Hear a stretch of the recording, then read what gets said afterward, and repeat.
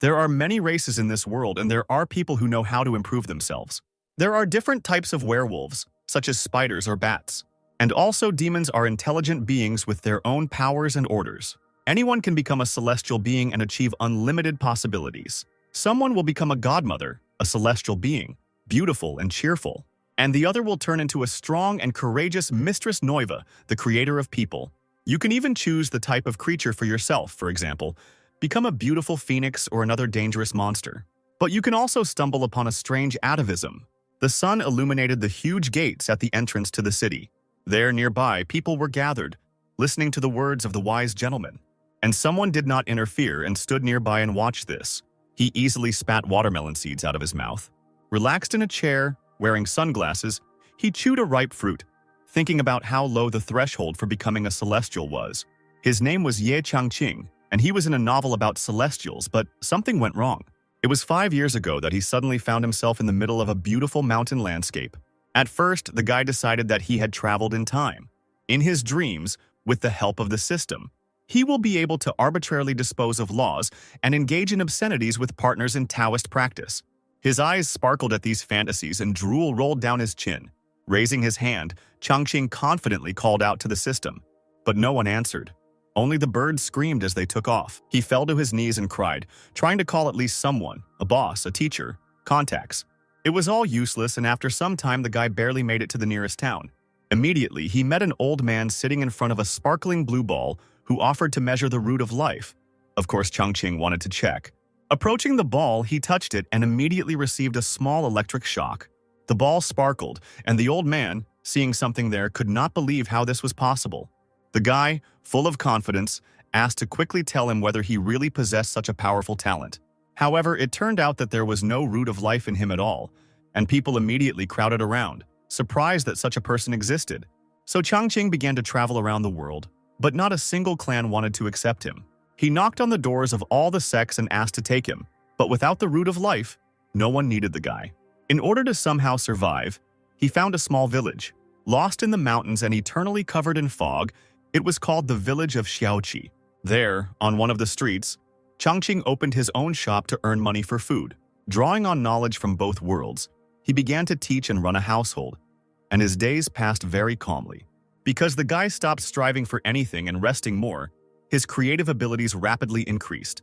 Changqing discovered many talents within himself, such as becoming a master of calligraphy, learned to play Go masterfully and defeat all opponents. Even playing string instruments came easy to him. It made me wonder if he had discovered his special skill in this world. But the guy was not at all happy with such abilities and in rage threw the brush on the table, breaking it. After all, evil spirits are rampant in this world. So what benefit is there in practicing art? His disciple sighed and said, Mr. Ye has once again indulged in his worthless fantasies. Hearing this, the guy froze, remembering that he was not alone here. Embarrassed, he closed his eyes and cleared his throat, trying to pull himself together. Hitting the board with his pointer, Changqing began to tell what they would talk about in today's lesson. However, the class was not at all ready for the lesson. The children scattered in all directions, some started fighting, others laughed and chatted. Of course, this behavior angered the teacher and he shouted at them, clenching his fist. And the students began to explain that a celestial being had come to the village to look for students and that their parents had told them to go to her to improve themselves. Another boy's father considered improvement more important than studying, and he asked if Mr. Ye also wanted to improve himself.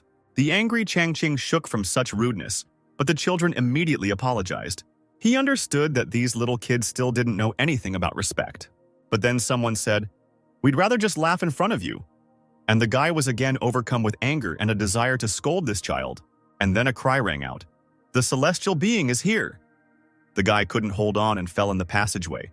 And the children, wanting to see the girl as soon as possible, said goodbye and stepping on him quickly rushed to the exit. They ran into the city in a noisy crowd and Changqing could only shout furiously after them. On the widest street in the city, many people had already gathered to greet the arriving celestial being.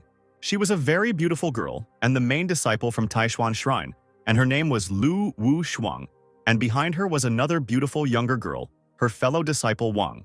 The parents who vaccinated their children bowed low in greeting. With a wave of her hand, the girl ordered the selection of Taishuan's disciples to begin, and the servants who came with her obeyed her. A queue was organized and all those who wanted to stood one after another. A ball hung above the ground, and the servant opened the notebook when the first person approached and asked the child's name. The mother of the boy who was shamelessly picking his nose beamed and said that his name was Li Gusheng. Looking at him, the servant decided that children were no good in this place and that they had come in vain, but he still asked what the child's official name was. With an embarrassed smile, the woman replied, "Its name is Li Chunfeng." Hearing this name, Xuan turned around to see who was called that. The mother was surprised. "What's the matter? Is there something wrong with my son?" But the girl explained that she simply thought the name was very beautiful. Then the aunt told him about Mr. Ye, the smartest man in their village, who called him that. Xuan couldn't even imagine that such a Taoist expert could live in this place. Perhaps he could even walk the path of cultivation. Meanwhile, the servant asked the child to place his hand on the spiritual stone. The boy approached and took his finger out of his nose and placed his hand on the glowing blue ball. The next moment, he flared up like the sun, blinding everyone around. The shocked girl looked at the assistant, whose list in the notebook also began to glow like gold. It turned out to be a top-grade spirit root, shining like metal. And the boy, not understanding everything, began picking his nose again. Looking at him, the younger student admired, because such a type is extremely rare and people with him are considered incredibly talented. "What a good sign. Let's move on," the older student ordered. The children stood in a row and began to say their names, and they were all beautiful and strong. As the younger student wrote down their lines, they began to sparkle more and more. He was amazed at the tremendous luck that these names brought. The astonished Xuan turned to the boys, asking who had called them. The children answered without hesitation that these names were given by Mr. E. Meanwhile, Mr. Ye himself was nearby and was able to see a golden glow from behind the houses, immediately realizing that this was the light that the soul root of the highest quality possessed. He remembered telling the parents of his students that their children would never become celestials. As a result, seeing this light, the guy felt like a real laughingstock. The next morning, 2 students from Taishuan were walking around the village, the younger one happily jumping ahead. "These candied fruits are so delicious, no wonder there are so many talents here." But Shuang said that she had been here before and had not seen anything outstanding. Wang showed her sister the skewers of fruit that were almost perfect. The girls looked at the nearest shop, which was called Changqing's shop. When the senior student read the hieroglyphs, they seemed to separate, glowing with a golden light. The shocked girl froze in place, thinking that this was bad. Golden inscriptions surrounded and penetrated her body. Once in her head, Shuang entered a space filled with swords. Wang worriedly tugged the hovering elder's sleeve, asking what was wrong with her. When the girl woke up, she happily exclaimed, "I just entered the 6th level of the golden sword scroll." The younger one was amazed, because the teacher said that it takes 70 years to do this. Shuang didn't expect that just by looking at the hieroglyphs, her skill would increase so much. Apparently, the one who made the inscription was a great expert in the way of the sword. She grabbed Wang's hand and invited him to go inside the shop with her. When they went inside, the girls met a guy who was doing calligraphy.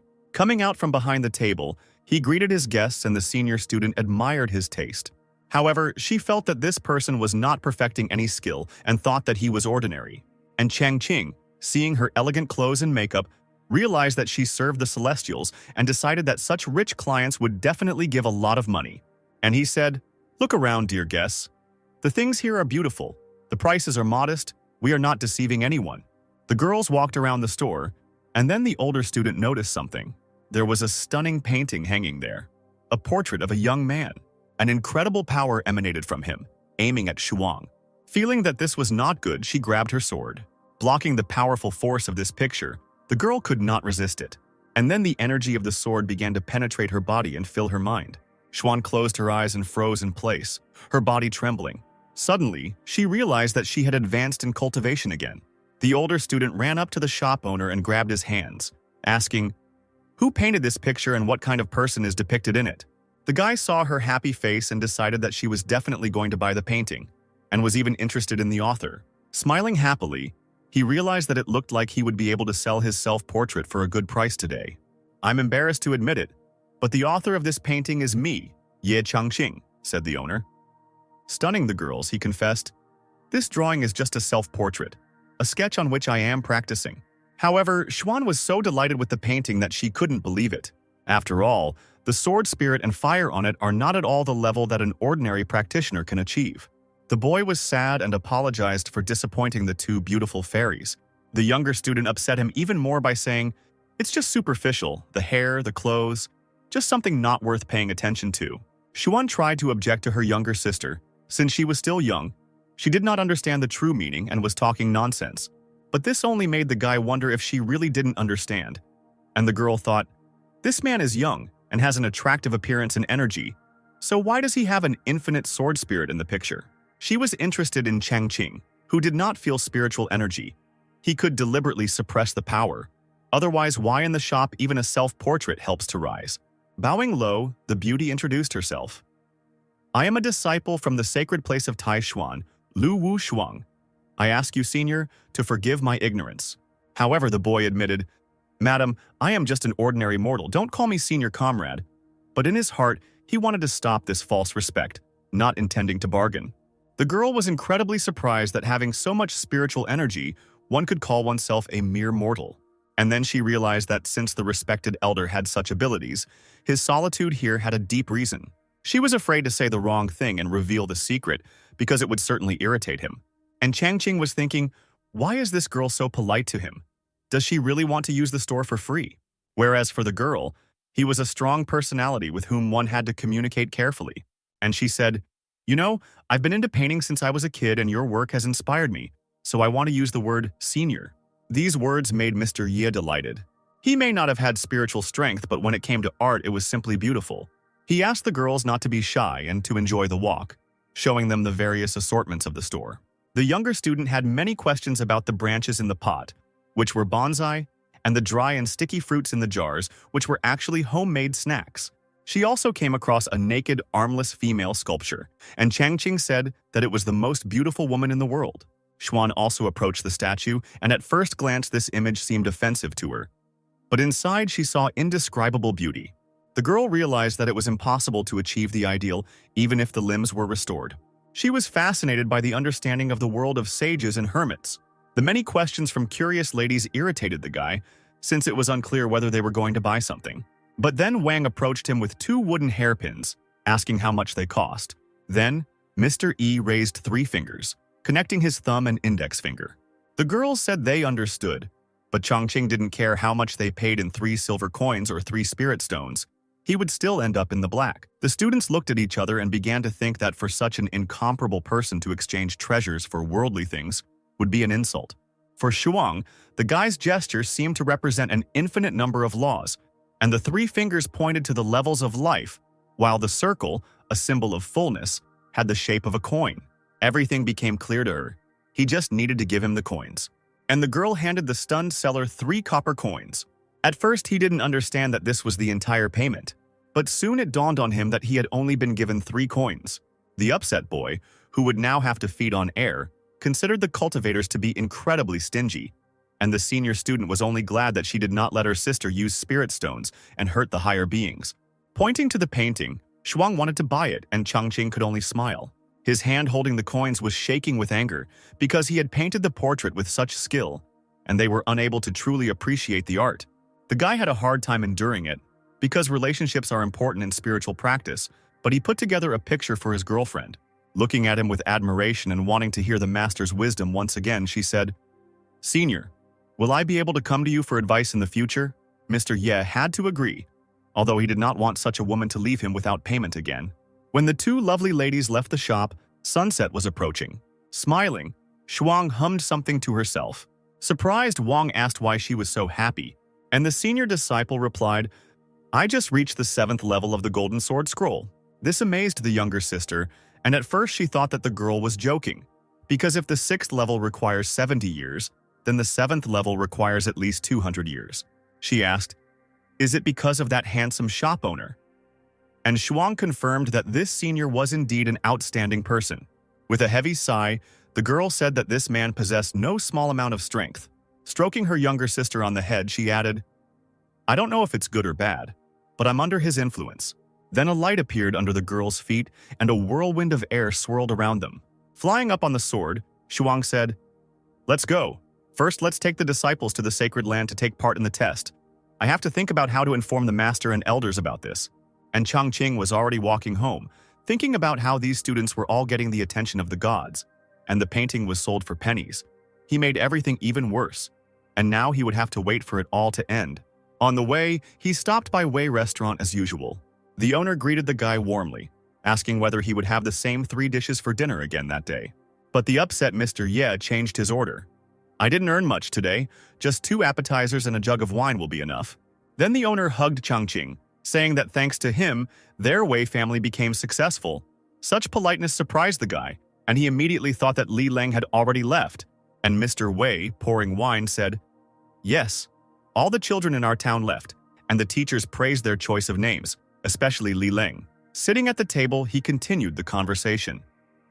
The spiritual teachers froze in place upon hearing the name Wei Zhongxiang, and the guy proudly replied that he had chosen this name with particular care.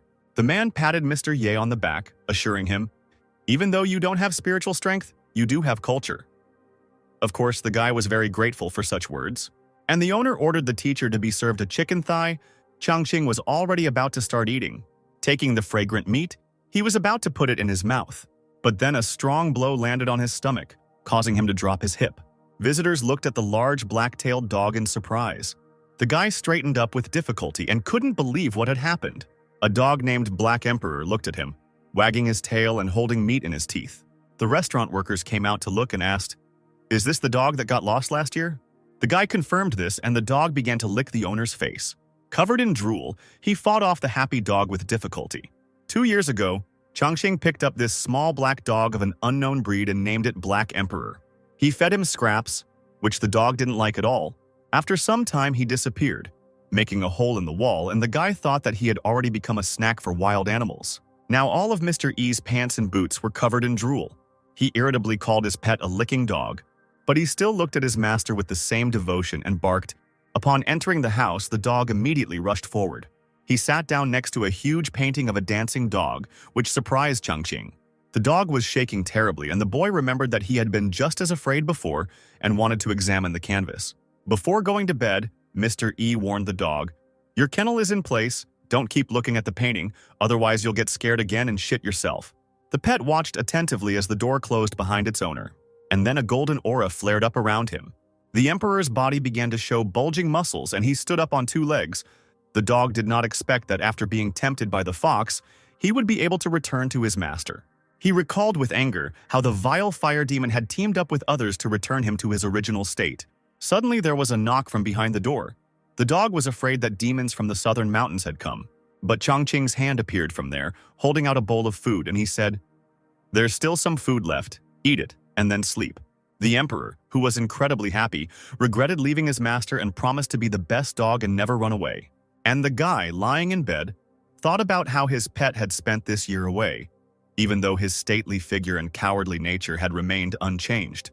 Turning on his side, he thought that he had made a mistake in taking the dog as a model when he painted that picture. Then he hoped the dog would become a demonic ruler. But he turned out to be just a licker. Behind the door, the emperor ate his food and no longer worried, because thanks to the master's protection, all the demons would be ants. While licking the plate, the dog thought about his fate, which was determined by the picture created by the owner, and awakened the blood. However, this time he did not bring Mr. Ye a gift and decided to slip away and make a surprise. So at night, a black shadow flashed over the sleeping Changqing, and then came a clear, warm morning. The guy began to slowly wake up and open his eyes. He rubbed his face, and it seemed to him that the bed became smaller. Mr. Ye touched something soft and warm with his hand. Turning around, he was shocked to find a sleeping girl on the bed next to him. She was very beautiful, with fair skin and blonde hair. The horrified and embarrassed boy screamed, "Woman!" The blonde's leg pressed against Changqing's groin, and he screamed. Looking at the girl, he tried to understand what was happening. At first, Mr. Ye thought he was dreaming, and he slapped his hand on her thigh. The feeling seemed very real to the happy guy.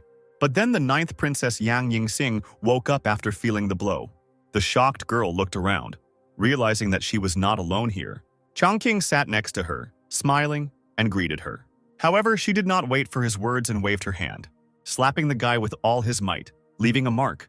Mr. Ye fell out of bed with a bang, and the princess asked who he was. Pointing her finger, she began to shout, "What are you doing in my bed? You know who I am?" The confused and frightened girl called for security, ordering them to seize the man. Holding her cheek, Changqing comforted her and explained that this was his home and his bed. The screams could be heard even on the street where the Black Emperor sat wagging his tail. The happy dog found this lively and thought his owner was having a good time. And then Jan stood up and said, "Get out of here," and kicked the guy with incredible force. From such a blow, he flew out the door, landing on his back. The dog ran up to Mr. E, barking. He wanted to know if the owner was happy with the gift, but he didn't understand him and only scratched his head, wondering where this girl came from. Changqing looked sternly at the dog and reprimanded him for allowing someone to enter, and the dog only barked in response, but in fact, it was he who brought her. Meanwhile, the princess was sure that yesterday she had slept at the courier station since she ended up here. Was it really because of this guy? But when Yang hit him, the gentleman didn't look like he had the strength to overcome his defenses. And the girl decided to be cunning, and if he had bad intentions, she would kill him. Shoes clattered on the wooden floor as the princess stepped outside. Standing in the middle of the yard, she began to look around doubtfully. But everything around was completely empty and there was only a small table at which Mr. E was sitting. Jan called out to the focused guy at the top of her voice, but he didn't respond. She hurried towards him with quick steps.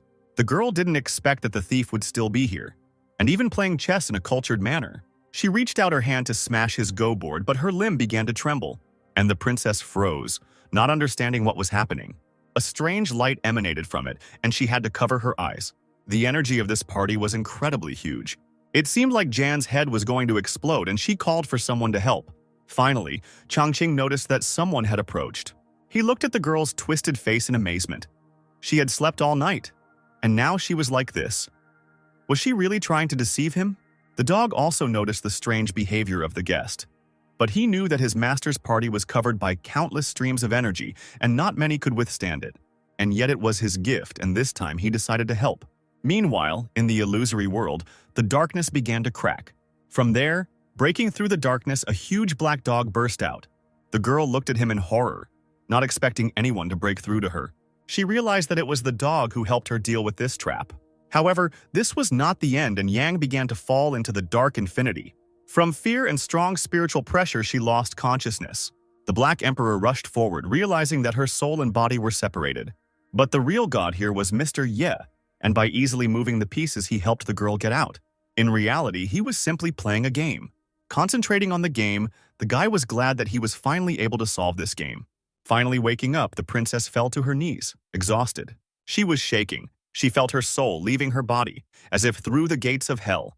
Raising her head, Yang saw the dog and decided that since he helped her get out of the illusory world, he must be of a powerful level. If it weren't for this dog, her soul would have left long ago. And the emperor believed that the master's strength was largely responsible for saving the girl. Then Changqing noticed that something was wrong and turned to the guest. "Are you okay?" The girl looked at him silently and couldn't believe that this guy was so strong, even subdued a black demonic dog. She thought with admiration that this was the hidden power that was spoken of in the books. But the next moment the princess drooped. She definitely couldn't do anything to him. And Mr. Ye, shocking Yang, suggested, "Maybe you are good at Go. Since you were staring at the board for so long, let's play a game." With difficulty, she began to rise. She remembered the instructions of the old men, who said that powerful people have strange morals. Apparently, the girl had offended him in some way, and now it was better to surrender immediately. She folded her arms and refused, not daring to do anything in front of her elder. However, Changqing smiled at this, surprised that he was called a senior again, and said, "It's okay. I haven't had much to do these years, so all I can do is immerse myself in techniques." It seemed to the girl that his skill had reached its peak, and he had nothing more to improve. Meanwhile, the guy was already setting up the pieces, asking her name, and he asked where she was from. And the princess, looking at him, felt incredible charm and attractiveness. She was unsure whether to reveal her true identity, so as not to cause trouble for her father, the emperor. Reaching for the other figures, Mr. Ye said, "It seems that your clothes and appearance are unusual. You probably also practice the art of cultivation. Were you someone's apprentice?" And Yang admitted that she simply received guidance from a few teachers at her home. "I understand," Changqing replied calmly, continuing to fill out the board. But in his heart, he was furious because ordinary people couldn't afford several art teachers, and she didn't even think about leaving. They sat silently opposite each other while the boy finished setting up the pieces. Finally, he completed his arrangement by placing the last one. And he asked, "Yan, how do you think the blacks will get out of this situation?" Looking at the board, the girl saw that they were trapped. But suddenly she was again plunged into an illusory world. She felt the mighty roads of the world. The princess fell into the path of fate. Like shining carp in a sea of stars, great powers surrounded her. Only unlike last time, this path seemed more friendly to Yang. Breathing heavily, the enchanted girl could not utter a word, and realized that she had reached the transition through the step. The worried guy called her by name, and she was finally able to come to her senses, opening her eyes. The princess stared in admiration at Mr. Ye, who was waving his hand in front of her face, not understanding what was going on. He sighed and decided that it seemed like all the cultivators were a little out of their minds. After apologizing, Yang asked what kind of game Changqing was playing, but the guy silently stood up and turned away from her. He waved his hand and replied, "I was just bored, so I decided to have some fun." And, a little embarrassed, he added that he was playing tic-tac-toe. Remembering the arrangement of the pieces on the board, the girl could not believe that it was such a simple game. She wanted to look at the board again, but the emperor held her back, because next time he might not save the princess.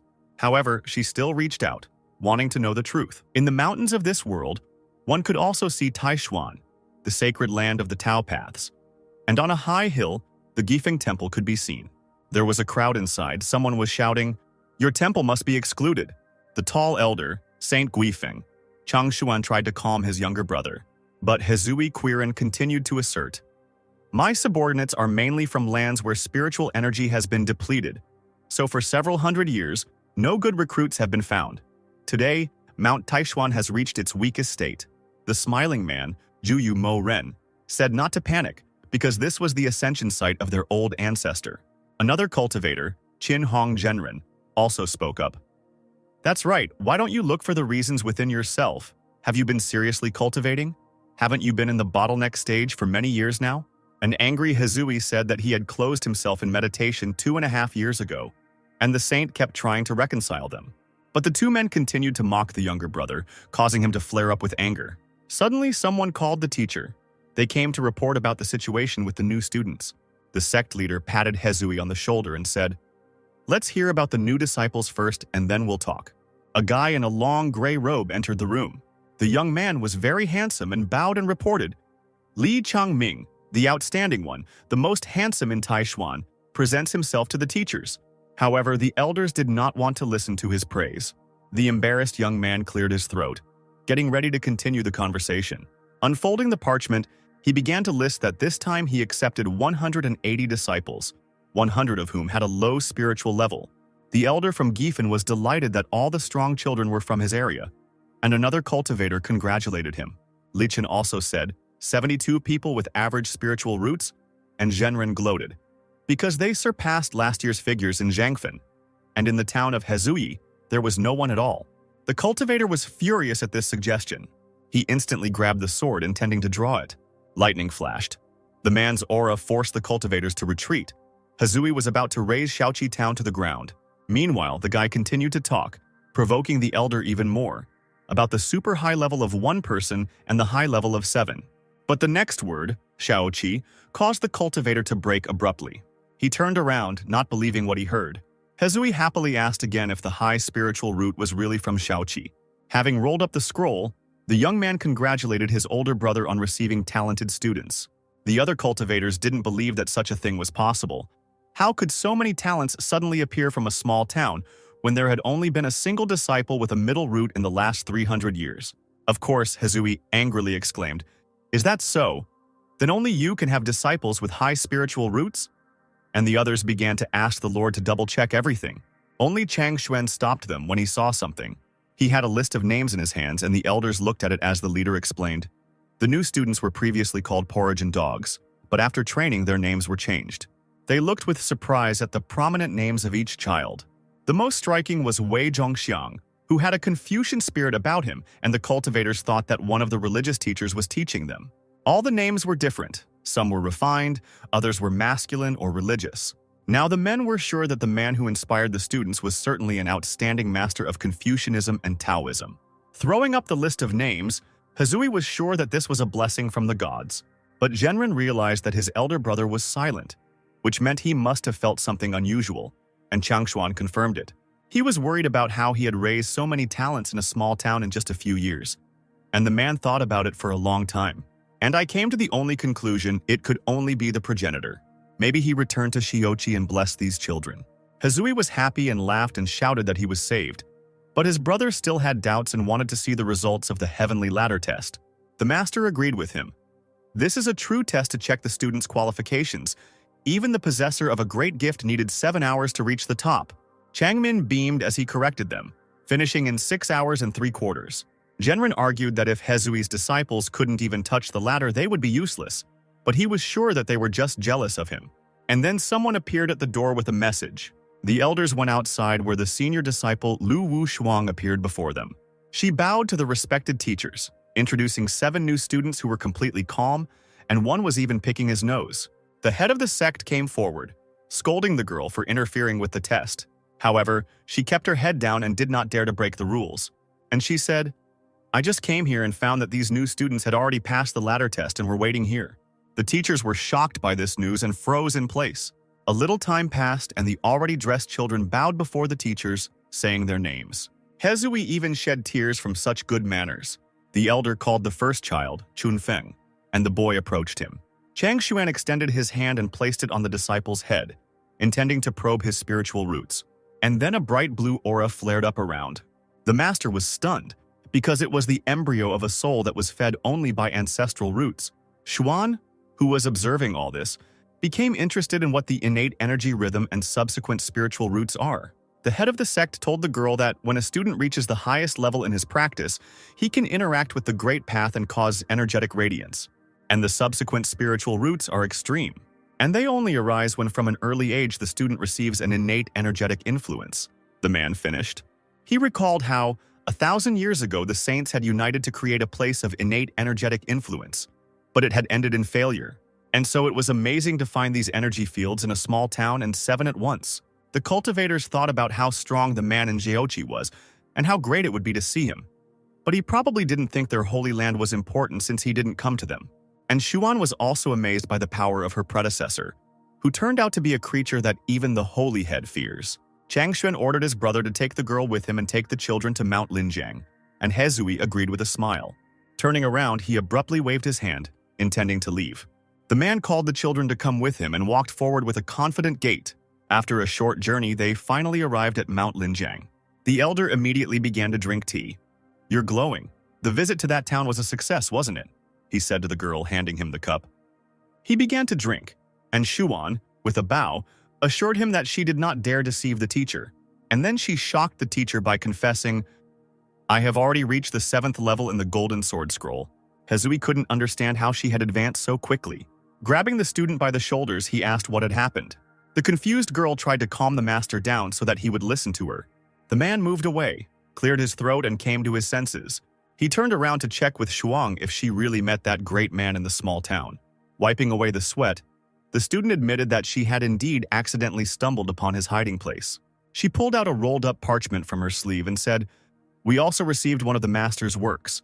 The elder turned around in interest as the girl handed over the parchment and added that this image of the master had served as an inspiration to her. Deciding to take a look at it, he took the drawing from Xuan's hands. Slowly, Hezui began to unfold the powerful portrait. The man had to turn away from the bright light of his aura, covering his eyes. When he finally got a good look at the drawing, he just opened his mouth in amazement. And in Xiaoqi, all was calm. Master Ye continued his game of Go, while Princess Yang watched him. She watched with great admiration as the boy elegantly moved the pieces. However, Changqing was distracted by this constant gaze and asked why the girl was looking at him. She beamed and replied that everything was fine and that she was just curious. And the guy couldn't understand how she changed so quickly because she just looked at the chessboard. Every day, Yang began to address him respectfully and woke up even earlier than Mr. Ye, admiring his activity. "I swept the yard, although the foreman said it was not necessary. She helped a lot in the store and hardly rested, insisting that she was not tired." Looking at how skillfully the girl poured tea, Changqing wondered if she really wanted to buy his painting at a lower price. Smiling and beaming, the princess offered him the drink, and her happy face gave the guy an idea. Perhaps she is attracted by his attractive appearance. The embarrassed Mr. Ye couldn't ignore the beauty's attention. Calmly rearranging the pieces, he turned to Yang. Smiling, he offered to go grocery shopping together, as he was planning to cook a special dish today. The central street of the small village was crowded. Everyone around greeted Changqing and he waved back with a smile. The guy stopped at the counter and the girl was amazed by his respect and veneration among the locals. He started arguing with the saleswoman over expensive vegetables. But the princess only admired the master's modesty and friendliness even more. Next, they went to the butcher's shop, where they happily asked him what Mr. E would buy today. He asked for 2 pounds of the best pork side, and the seller began to cut up what he needed.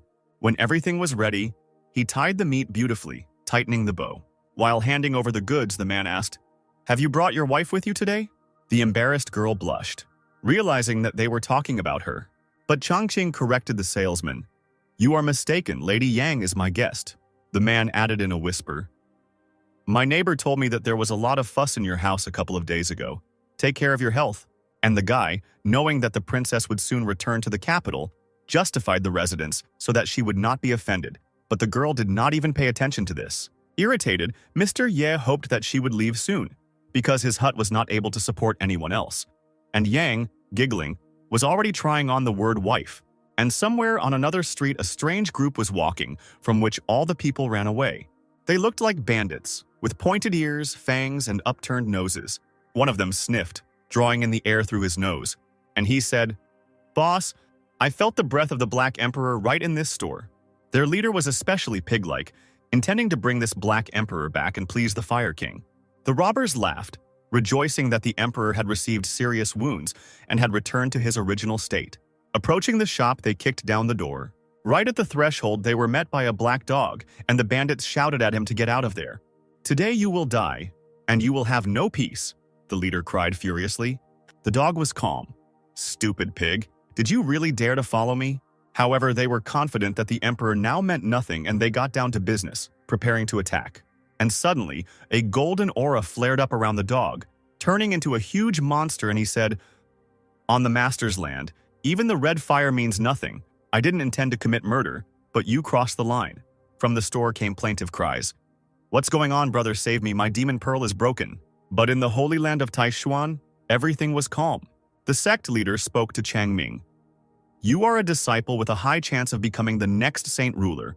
What do you think of such a powerful figure appearing in Xiaoqi?" The young man replied, "It seems he is not hostile to our land. I think he just happened to be there." The elder was confident that if this was the case, then the sacred land of Taishuan would definitely prosper. The door to the room swung open with a loud bang. Calling the elder, a joyful Hezui entered, followed by his student. The master's behavior confused her a little, and she sighed heavily. Turning around, Saint Guifeng was surprised. Didn't he leave with the new disciples? But suddenly he noticed something surprising in the younger one. This man achieved a breakthrough in such a short time. The astonished elder asked, "You have been stuck at the same level for 2,000 years, why now?" But Hezui didn't care about the breakthrough, and he unfolded the picture in front of the leader. At first, the old man did not understand what was so special about her. Looking more closely, her true strength was revealed to him. There was a tremendous amount of energy contained in this portrait, and it was bursting out. It seemed that the spirit of the heavenly ruler himself was hidden there, and thousands of his spiritual swords come out from there. Looking straight into the golden glow of Changshuan's aura, he was blinded. Many transparent swords attacked the elder, and he didn't know what was happening. It was as if an abyss had opened above them, subordinate to a higher being from which golden blades flew endlessly. The 2 younger students standing nearby also couldn't withstand the pressure of this force. Shuang cried out in panic, "Supreme! Close the scroll first!" Finally, having folded his palms into a seal, the old man managed to roll up the parchment.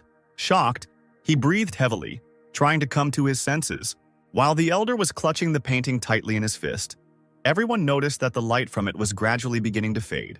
Everyone looked around the room in surprise, as it turned out to be studded with transparent swords. Thousands of blades were stuck into the doors, floor, and ceiling. Exhaling, the head admitted that it seemed like everything was over, and the swords really did slowly begin to disappear. Saint Guifeng approached Hezui and clapped him on the shoulder. And with delight, the Supreme One wondered where the student got this picture with such a high understanding of the sword. In response, Hezui asked to be allowed to tell Lu Wushuang about this. Bowing before the Supreme Elder, she confessed, this painting was given to her by a tall man from Xiaoqi. She also added that he allowed her to turn to him for advice at any time. A stunned Chang Ming asked the girl again if all this was really true. She calmly replied that she had never lied, and even her accompanying sister Wang could confirm this. This made Changshuan laugh out loud. The cultivators looked at the Lord in surprise, wondering why he suddenly laughed. Little by little, the old man, who had become more cheerful, began to calm down and the laughter died down. However, he immediately exclaimed, "We are really lucky in Taishuan, aren't we?" Smiling, Saint Guifeng asked the disciple Li, "So, your elder received the teaching only from a painting, and yet this master allowed her to turn to him for any question. Does she know what this means? But the girl did not know the answer to this question and asked for an explanation. And Changshuan said, "This means that the person you met is most likely the ancestor of our school, and it also means that he has no plans to leave Shaoqi for now." Beaming with happiness, the ruler was confident that they would now rise to new heights. Pointing to Shuang, he appointed her as the holy priestess of the sacred land of Taishuan, standing next to the holy sun. The girl was both confused and delighted by the new status. But the young man was not at all happy and only exclaimed in shock. Meanwhile, the city was, as always, crowded and noisy. Someone spread gossip about Sister Li of Mount Linjing being appointed as a saint, and people thought that this decision was hasty. The girls were walking down the street, and junior student Wang overheard this conversation. As they walked further, they heard more voices. The cultivators were aware that Li Changming had been appointed as the saint's successor, but now the situation had changed. Given his pride, it might cause discontent. Wang thought that the saint wanted Shuang to take Li Changming's place as the heir, but the girl said, "Although I have natural talent in the field of ascension, I only have a single attribute and do not originally have the qualification of a saint." She thought that this time the saint was probably guided by the promise given to her by the elder Yi. The younger sister was surprised that even a saint thought that this handsome shop owner was so strong. Shuang had an idea. If she contacted Elder Ye a few more times, then she would definitely gain powerful strength, and thus she will become a real saint. But Changmin was sad. His face became pale and there were bags under his eyes. Sitting under the tree, he cried, not understanding why the teacher decided to choose his younger sister as a saint. The guy was shaking all over and shedding tears when one of the local girls noticed him. Sitting down next to him, she began to console the young man. "Don't worry. This time Shuang went to Shaoqi to recruit a few more disciples. She must have just been lucky." And then the boy realized that all this must have happened when Sister Wu met her ancestor in the city. To the girl's surprise, Changmin jumped to his feet with an angry face. Shrouded in a strong aura, he raised his hand, and he called upon his sword, which immediately appeared at his call in blue flashes. The strong wind and electricity coming from the blade made the young student turn away. Jumping onto the sword, the young man flew forward. He was sure that with his double roots and attributes, his ancestor would definitely appreciate him more. Changming thought with a smile that if the elder helped him and taught him, then Sister Shuang would no longer be a threat. He quickly rode away on his sword, intending to reach Shaoqi City. Changqing and Princess Yang were walking there peacefully, and then the guy decided to find out why the girl ended up in his bed that night. Embarrassed, she replied that she didn't know, but she added, "I just felt itchy when I woke up." And when Yan opened her eyes, she saw Mr. Yi touching her. Feeling ashamed, Changqing tried to justify himself because he had done nothing. However, his outstretched hand was suddenly grabbed. Squeezing it in her palms, the princess said, "I understand that the master is not such a person and is not interested in such dirty things." The girl was beaming with happiness and was sure that their meeting was an order from heaven.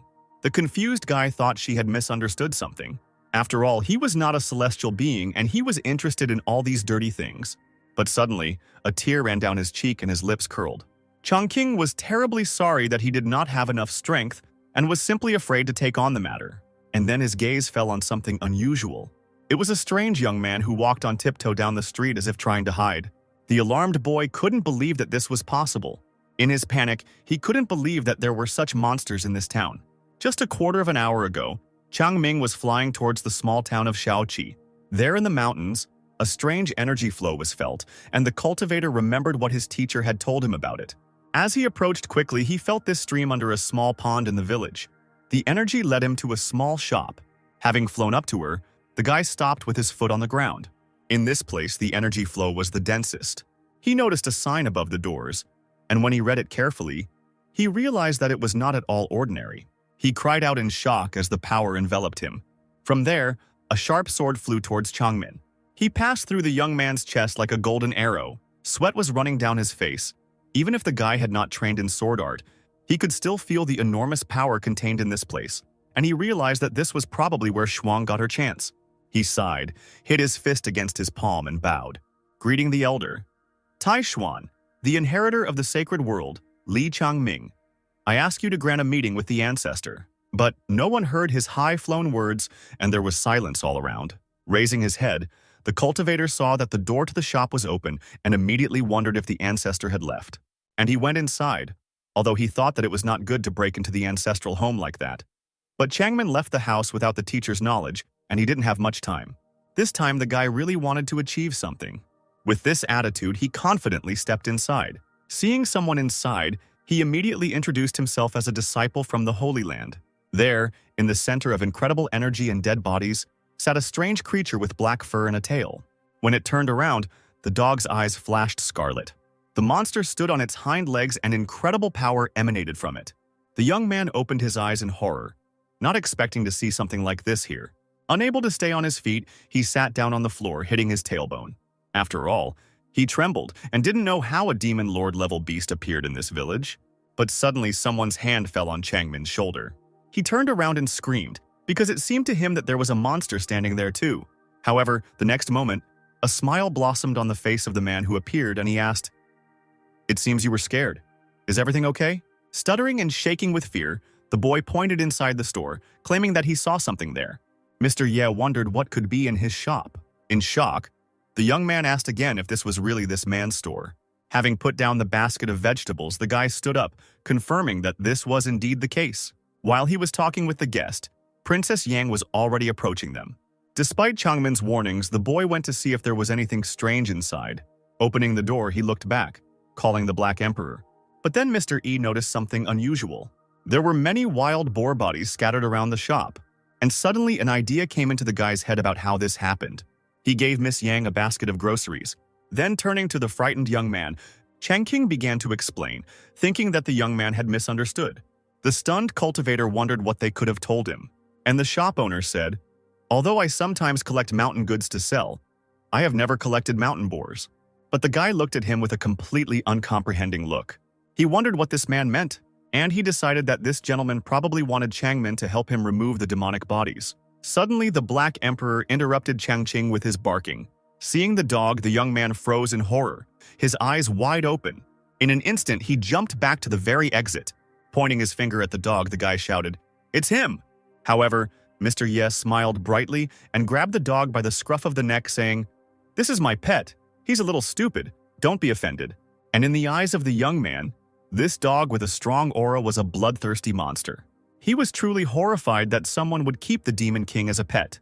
Taking a long breath and calming down, the guy thought that this could be the one he was looking for. Changmin bowed deeply and introduced himself again, greeting the elder and saying that he had come for guidance. Listening to all this, Changqing only looked at the guest with bewilderment. With excitement, he realized that as soon as he was called a senior, it meant that something was not right, and that this was again a person from the Holy Land of Taishuan. Last time a girl showed up and took the painting for 3 coppers. This time they angered the guy even more by leaving wild pigs in exchange.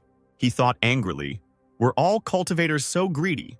Standing in front of the shaking youth, Mr. Ye finally calmed down, deciding that the wild pigs were quite plump, and if he sold them to a butcher, he could get 8 liang. And Changmin was in a panic, trying to understand why the ancestor didn't speak. Did he really disturb his peace? He was overcome with a mad fear that he had angered his elder. Only this elder was now busy counting the boars and how much he could get from them. It came to 13 liang, and the guy even lit up in anticipation of a big profit. Approaching the very sad young man, Changqing patted him on the shoulder, and to his surprise, he agreed to mentor the young man. Smiling, Mr. Ye thought that it seemed like there were intelligent people in the immortal world.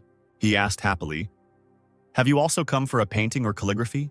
At first, Changmin couldn't figure out what other painting he was being offered. But then he remembered that his elder sister Shuang had shown the master a sacred relic. He jumped up abruptly and grabbed the shop owner by the hand. Tears streamed down the young man's cheeks as he replied to the stunned Changqing, "You're right, that's why I'm here." Mr. Ye waved his free hand and invited the boy inside. He was going to get a little more serious since they were giving him so many boars. Changmin thought that this senior was surprisingly so cute. Taking his chin, the guy thought that he already recognized him. Such a wonderful man. Meanwhile, Changming imagined how they ran and jumped under the setting sun of the sacred land of Taishuan. Looking up from his letter, he asked the boy if there was a word he wanted to see on the canvas, and he began to throw out options. Changming just laughed quietly, looking somewhere to the side, and Changqing wondered what he was looking at. The Black Emperor thought that he was afraid that he might notice him, but it seems that he is not very smart. Having bitten the guy on the hand, he mentally told himself not to be rude in front of the owner and to sober up. Changmin, who hadn't expected this, awkwardly stepped back while the dog's jaws were on his hand. Hearing the strange sounds, Chongqing turned around and asked him what was wrong with him. The Black Emperor was already sitting quietly next to the guy, and he awkwardly said that they were just playing. Taking up his brush, Chongqing exclaimed that he would then make a laughingstock of him. At that moment, Yingxing entered the room, announcing that the material was ready. But then she noticed that it was not the eldest who wanted to write hieroglyphs. She immediately rushed to the table and offered to help him rub the ink. Chongqing didn't ask her, but simply accepted her help. Coming closer, the girl pushed Changmin away. As she rubbed the ink, she thought about how she used to be completely immersed in a game of chess when she watched it. If it is calligraphy, then who knows what endless truths and laws it will contain. As he loaded his brush with ink, Chongqing said to himself that at that moment the pen was 1 centimeter away from his paper. He began to move his brush across the paper, thinking that in a quarter of an hour everything would change. Anyone who sees this inscription will be absolutely enchanted by it. Yingxing noticed that the gentleman was completely immersed in his thoughts while waiting, and Changming thought that this might be his only chance. And the movements of the brush continued, and it seemed as if the painting had gone beyond the boundaries of the canvas. Noticing that he was surrounded by the sight of the painting, Changmin's mouth dropped open in surprise. A second later, he and Yingxing were in a painting. Cranes were flying in the sky.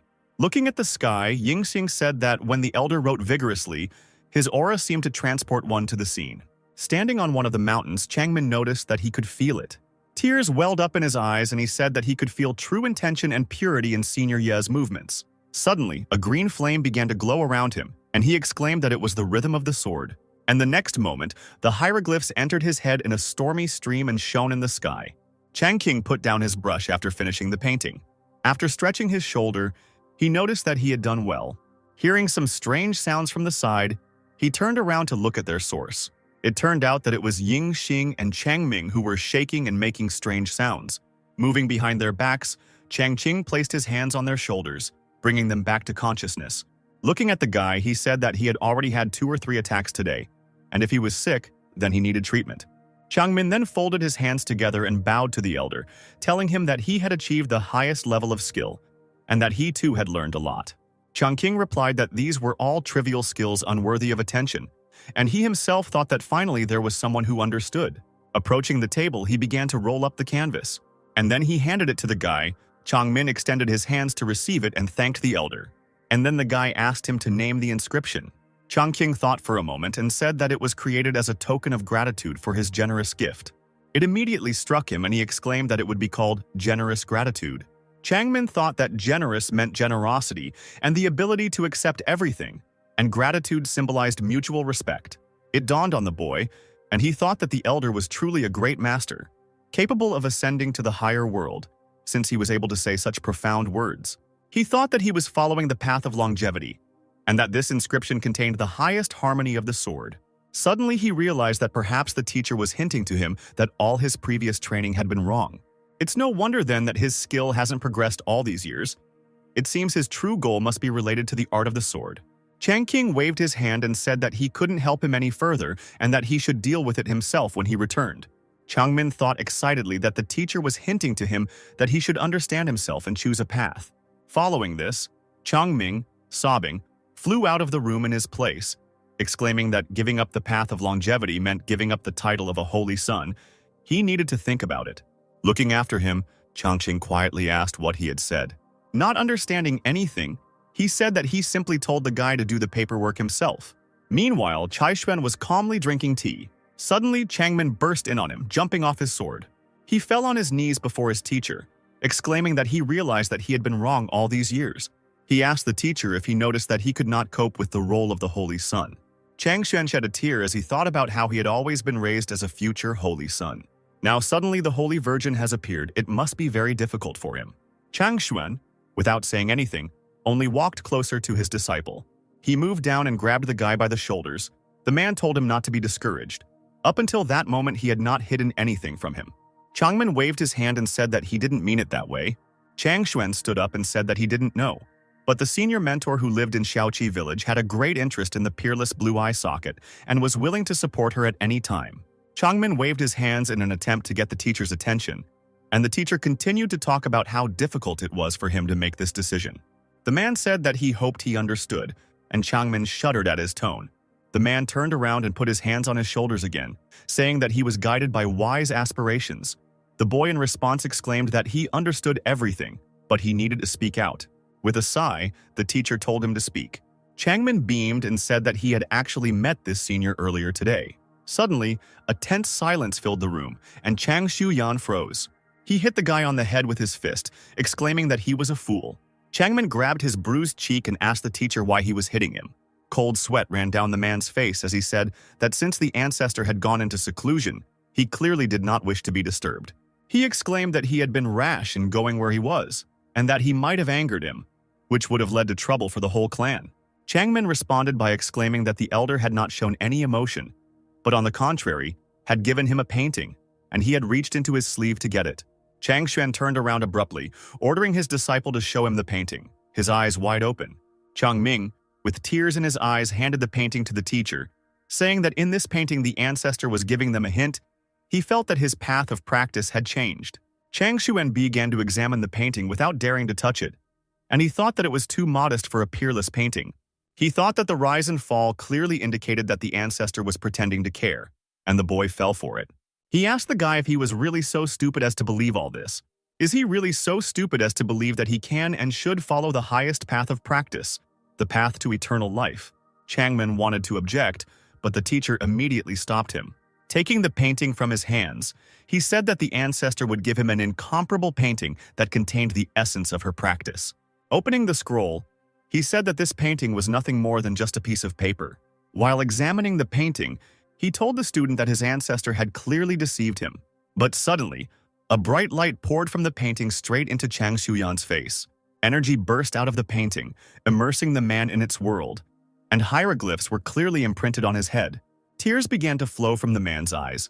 He thought that the ancestor was indeed a great person. He transferred the true meaning of the practice onto paper so that Changming might not fully understand. His body was shaking. His eyes were wide open. He thought that the peerless and the old man's friends had also reached a high level, but it was nothing compared to what the ancestor had given to Changmin. Turning to look at the student who stood sadly behind him, he wondered if he was really more suitable for practicing the Tao. Chang Xuan was lost in thought for a moment. Changming tried to call out to his teacher. He had to call out to him several times. The man turned to his student, who asked him what had happened. With shaking hands, the man grasped his student's palm. Tears welled up in his eyes again, and he said that he had just misunderstood everything. The elder had hinted to him that his achievements in the path of the Tao were higher than those of the incomparable. Changmin tried to say that he understood what the teacher meant, but he was interrupted. Chang Xuan said that as the main figures of Mount Taishuan, they could not ignore the words of the elder. From this day on, he must use the saying, "Even and odd do not change." Symbols look at the quadrant as the basis for his practice and change himself by following the way of the Tao.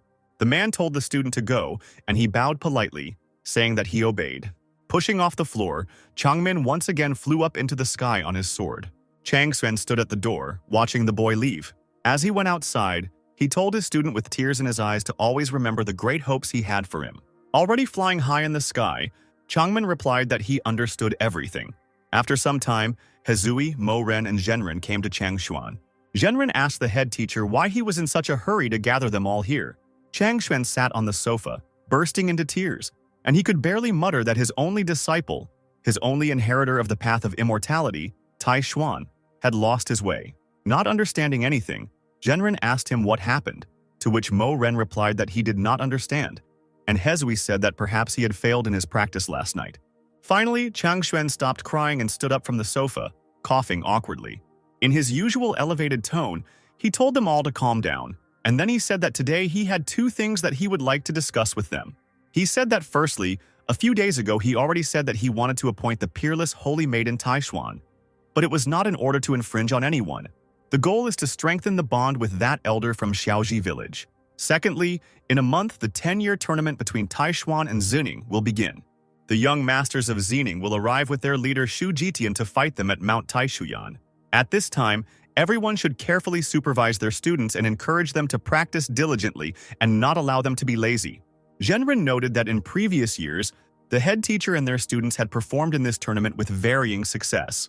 But in the chess games between him and Shu Jitian, he had never won against her before. These words wounded Xuan to the very heart. Hetsui decided to tease him too, saying that it seemed like the head teacher was the laziest student here.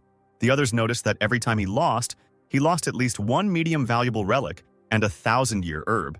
How much longer could he bear these losses? Perhaps he should not feel in this tournament anymore, for the sake of saving. Angry and embarrassed, Chang Xuan shouted, asking what kind of savings they were talking about. He doesn't play for relics and herbs. Raising his finger in the air, he said that he simply thought that Shu Jitian's 4 dragons releasing water strategy was very complex and multifaceted, and so he would like to fight him a few more times. Stroking his long beard, he pompously remarked that they simply did not understand anything, and he himself thought that he could not figure it out. It was impossible. Hezui walked closer to the head teacher and asked him if the elder from Xiaoji village might know a way to solve it. When Chang Xuan became interested, the man told him not to even dream about it. This elder has been living in this world for several thousand years. His skill is beyond their understanding. What seems difficult to them is just a trifle for him. Chang Xuan was struck by these words and exclaimed that this was simply wonderful. Clearing his throat awkwardly, he corrected himself by saying that what the student had said made sense. And then he said that, having reached the level of this senior, the main focus is on the development of the spirit, and chess is one of the best ways to do this. And he himself thought that he should take advantage of this opportunity and go to the elder to ask him to teach him a few techniques. The next day, Shuang stood somewhere near the cliff, meditating, bright flashes of energy flying around her body. She practiced with the sword, swinging it in different directions and thus honing her techniques.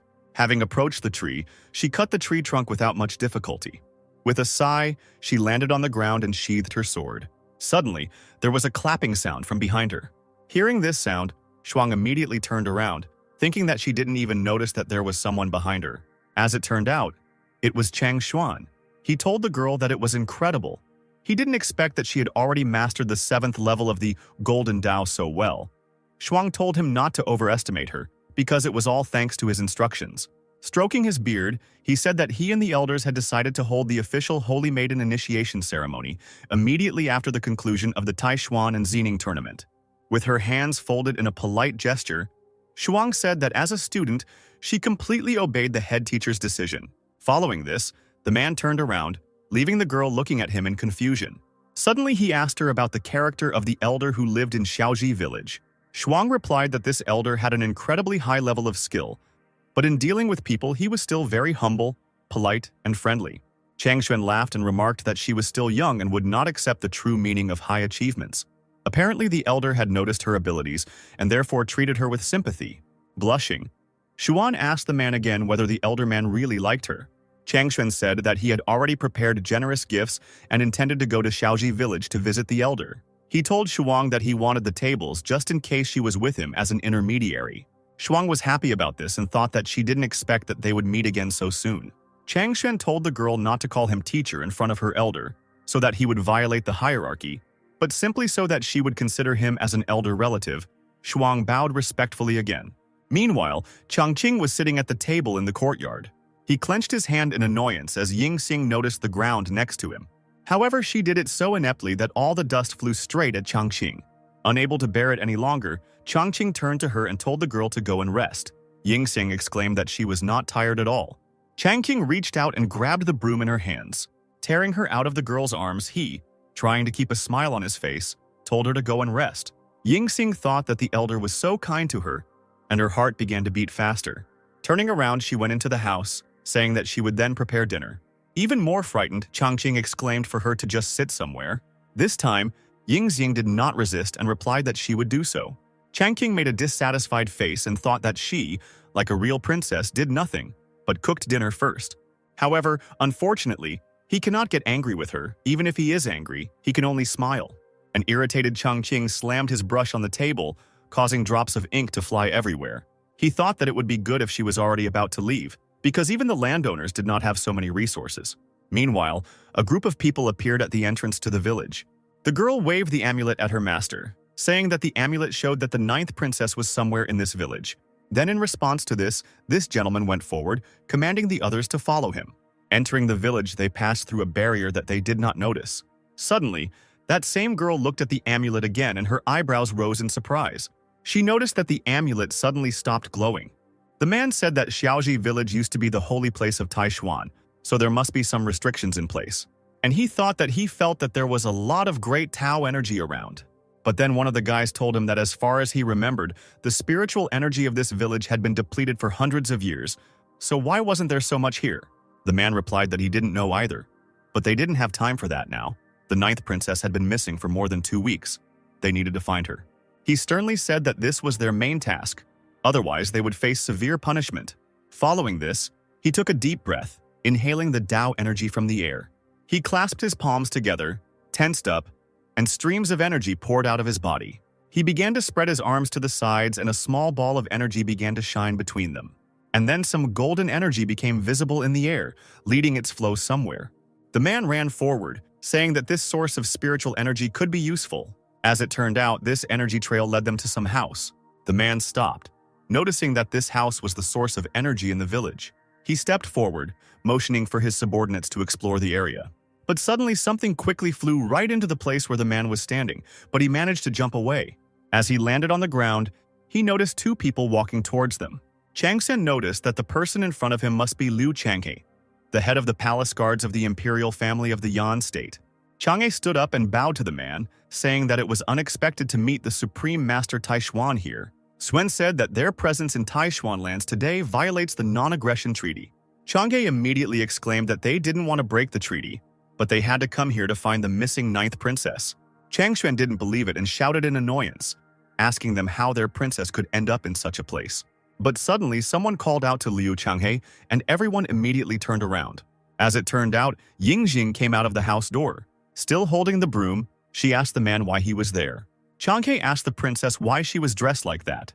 And Changshuan asked the man if he was sure that this was the same princess. Changhe shouted in anger, asking who dared to keep the princess here and force her to do rough work. Stroking his beard, Changshuan guessed that it might be the same senior who was in charge here, and Shuang blushed, thinking that the senior might have some special preferences. Changhe grabbed the princess by the hand and pulled her forward, saying that this was Taishuan territory. First they needed to get out of here, and then he would send people to capture this villain and punish him to the fullest extent. Changshuan became angry, thinking that they dared to disrespect their elder, and if it weren't for the respect for the emperor of the Yan state, he would have punished them already. But suddenly, Yingxing pulled her hand out of the man's grip. She remained standing behind him, and Changhe asked her what was the matter. Instead of answering, the girl hit the man in the face with her hand. She shouted irritably at them to shut up. Everyone looked at the girl in surprise, not expecting such an outcome at all. Raising her broom, she shouted that with such impudent words he wanted to destroy the 1,000-year fate of their Yan state. Changhe replied that they had the protection of the emperor and their ancestors in the state of Yan, and she was not yet experienced enough, and she would be deceived by some unknown hermit. Changshuan responded by asking him how he dared to speak like that, and whether he knew who lived in this humble house. Changhe asked irritably if this was really one of Tai Shuyan's elders. And while irritated cries were heard outside, the Black Emperor was sleeping on the floor in one of the rooms. He too was starting to get irritated, thinking that they should stop shouting like that. Finally, unable to bear it any longer, he rose from the floor and stretched. Finally waking up, he walked to the doorway to go out to the annoying guests. And suddenly the paw that was behind the threshold began to glow red. The Black Emperor came out, a large copy of himself glowing behind him, and he barked threateningly. Changhe was seriously scared when he noticed that the Demon King was standing in front of them. As the Black Emperor came closer and closer, the man asked what the Demon King was doing here, but in any case, he couldn't be allowed to harm anyone. The Black Emperor noticed that this old man also wanted to fight, and he thought that now they would find out his poison. The spiritual copy of the Black Emperor raised its head up, howling loudly. Changshen and Liu Changhe were gathering their energy, one to stop it and the other to strike. But suddenly, in the midst of this radiance, someone's fist appeared. It turned out that it was Changqing, who hit the dog on the head, asking the Black Emperor if he was misbehaving again. He exclaimed that a dog that bites people must be neutralized. The Black Emperor looked sadly at his master, and tears flowed from his eyes. Xuan and Changhe both wondered who this person was that dared to order the Demon King. They didn't even feel any energy when he appeared. Changqing looked at the other people and apologized, saying that he was the owner of this shop and this was his pet. These words surprised the men even more, because they did not expect that the Demon King could also be a pet. Xuan hurried to bow and greet her elder. Changqing noticed that they hadn't seen each other for several days, and he asked her what brought her here today. Pointing to Changshuan, the girl replied that this was a man from her family. He saw the painting that she had bought from him earlier and was deeply impressed. so he came today especially to bow. Chang Xuan had no choice but to come closer and bow to Changqing, introducing himself to him.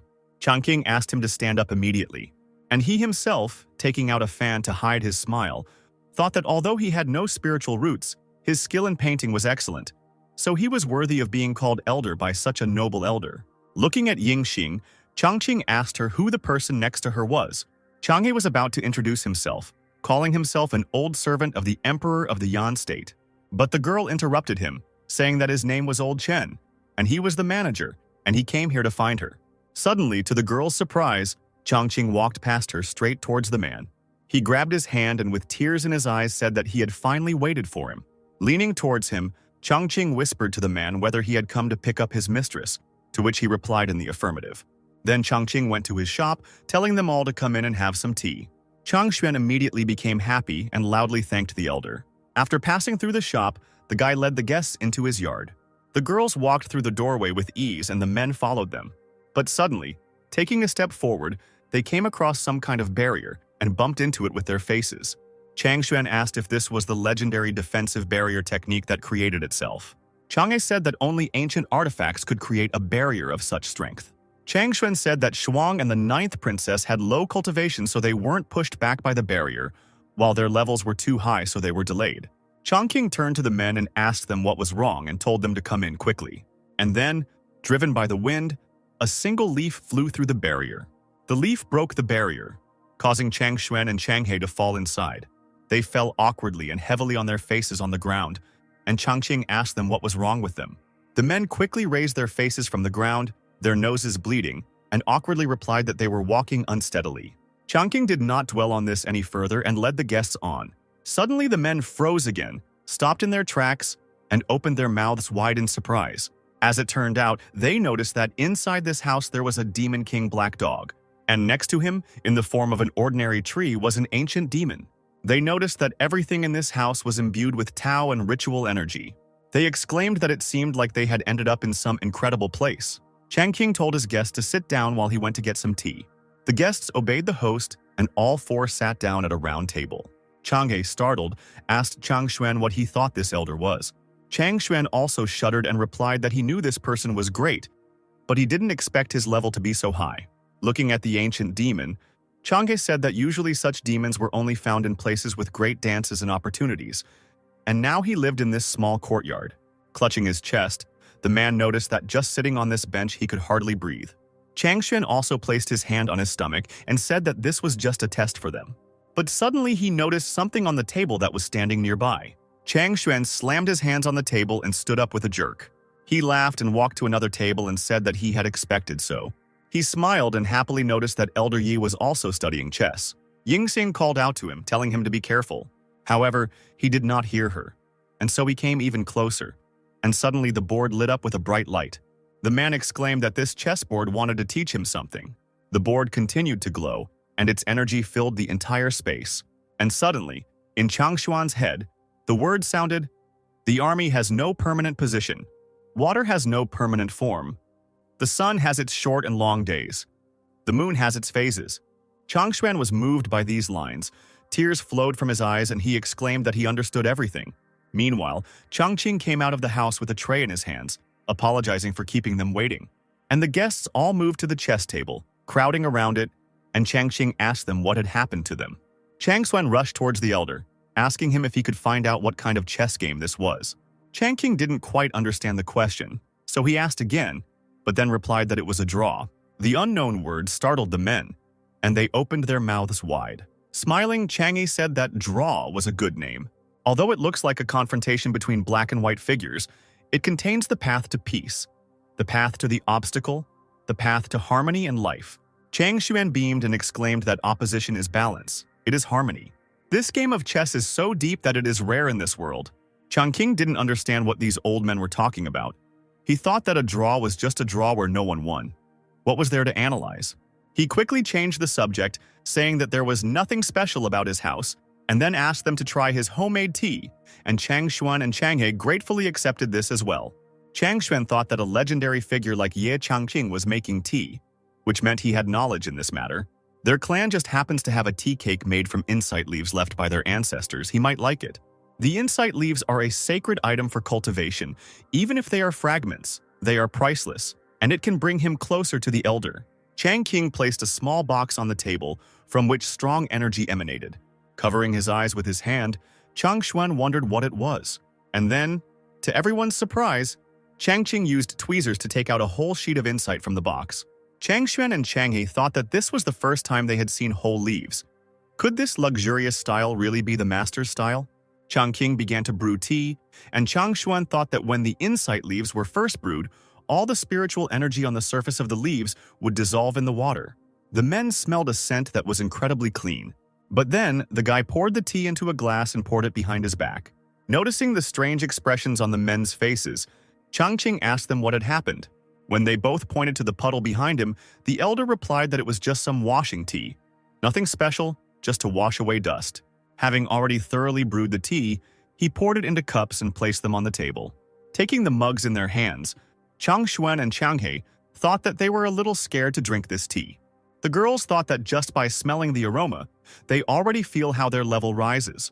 Chang Qing noticed the strange expressions on the faces of the guests as they looked at the cups. He thought that he had completely forgotten that these people were not simple cultivators. They usually only drank the best of the best, and his tea did not reach that level. Forcing a smile, he said that if they really thought it was hard to drink, they didn't have to drink it. Chang Xuan said in a panic that they were just enjoying the aroma of the tea. And finally, all the guests took their first sip, and immediately their bodies were filled with unbearable bliss. Their faces turned red with pleasure. Chang He had already said out loud that this was such bliss, and then asked Chang Xuan about what he felt. Chang Xuan replied that it was undoubtedly the tea made from the leaves of insight. He said he already feels his level reaching new heights. Chang Qing couldn't help but be amazed by his guests, and he wondered why they were acting as if they had drunk the elixir of immortality. Meanwhile, Chang Xuan and Chang He felt some changes in their bodies. Mr. Liu noticed that his strength had returned, and the head mentor, clutching his head, said that he felt as if someone had returned to him the cultivation he had lost over the past 1,000 years. Chang Qing asked his guests how they liked his tea, which brought them back to reality. Chang Xuan leaned towards Chang He and asked him how they should answer, to which the latter suggested that it was a test of their knowledge of cultivation. Then, Chang Xuan raised his finger and said that this tea was sweet and pleasant, leaving a long aftertaste after drinking it, feeling like you were immersed in warm springs. Chang He had already raised 2 thumbs up and exclaimed that this was definitely the best tea he had ever drunk. Chang Qing looked at them suspiciously, thinking that they couldn't feel that much from a cup of tea, and for some reason he had the feeling that these people wanted to deceive him. Meanwhile, Shuang and Yingxing also felt changes in their bodies. However, they didn't say anything, they just looked at each other and laughed together. Chang He reached deep into his robes, calling out to Mr. Yi. Taking out a small box, he said that this item was a family heirloom. If he liked it, let it be a thank you for taking care of his niece. Chang Qing thought that the man seemed to realize that his relative had been drinking and eating here for so long, and therefore felt uneasy. Reaching out for the gift, he said there was no need to worry about gifts. Having accepted the box, he said that since it was so, he would not refuse. Chang Xuan irritably said that he should have also brought something useful. These old men got ahead of him. Shuang also wanted to give something to the elder. Chang Qing began to open the box, and blue light began to pour out from it. He looked inside with anticipation, and the others also showed curiosity. As it turned out, there was a pearl of cold ice inside, which surprised everyone except Chang Qing, who asked what it was. Chang Xuan replied that the cold ice pearl came from the ancient icelands that had accumulated energy for thousands of years. Even a small pearl contained enormous energy. The man noticed that this pearl was the size of a fruit. Old man Li really tried. Shuang said that this pearl could improve the abilities of cultivators with ice root, but for those with other types of spiritual root, contact with it could result in hypothermia and loss of cultivation, and in the worst case, death. Yingxing thought that she was just standing next to him. All could already feel the cold penetrating into his bones. Chang Qing reached for the pearl and the girls tried to stop him, but he simply took the pearl in his hands without feeling anything. He exclaimed that his hand was cold. It seemed like the thing was cooling itself. After he started tossing it around, he said that it could be used in the summer to cool fruit, and that it was really useful. Everyone else gaped at this frivolity. Chang He noticed that they didn't even dare to touch her. But in the hands of the master she looked like a toy. Chang Xuan said that the elder really had incredible strength. Bowing to Chang Qing, Chang He said that his niece had been causing him a lot of trouble lately, and today he decided to take her with him. Chang Qing responded by moving closer and grabbing the man's hand. And then, unable to hide his jubilation, he asked him if it was true. Sweat ran down the man's forehead as he replied that it was true. Then the elder walked away from him and turned his back to him, thinking about something. Changqing thought with glee that receiving a gift and getting rid of a problem was double happiness. Turning around again, he began to theatrically ask Yingxing if they were really parting so soon. In his fantasy, Yingxing told him not to worry. She would never forget his kindness. Watching this, Chang Xuan thought that he didn't understand what was so special about this ninth princess, that she deserved such attention from the master. But suddenly the girl stepped forward and exclaimed that she was not going anywhere. Feeling his insides breaking, Changqing asked again. The girl bowed to Changqing and said that she would never forget his kindness. Then she turned around and ordered Chang'e to tell her father and mother not to worry. She would stay with Mr. Li for a while longer, and when she wanted to return, she would tell them. Suddenly, Changqing remembered the words he said on the first day of the meeting, and his face turned red. Changqing noticed that Chang'e was a little embarrassed and was about to give in, and he thought that he needed to do something about it urgently. Changqing thought for a moment about what to do and stepped forward, clearing his throat to attract attention. Finally, turning to Yingxing, he said that virtue was above all else. If she really liked staying here, then she could go to her parents and then come back. Chang Xuan intervened in the conversation, saying that he was already at the age when all his relatives had long since turned to dust. So he told the girl to appreciate the time spent with her family because she was still so young. Yingxing wanted to object again, but she couldn't find anything to say. Changqing didn't wait for her words, but simply took the brush in his hand and began to paint a new picture. Various landscapes came to life under his brush, and finally he finished the canvas with incredible words. Seeing this, Changhe, Chang Xuan, and Shuang's eyes began to shed tears of admiration. This also brought tears to Yingxing's eyes. Her body shook with sobs, and no matter how hard she tried to hold back, tears streamed down her face. At last she exclaimed that she understood his intention, and therefore would return home at once. Changqing, delighted with such an outcome, replied that everything was clear between them, and he began to roll up the canvas. He handed the canvas to the girl, telling her to accept this calligraphy as a final touch. Changhe wiped away his tears and said that just a few lines had awakened memories of old times in him. Master Li had truly reached the heights of art and wisdom, while Chang Xuan said that his words, like poetry, could shame even those who considered themselves the descendants of ancient scholars in the Central Plains. With their hands folded respectfully, Changhe and Yingxing bowed to Changqing, and the girl said that she would take his advice and return home, but would visit him again soon. Changqing replied with a smile that she should take her escort with her and return, while he himself thought that they should never return. Finally, Yingxing, followed by Changhe, walked away. Looking after them, Changqing thought that it had already been 5 years since he came to this world. The farthest place he has been is the foot of Mount Taishuan. He thought sadly that if it were possible, he would like to travel all over the outside world. Chang Xuan watched Master Li and noticed that he was so polite and courteous. Stroking his beard, he said that, having reached a level that they could not even dream of, he was still ready to personally see them off, ordinary people, and Xuan told him that he was the true image of a great master. Chang Xuan suddenly noticed something and turned away from the girl, not paying any attention to her. With quick steps, under the girl's puzzled gaze, he approached the table. Chang Xuan looked at the canvas that was lying on this table and exclaimed, "It was incredible." It turned out that this was really so. The man touched the canvas and bright sparks shot up from his fingers, and, as had happened before, he immersed himself in this picture, as if he had passed through the entire universe. Landing on some body of water, he noticed that he was in the lands of Taishuan. Looking at the mountain to the side, he noticed with surprise that nearby was the main peak, where the Taishuan temple was located. The man noticed that Master Li was using the power of nature and millions of Taoist formulas.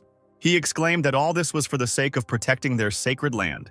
He thought that it was no wonder that so many talented Taoists had gathered here. Even the younger disciples were able to reach the level of a god 1,000 years earlier. Looking at his hand, which was lit up with bright sparks, he thought that perhaps even he would reach his limit in this life.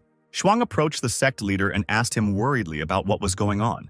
Finally, after some time, Chang Xuan spoke again, his body shaking, which made the girl even more excited. Sweat was pouring down the man's face, but a smile played across his face as he shouted that he understood everything. Raising his head to the sky, he laughed loudly, causing tears to flow from his eyes, and he shouted that he realized that Mr. Ye was that legendary ancestor. Walking closer, Shuang asked him if he wanted to say that Mr. Ye was the legendary figure of their sect. Chang Xuan replied that it could not be otherwise. Master Li was certainly the same ancestor who ascended to heaven. Shuang bowed to her mentor and said that she was not smart enough, and therefore asked him to explain it to her. Chang Xuan decided to explain, saying that when he entered the painting, he saw something. He saw a cloud of 5 colors, symbolizing good luck and prosperity. He said that this cloud symbolized luck and prosperity of their sacred land of Taishuan. The girl asked again. She said that she had never felt such powerful energy before. Chang Xuan replied that it was normal. Luck was a mysterious and powerful force. He too had felt it only a few times, but it was too powerful. So powerful that the slightest carelessness can lead to catastrophic consequences. Chang Xuan, stroking his beard, told the disciple to think about who could use the highest divine powers to bless their land of Taishuan with such good fortune. He pointed his finger vigorously and exclaimed that there could be only one answer. He exclaimed that Mr. Ye had come from the higher worlds, and he is the very ancestor that their Taishuan sect has been worshipping for all these many generations. Changqing returned back to the courtyard after finishing seeing off Yingxing and Chang'e. He noticed Chang Xuan and Shuang looking at his painting, Eternal Youth of Taishuan, and he asked them what they thought of it. Chang Xuan did not answer this question, but only came closer, folding his hands in a respectful gesture. And he asked him whether he had painted the sacred mountain Taishuan on this canvas. Something about this question made Changqing nervous, but he still replied that it was true. He frowned and clicked his tongue, noting that they did recognize him. Turning away, he sadly said that 5 years ago he suddenly wanted to visit Mount Taishuan. He remembered how, having reached the sect there, he clung to the man, begging him. With tears in his eyes, he promised that he would grow up and find spiritual roots, and therefore he prayed to be accepted as a disciple. But the great master only replied that he should go away, because he would never take him. Reminiscing about how he decided to infiltrate the sect's territory back then, Changqing said that he knew that Mount Taishuan was the abode of immortals. He said that when he returned, he was inspired, and he painted this picture. However, in reality, it was not because of inspiration, but he was forced to paint this picture when he was beaten in the sect for trespassing. Changqing said that today he looked at his old work in a new way. He said he realized that something was missing from it, so he decided to fix some areas and redraw it again. Chang Xuan was surprised to find that Mr. Ye had already come here 5 years ago. Suddenly, Changqing exclaimed that he would like to drink with both of them, and asked if they drank wine. Having caught hold of these words, Chang Xuan brought his hand to the ring on his hand, and it began to glow with a bright light. Taking out a small jug from it, he said that he had just brought with him a rare wine of the Snow Soul. After heading into the house, Changqing said that since they had such good wine, they should prepare some snacks. Shuang exclaimed that this was the same wine made from the flowers of the Snow Soul growing on the 1,000-year-old mountains, and it is obtained only once every 1,000 years, but can be bought for a lot of money. Chang Xuan replied that it was true and it wasn't for everyone, and even he at his level could only drink 3 cups at most. If Mr. Ye wasn't in the mood to drink, he wouldn't have gotten it. After a while, the guests had already sat down at the table, and Changqing brought out the last plate of food. The pot was still steaming when the man placed it on the table. Changqing smiled and named all the dishes on the table, saying that they were all his signature dishes. Chang Xuan and Shuang began to examine the treats with interest and admiration. Shuang asked the master if even these pieces of meat were filled with spiritual energy. Chang Xuan picked up a piece of meat with his chopsticks and said that it was definitely demonic energy. The man noticed that this energy was so pure, definitely from a higher demon, although in fact it was only boar meat. Changqing, watching the guests, wondered whether he was going to eat it all or just watch. Finally, the guests tasted the appetizers, and a wave of pleasure once again swept through their bodies. Giving Master Li a thumbs up, Chang Xuan exclaimed that he was truly a master. The man began to eat the snacks, thinking that this blood and meat of the higher demon was comparable to an elixir. Then he decided to add some snow wine to all this to make it even better. Xuan, already tipsy and full, asked what kind of wine it was. Suddenly she hit her face on the table. Changqing noticed with surprise that she had drunk from 1 cup, and he thought about how he wanted her not to die here. Chang Xuan was also already red from drinking and exclaimed that this student was too impatient, and he himself thought that all this was not for a small cultivator, but for a great master like him. Turning to Changqing, the man told him to ignore her and continue eating, and so they drank another cup of wine together.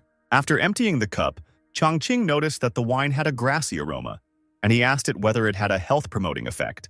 Also finishing the bowl, without looking as collected as Changqing, Chang Xuan noticed that the elder was perceptive. Mr. Ye told the man to state his demands if he had any, since he had brought such wine. And he himself slyly thought about the fact that he just didn't have any money. Chang Xuan thought that he was amazed, and then cleared his throat, saying that then he would not hide it, and that painting was indeed a masterpiece. But suddenly he stopped short, thinking that he couldn't ask for the painting so directly. And Changqing thought that he had already accepted the gift by drinking the wine. Finally, Changshuan decided to ask about the painting, but Changqing outdid him, exclaiming that he had given him this painting. He smiled and said that the painting was one of his favorites, but if he liked it, he could have it. Changshuan asked hesitantly, thinking that he couldn't help but know the significance of this painting to Taishuan, but he was giving it to him. The man thought that it seemed like he had already figured out the identity of Taishuan's main mentor a long time ago. He began to thank Mr. Li in his mind for protecting him, and said that he would not let him down. While Changqing wondered what that old man was muttering again, he had better stay away. Meanwhile, Yingxing had already reached home, the palace of the great emperor. She entered the main hall where the emperor was, and the herald announced her arrival and the arrival of Liu Changhe. The servant ran up to the emperor and told Liu Changhe that since he had arrived, he obviously had important news. Yingxing waved her hand at the emperor and asked him to listen, and Liu Changhe politely greeted the emperor. The emperor of Great Yan, Yan Zunian, noticed that they had finally returned, and he mentally noted that the 9th princess's skills had improved greatly. Yingxing clung to her father, exclaiming that she had missed him so much, and he asked her if she had caused trouble again and returned with an escort. Frowning, the girl exclaimed that everything was not like that at all. She said that this time she really met an outstanding master. Zunian asked his daughter what level this master was. The girl waved her hand towards Changhe and exclaimed that he should ask the head of the Liu residence about this if he didn't believe her. Liu Changhe bowed to the emperor and said that he could confirm that the 9th princess was telling the truth, and it was he who escorted her back. He said he did it not only because of the princess's point, but also to tell him important news as soon as possible. Zunian looked at the man seriously and told him to speak. After listening to the man's story, he said that he did not give it up, that within the Great Yan there were such powerful recluses. Looking at Chang'e, he asked him what level he thought this master was. Chang'e replied that it was impossible to determine, because the elder's house, although simple, had treasures at every step. However, he did not feel his presence in cultivation at all. The man said that if he was not mistaken, then this elder had already reached the highest level, or had come from the higher world. Zunian asked again in surprise, and Yingxing exclaimed that this was terrible news. The emperor thought that if there was such a powerful person within the Great Yan, it would definitely become a secret, for no kingdom can afford to reveal such information.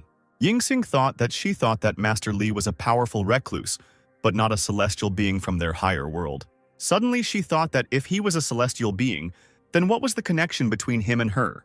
She smiled, thinking that her father didn't yet know that the celestial had proposed to her. But then she changed her train of thought again and, embarrassed, wondered whether he really had feelings for her. The emperor asked Changhe if it was possible that he would go to him immediately after this, and he might want to use him as his pawn. This plan surprised the man, but he replied that it was quite possible. The emperor looked at his daughter and said that Elder Li might be planning to control him through his love for her in order to rule over all of Great Yan and expand his influence. Yingxing quickly objected, saying that this was impossible. He didn't know Mr. Li. He was elegant and good-natured, not that kind of person at all. The man replied that she was still young and inexperienced. There were many cultivators who seemed kind but were cold and ruthless inside, especially someone like this senior. The emperor called the guards and ordered them to take him and the 9th princess to the eldest ancestor. Accompanied by several guards, Zunian and Yingxing reached another house.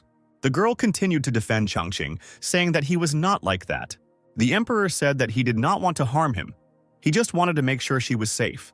Still sulking at him, the girl asked again, to which he replied that it was so. Yingxing thought that she knew that she was unworthy of Mr. Li, but she would not allow anyone to doubt her, not even her father. The emperor reminded her that she had icy properties since birth, a rare gift. That's why the eldest ancestor named her Yan Yingxing. On her birthday, he said that she would bring prosperity to these lands, and therefore she must be protected. Stroking his daughter's hair, the emperor said that she was the only one among the princes and princesses of Great Yan who had been blessed by the eldest ancestor. He said that therefore he had to ensure her safety.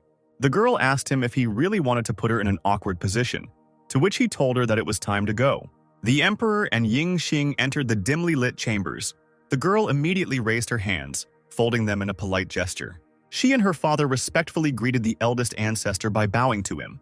Great Yan's eldest ancestor, Tianshan, noticed that Yingxing had returned to the capital with considerable experience and fortune. The girl replied that within the Great Yan she had met an elder, and everything that had happened was thanks to his instructions. Stroking his beard, Tianshan asked who this elder was. Yingxing replied that he taught her music, chess, calligraphy, and painting, and the rest she didn't know. Tianshan didn't ask if she could describe him. The girl replied that this senior did not reveal his status to her. She only knew that his name was Ye Changqing. The man asked again as if trying to remember the name. But suddenly he felt something that surprised him. As it turned out, it was some kind of new aura that surrounded the princess's body.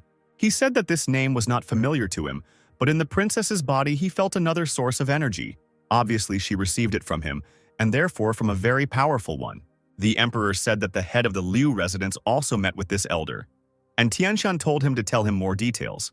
Zunian said that he was said to be hiding in Xiaojin. His house is full of treasures and opportunities. He even keeps a Demon King-level black dog.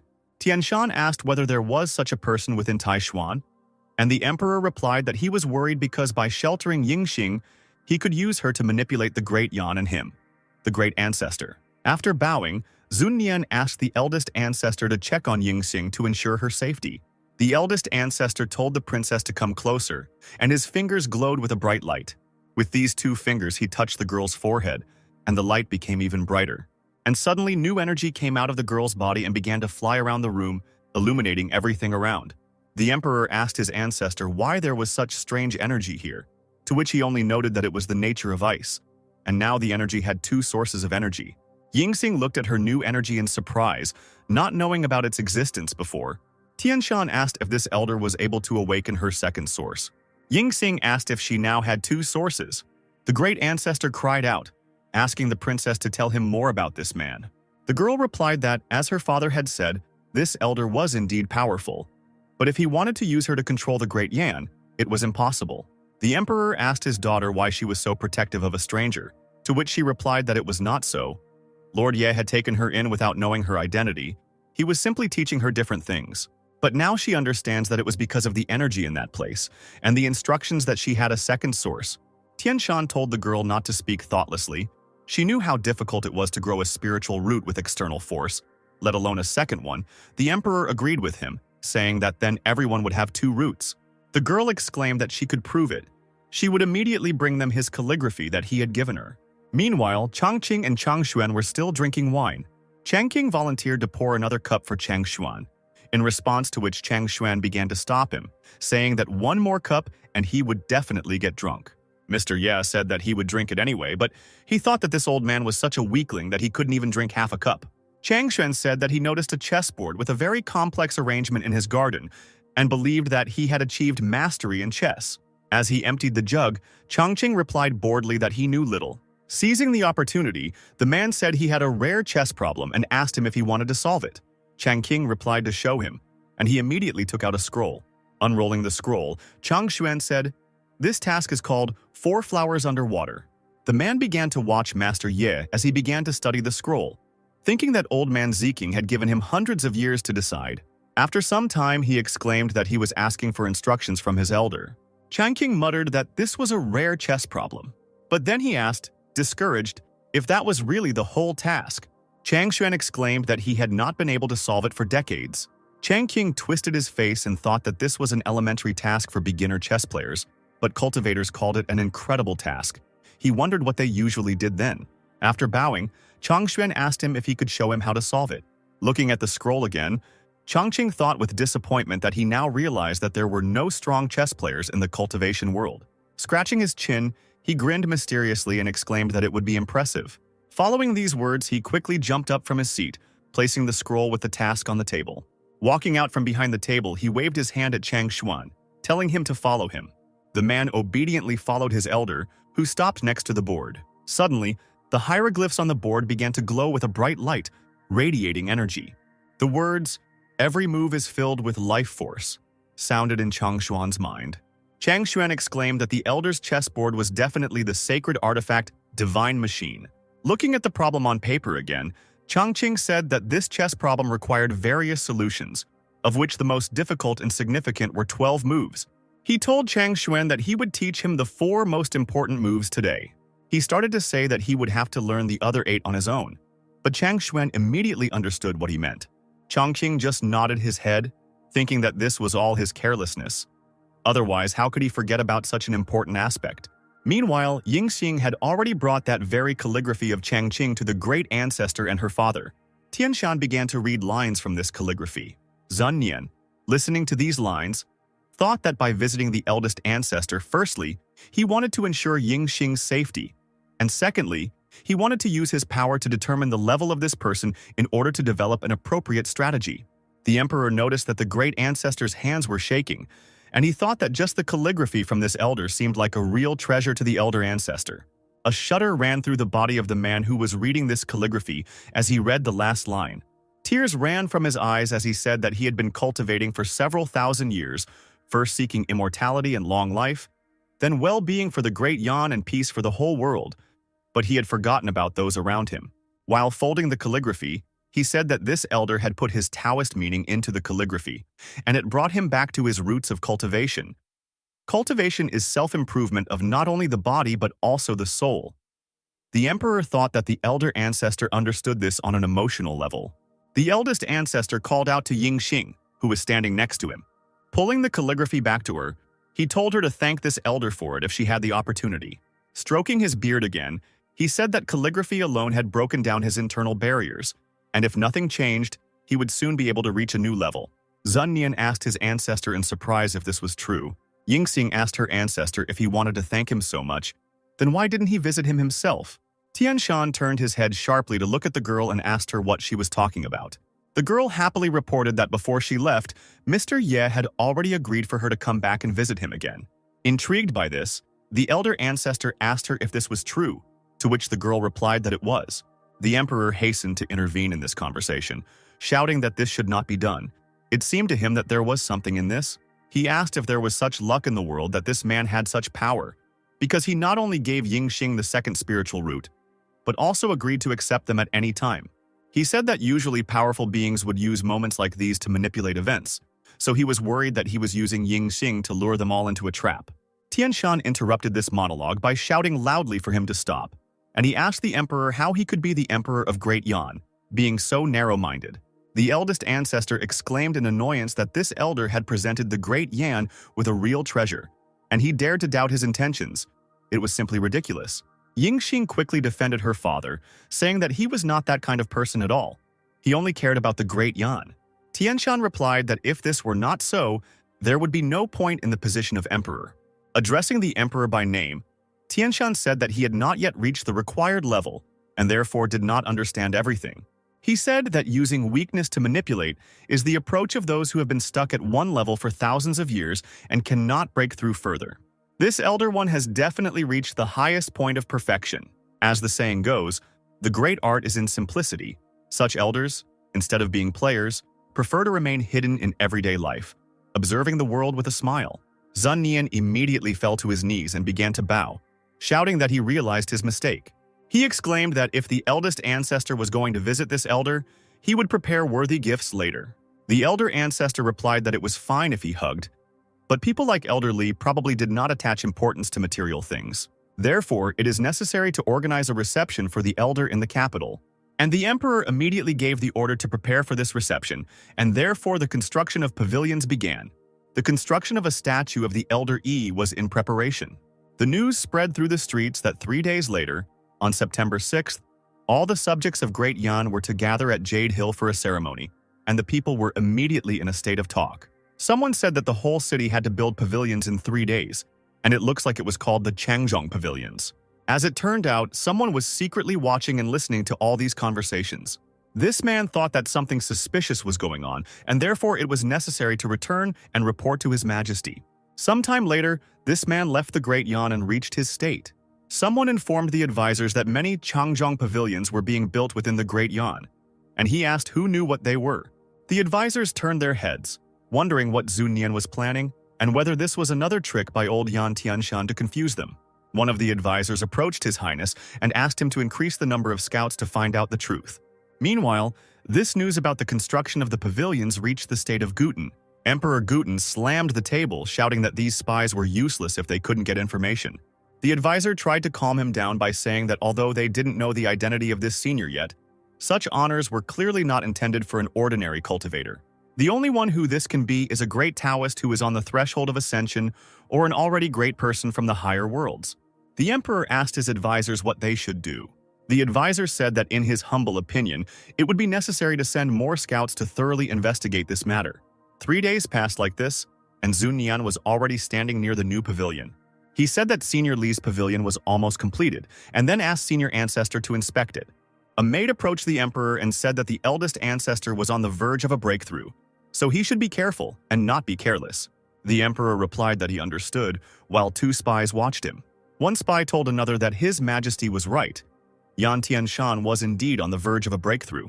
Another spy asked if His Majesty didn't suspect that Yan Zunian was up to something. Then the first one asked whose side he was on. A scuffle broke out among the spies, while the emperor turned around to report to Yan Tianshan. Crowds of people had already gathered at the top of the mountain, waiting for the ceremony to begin. In the middle of the square stood a huge statue, which was hidden by a red cloth. Among the people, someone said that such grand works are only for those who have brought great benefit to the great Yan. The heralds announced that the emperor and the 9th princess had arrived, and their subjects immediately fell to their knees. Zunnian immediately ordered them to rise. He told the people that he knew they had many questions about why he had organized such a grand construction project in the capital, building the Changzhong Pavilion and erecting a statue of the elder Li. But the matter is very important, and all that can be said is that the elder Changzhong has rendered a great service to their state, and this service will influence the future of the empire for tens of thousands of years. Questions immediately began to circulate among the people about who this elder was and whether he was immortal. The spies immediately noticed that now the great Yan was probably under the protection of the immortal, because the order for construction came straight from the palace from that ancient elder. They joyfully noticed that this ancient old man was still alive, and so they decided to quickly return to the sovereign. Zunnian then gave the order to the Yellow Master to begin. The Yellow Master opened the scroll and read that September 6th was a favorable day for all affairs, and that evil omens should be avoided. Suddenly he shouted that the Changzhong Pavilion was completed. The emperor approached the statue and began to pull the cloth off it. And before the eyes of the people appeared an incredible huge statue of Mr. Li, with a naked torso, made of gold. A glow emanated from the postcards under his armpits. The emperor immediately asked what this was, what was happening here. The order was given to immediately protect the emperor, but this radiance had already reached the crowd, and suddenly they exclaimed that they were so pleased they felt full of strength. The emperor noticed that no statue had ever emitted such a divine presence before. He asked whether Senior Li was so great that he stood out even among immortals. The crowd suddenly noticed rainbow clouds in the sky, and they immediately shouted that this statue had called them, bringing them heavenly blessings. But suddenly the skies darkened, opened up, and lightning flashed from the clouds. The crowd wondered why the rainbow clouds and thunder had appeared, but then someone shouted that it was a sign from heaven and they needed to bow down. Yingzheng exclaimed that such omens were not common and asked her father if they should call the elder Liao, to which he replied that they should wait and see what happened. Soon the skies brightened again and sunlight illuminated the earth. The rainbow clouds in the sky shone even brighter, astonishing all the people below. 3 figures of people appeared from the clouds, descending from the sky. Zunnian noticed that it was a miracle. But was Yao the result of Senior Comrade Ye's actions with Lu Yu and the Golden Body? Suddenly, a servant called him and said that after his return to the imperial palace, it was clear that his brother had reached the heavenly heights, and the state of the Great Tao was in order, so there was no doubt that the Great One was going to break through. The emperor was delighted by this news and exclaimed that the Qin clan's ascent to the highest realms would be closer. The sunlight illuminated the sky in the distance where Changqing's house was. Zunnian and Yingxing bowed and asked Great Comrade Ye for help. The emperor said that if one day the ancestral emperor reached the highest realms, their great empire would enjoy eternal peace. Meanwhile, after a few days, news of this event reached the old city district. Emperor Guten slammed his hand on the table and shouted that old man Lao Er really wasn't dead. He asked the spies if there was any other news. The spies replied that only small things remained. Now the great Yan has a great master who has achieved perfection. This man established the golden sky of Yiluyu, and the heavens gave signs. They say that the old man from the Yan Empire also received advice from this man. The emperor listened to this news calmly and nodded. But then he realized what he had heard and understood, that this was clearly not a trifle. He grabbed some writings from the table and threw them at the spies, hitting them right in the heads. The emperor's capillaries burst with anger, and he shouted for this group of idiots to be thrown out of here. As the night approached, news of the ceremony reached the Jia Empire. Emperor Xia noted that it seemed like Su Xiang had indeed received good fortune last year. An advisor said that he thought the rise of Great Yan was inevitable. Another said that if the old man from the imperial palace successfully broke through, the other 3 states would be under his control. And a third said that the most important thing now was to find out who this senior comrade Ye was. The advisors began to argue among themselves about who they should form an alliance with, each proposing his own candidate.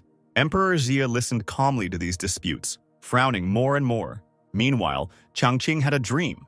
A voice in his head said that 1,000 years ago, the lands of the central region were divided into 7 states.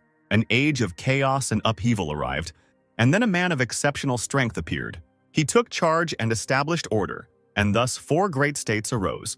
The ancestors of these 4 great ancient states wanted to erect a statue of this great man, to establish a golden body and a temple to honor him for thousands of years.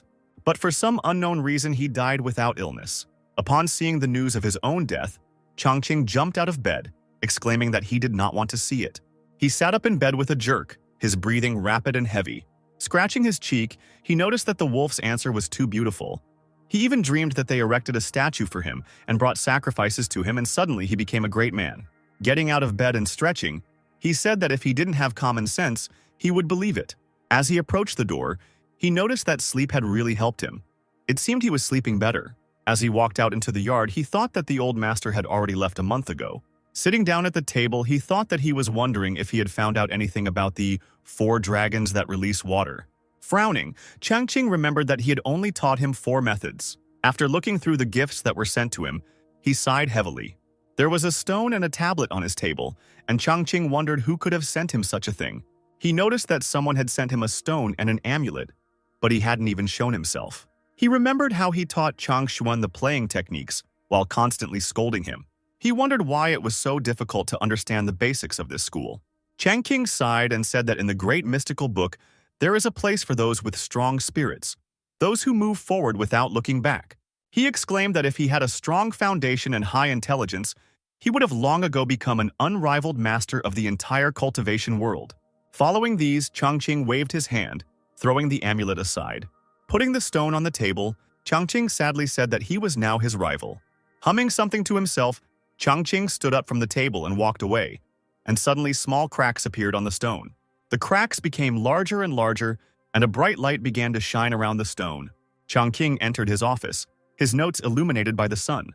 Stretching, he said that the morning was the most productive time, and therefore, it was time to start training. He ran his brush across the paper, and suddenly red sparks flew from his ink. Looking at the brush in confusion, Changqing asked if there were any discipline problems and if the recording paper was missing. Shaking his brush, he looked back at his canvas. Looking at the hieroglyphs, he noticed that golden smoke appeared around them. This sight made Changqing frown slightly. He picked up his brush again to lay out his work, thinking that he was actually making progress. Bright sparks of light flew from the canvas in different directions. Changqing happily noticed that the golden smoke continued to appear. A loud, joyful cry came from Changqing's office, saying that it was all his golden finger, causing everyone around to become frightened. The Black Emperor, half asleep, thought that his master was so powerful that even his finger was turning golden. Mr. Ye, looking even more animated, exclaimed that it was time to return to training. After some time, more symbols appeared on the canvas, glowing with golden smoke. However, Changqing was not going to stop there and continued to practice calligraphy. And suddenly a blue tornado appeared somewhere near the man's house. Raising his head from the canvas, Changqing saw that same blue tornado in the window. He wondered if he had caused this phenomenon. But this did not stop him, and he continued training. Meanwhile, thunder rumbled, and bright lightning flashed in the sky. Changqing took a break and went outside to get a better look at this weather phenomenon. And the lightning became brighter and stronger, and they were already striking the ground. But soon the sky cleared, and Changqing exclaimed that the heavens had not abandoned him. He said that when a true strong master is born into this world, he will summon heavenly signs, and with one mental effort one can move across the sky and earth, overcoming any obstacles. Believing in his abilities, he raised his hand up, shouting the spell, "Fly!" Using magic, the tree spoke to the sleeping Ling. Peach asked the girl to persuade the master to leave the dog tomorrow. Falling asleep again, Su agreed to fulfill her Peach sister's request. In the palace of the Empire of 1,000 Feathers, an old man was terribly dissatisfied. He angrily demanded that the man explain to him what was happening. Emperor 1,000 Feathers, Zhentao, asked his father to calm down. But Grandpa Liu was outraged that Tianjin Tower had defeated them in one night and their former allies had turned their backs on them. A worried Zhentao explained that he really didn't know anything. Yusi appeared at the door and announced that she had returned. The girl said that it had become dangerous lately, but she was lucky that she was smart. And the princess also asked why there was no one. The dissatisfied Yusi demanded that someone bring her a cup of tea, and the emperor was outraged by his daughter's behavior. He demanded that the girl tell him everything she had done during her absence, and the princess, tasting the dessert, replied, "Don't ask. The cult masters have become completely lazy. They are worse than dogs." Now the man understood that his own daughter was to blame for everything that happened. The girl looked at her father, whose face had changed, and asked him what had happened. The emperor clenched his fist in anger as Yusi's actions had caused terrible consequences that had destroyed his empire. Zheng Tao asked his grandfather if he could hit his beloved granddaughter, and the old man stopped his son. The princess was glad that her grandfather was on her side and did not let anyone harm the girl. However, everything was not so. Holding a stick in his hands, the old man said that he would even help the emperor beat up the wretch. At Pingana's estate, Ling tried to wake up her brother. The boy woke up and asked the girl what was wrong, and the inspired Su, with a black dog standing behind her, continued to call on Chen to wake up. Noticing the animal, Ping'an asked the girl where she found this dog. Then smiling, Ling said, "Look how cute she is. She was lying by the door. Apparently she got lost. Let's leave her." The puzzled boy asked how the girl knew that the animal was lost if it was lying by the door. And Su, unable to think of anything better, pointed to the dog and said that the little dog had told her about it. Patting Ling on the head, Chen asked her not to say anything stupid. He assumed that someone had let the dog out for a walk, so he asked the girl to take the dog into the yard, and perhaps the animal would return home on its own when it had played enough. Ling obeyed, and Ping'an thought that the animal found in the mountains might be wild, even though Su liked it. That's why the guy didn't want to risk the girl's safety. As Ling let the dog out into the street, she said that she had fulfilled her part of the deal, and she didn't care what happened to the animal. Since her brother didn't need the dog, he should go and play in the yard. Once outside, the beast thought that he should have at least tried to make a cute face. The animal, displeased that the girl had given up so quickly, stood up and headed towards the peach tree. The dog decided to see how she would be kicked out if she just lay there. After some time, Ping'an looked out the window to check if the dog had left. But the dog simply lay down in the yard and waited. The guy went out to the animal and asked it to leave, assuming that the animal wanted to steal his bones and gnaw them. The dog mentally asked Chen not to throw her out, because the bones from his yard were a real feast. The guy was distracted from trying to chase the dog away by a pop-up window. It announced a new assignment that was given immediately after the previous one was completed, which happened for the first time in 5 years. It consisted of the fact that Ping'an had to recruit 10,000 people into his sect within 10 days. Such a time frame stunned Chen. He didn't even know where to get so many cultivators because there weren't even that many people living in the area. The guy cried out that if they wanted to get rid of him, they could have just killed him. The system then explained that death was not a punishment for failing to complete this task. Since it couldn't kill Chen, he decided that it wasn't necessary to carry it out. However, the system stated that in this case, Ping's member would be halved. The guy didn't like this statement at all and suddenly grabbed the system window. An angry Chen then threw it, causing the screen to hit the floor and fly off. While the boy was insulting the system, Mu arrived and asked if he could come in. Ping'an was delighted and opened the door for the old man. He said that the guest had arrived on time and asked him to come in, and Mu noted that the elder had become cheerful, so the man could assume that everything had been resolved with the 1,000-feather empire. Ping'an said that thanks to their actions, the empire was suppressed, and the construction of the cult building was also completed, so it would soon be possible to begin accepting disciples. Mu was surprised that despite his old age, Ocean was still quite strong. Although the guest could not defeat Ling, he could quite control Long. However, the old man said that a couple of days ago, where they were looking for treasure, a monster appeared that scared even Aoshin. Mu became worried when he noticed a black dog in Pingang's yard. Chen was puzzled when he turned around and saw an old man huddled against the fence. This behavior was strange and made the guy ask what happened. Mu felt that the dog's breath was similar to that of a black snake. The old man could not understand why such a beast was in this place. The man had managed to insult the snake and now hoped that the dragon would not take revenge on him. Pointing to the animal, Ping'an asked if the old man was afraid of dogs. Mu stuttered and answered negatively. guessing that the snake living here was under the control of the elder, so there was nothing to be afraid of. Coming closer to the boy, the old man reminded him that Chen wanted to say something, and Ping'an explained that it might seem like a difficult task. Feeling awkward about such a request, the boy asked if they could recruit 10,000 students in 10 days. The man replied that they could do it without any problem, but the help of an elder was needed. Mu was afraid that all the cultivators in the world might flock to the city if Ping'an appeared there in person. So the old man asked to lend him the dog for a couple of days, and then he would find the necessary number of disciples, and if not, he would never show his face to Chen again. In this way, Mu could both complete the boy's task and take away the black snake. Pointing to the animal, the puzzled boy asked whether the old man really needed this particular dog. Chen noticed that Mu Ronggong was scared of the beast, and there were also rumors that Yao Lu had appeared nearby. So this black dog who was trying so hard to play his role could well have been that creature. It was written in the cultivation book that some demonic creatures, although they looked normal, would sometimes go berserk and start killing. Ping'an didn't see anything wrong with the dog eating the chicken, but he didn't want to put Ling in danger. The boy asked what the old man was going to do with the dog. Smiling good-naturedly, Zhonggong replied that he would take the dog to the city, although it was strange to do so with a demonic creature. Sighing, Ping'an, who wanted to get rid of the animal, asked Mu to act a little faster. Taking the dog in his arms, the old man smiled and promised with great confidence that in a couple of days, the elder would have 10,000 students. The dragon, in the form of a dog, being carried away from the yard, turned to his ancestor with fear and pleading in his eyes. And the fish in the pond said not to be afraid, assuring that the creature could return at night.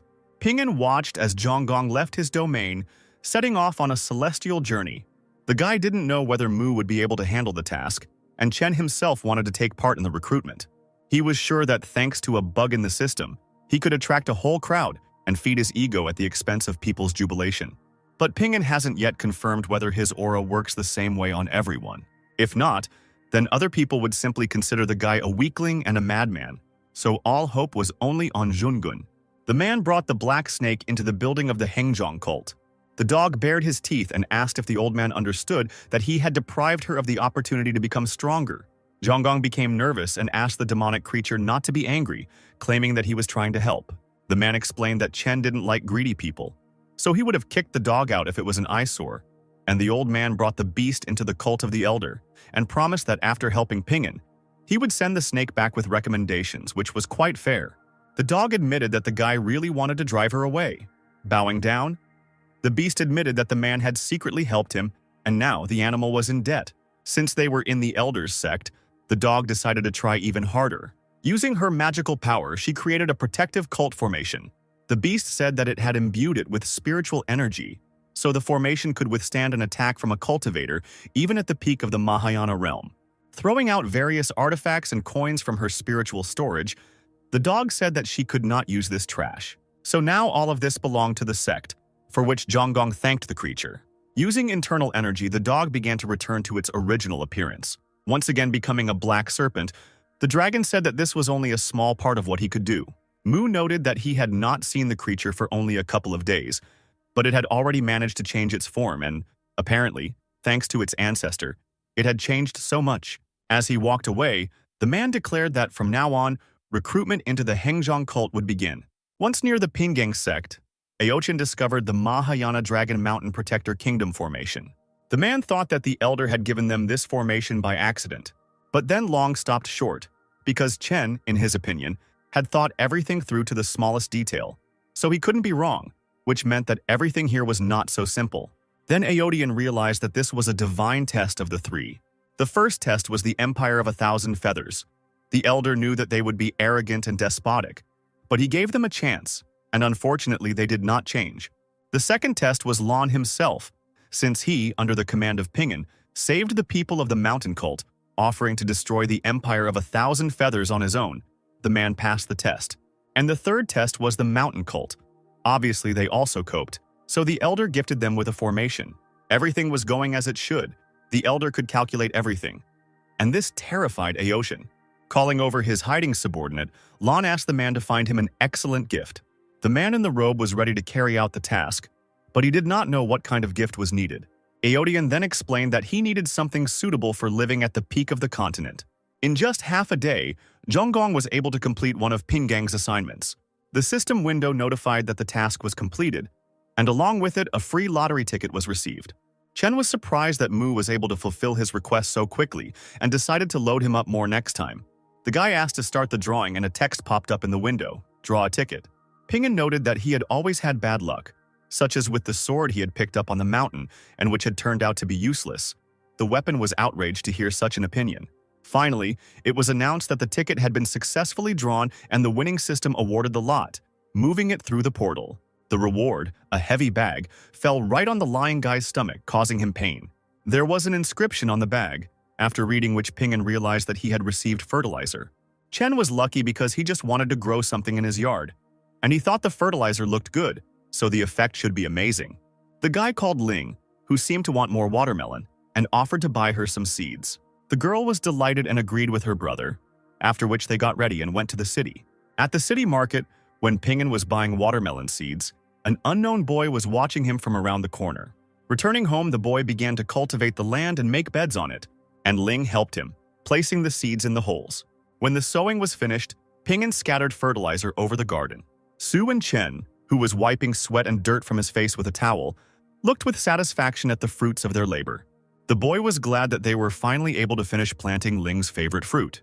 However, he was also upset that he was moving further and further away from the cultivator's lifestyle, since with a Panama hat on his head, in work clothes and with dirty hands, he looked like a commoner.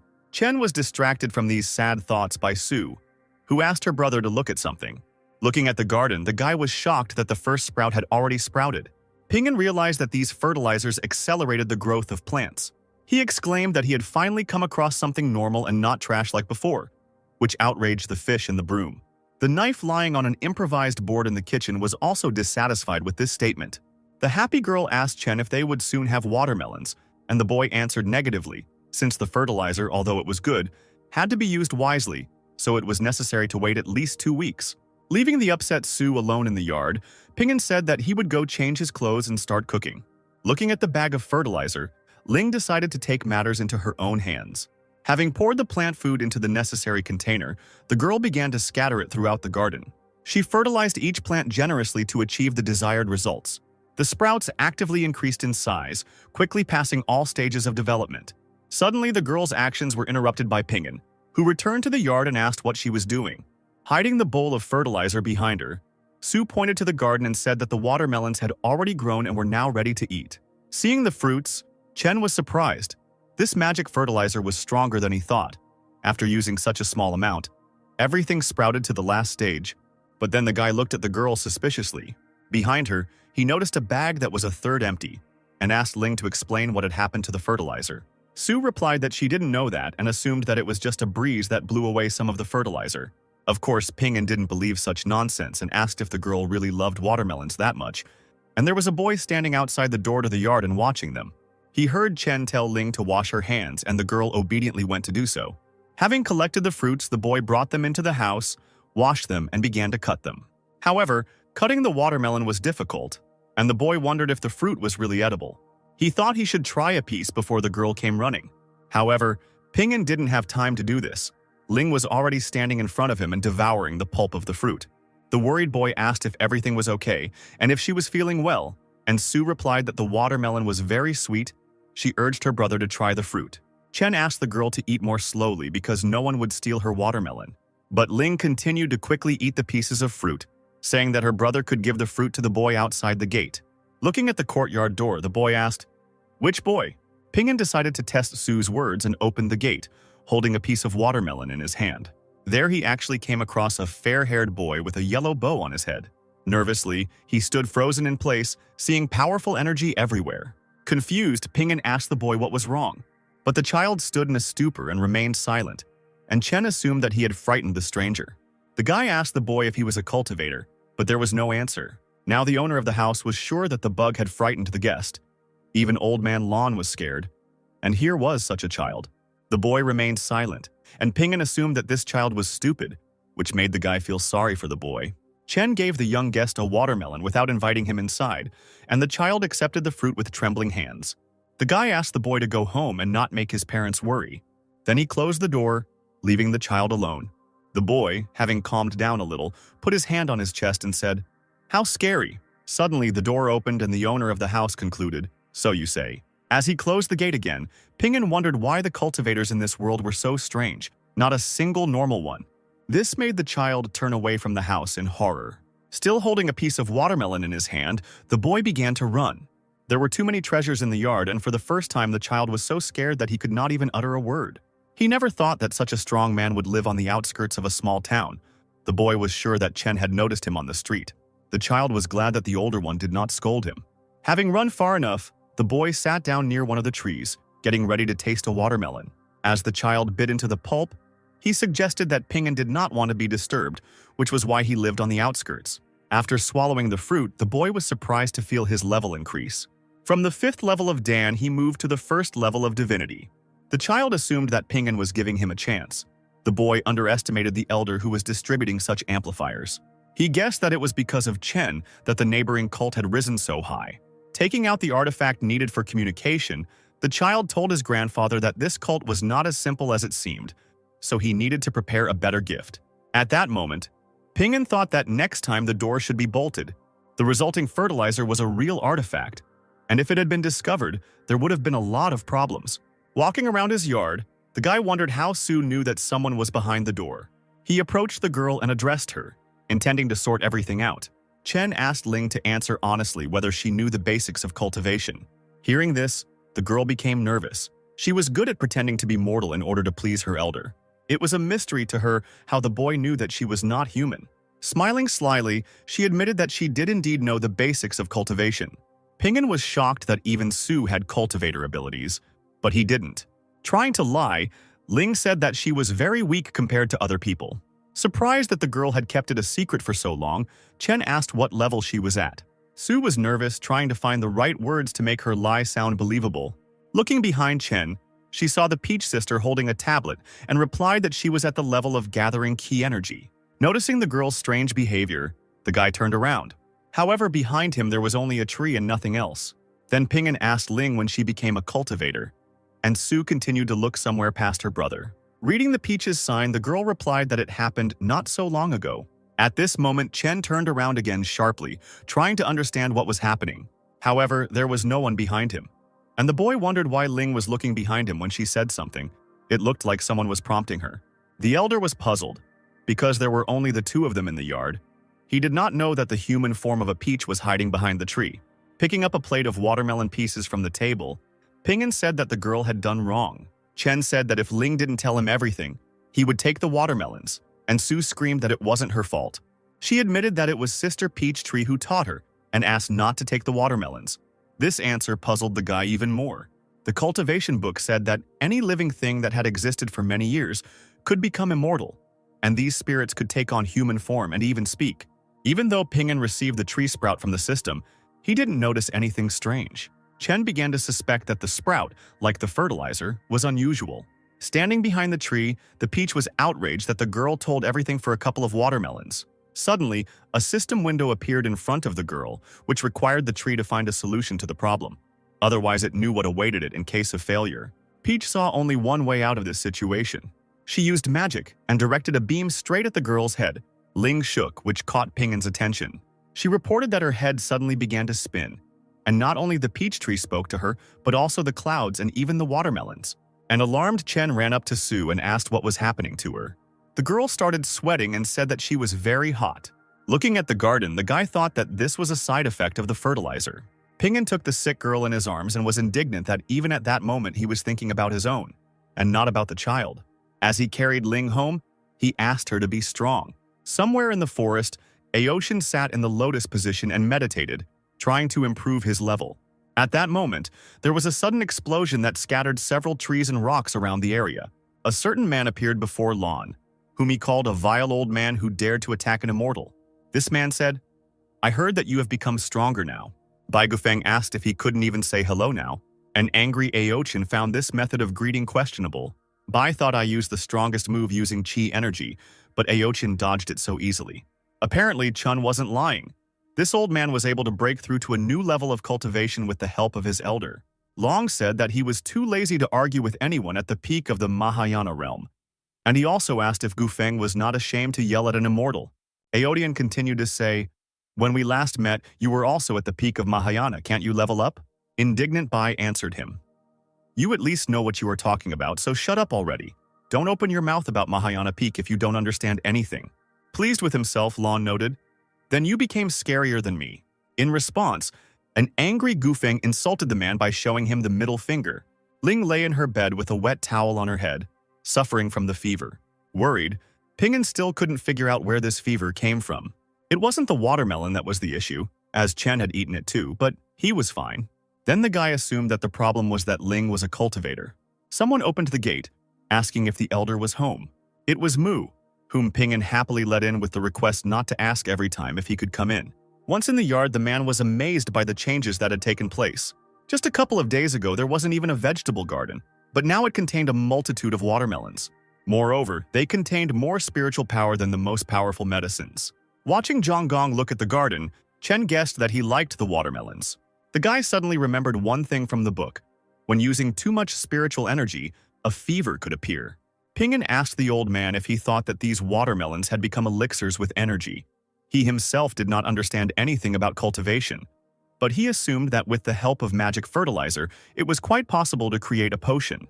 Then Mu asked, Elder, are you kidding? How could a watermelon become an elixir? However, in reality, the old man saw that these fruits were indeed real potions.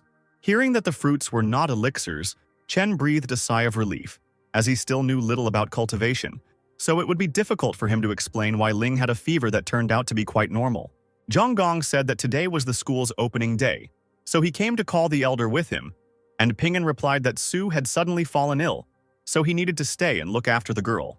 Mu accepted these words but thought that such an excuse was quite interesting, since the immortal Ling was unlikely to get sick. The guy noted that Su shouldn't have eaten all the watermelons. So, while picking the fruits, Chen offered to share them with the disciples at the ceremony, and the old man agreed to do so, since that was the elder's wish. Zhang Gong thought that while it might be a trinket for Ping'an, for the others it was a great opportunity to grow. To avoid carrying everything in his hands, the man placed the watermelons in a magic ring. He thanked Chen and said that he would return for the ceremony, and the boy asked him to forget about the 10,000 disciples and not worry about it anymore. Mu stated that they had already been recruited. The Hengzhong sect building was in a festive mood, with confetti flying everywhere. There were quite a lot of people on the cult's territory talking to each other about something. Yi ran up to her grandfather and asked if the elder would show up today, and the man replied that he had other things to do, so no. Meeting Lanking in the crowd, Mu smiled and said that he didn't think the princess would come. The girl greeted the man, who said that he was leaving her with his granddaughter. Then, finding himself in the center of the square, the old man announced that the celebration would begin. Suddenly a stranger approached him, greeted him and said that he was the Emperor of the Ancients and wanted to talk to Zhang Gong. Suddenly the man was pushed aside by the crowd, and the stranger, trying to get through, demanded to be allowed to talk to the Emperor of the mountainous country. A man with an eye patch standing nearby noted that the patriarch was now at the stage of no more than a demigod. He believed that the sect had no great strength and, other than the formation and the dragon, it was almost useless. The young master of the Purgatory sect asked his subordinate, "Is this what you mean by meeting an immortal and that's it?" The man, who was literally cannon fodder, said that he really wasn't lying. Otherwise, the master would be thinking about how this selfless sect suddenly rose to the pinnacle of glory and managed to gain the favor of the empire. The master declared that it was all a trick to deceive the students, and that the accompanying gifts and money from the nobility were to be returned as is, and the rest was to be divided among 3 or 7. The subordinate wanted to object, but the man said that he was not in the mood to listen to such nonsense. He ordered to enter the clan and explained that the mountain defense training, even if it was revealed, would not have any effect on them. The sect did not pose a threat to their purgatory cult, even if they were strong. And the dragon in the sky, fortunately, was only at the peak of Dhyana, and the master could give him a fight. Licking his lips, the master demanded that Mu Ran Sua be captured. The man was sure that now they would be able to catch her and turn her into a weapon. Su suddenly turned around and noticed her enemy piercing her with his gaze. The girl was puzzled to see the disgusting, satisfied smile on his face. However, the next moment, he no longer looked so happy as he saw the owner of Tianrun Tower, Long Iodian. Then Zhengdan Tung, the director of the Shushan Immortal Academy, arrived at the ceremony. And then Bai Gufeng, the owner of the treasury, appeared with the fair-haired boy. They all came to congratulate the Hengzhong sect on its opening. The Purgatory sect master was astonished that the ceremony was attended by 3 of the strongest people. He couldn't understand why these men were here. Looking at Gufeng, Long guessed that he came because he apparently heard about the elder. Mu apologized to the three leaders for not greeting them properly, and Aotian noted that the old man he met the second time was too polite. Zhonggong thanked him for saving him that time, but Long said that he shouldn't have thanked him and suggested calling him brother. Then Dan introduced himself, also offering to call him brother and asking for forgiveness for showing up uninvited. Next, Bai introduced himself and was going to repeat the director's words.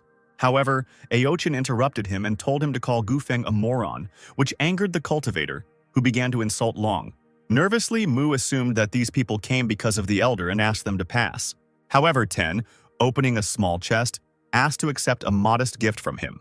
A scroll burst out of the chest, which the director called a painting called Dragon and Phoenix Chenxiang. Dan explained that if you looked at it for a long time, you could greatly improve your cultivation skills. Mu guessed that it was the treasure of the Shushan Immortal Academy. Ten confirmed the guess and noted that this gift was just right for the newly opened academy. Bai said that after this he could not leave them without a proper gift, because he was the owner of the treasury. Gufeng opened the casket in his hands, from which a blue light began to rise. Bai explained that the spiritual energy in this place was weak, so he decided to gift a source of pure spiritual energy. Then, Aodian said that there are 5 levels of spiritual guides: lower, middle, high, and others. Lon stated that Gufeng's gift could be flushed down the toilet, since the absolute energy conductor that the tower owner brought was more suitable. An angry Bai insulted Aotian and said that he couldn't calm down, and the cultivator replied that he had simply always been ahead of him. Then Gufeng said that he had another gift, which was a golden card. With its help, one could get a 10% discount in his treasury. Dan was amazed, thinking that 10% was almost half of his treasury. Long said that it was trash, since he and Tianjin Tower were under the control of the elder.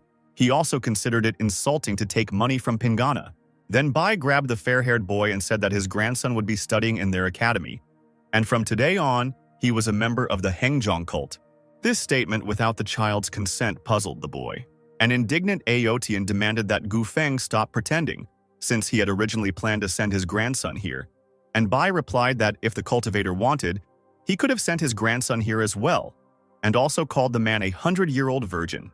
Watching the cultivators in conflict, the director thought about how difficult it was with them. The Purgatory cult master couldn't believe that the top cultivators had come to congratulate the Hengzhong sect. He guessed that there really was someone very strong at the head of the cult. The subordinate whispered to the young master what they should do now, whether they should continue with the plan since they were going to catch Shui. Hearing this whisper, Ron turned around, and the sect leader tried to shut up the servant. The worried master explained to his subordinate that he should at least look around before opening his mouth.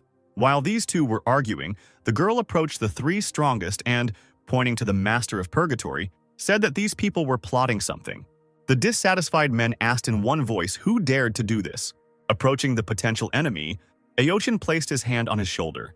Then the man, accompanied by Ten and Bai, asked the young master what he had said. Lon continued his speech. "You seem to be from the cult of Purgatory? Didn't you know whose sect it was you dared to cause chaos in the cult of your brother? You don't respect me, huh?" Guafeng continued. "There is no money to buy my treasures, but they boast about their eggs." And Dan picked up, "You have also insulted our academy." The young master tried to somehow excuse himself. He said that the elders apparently misunderstood everything. He was just a guest. Mu approached them and said that it turned out that there had been a misunderstanding and asked them to end it there, and that this man was a guest. He assumed that the young master probably had prepared a gift as well, which made the boy nervous. Zhonggun explained that they were not picky.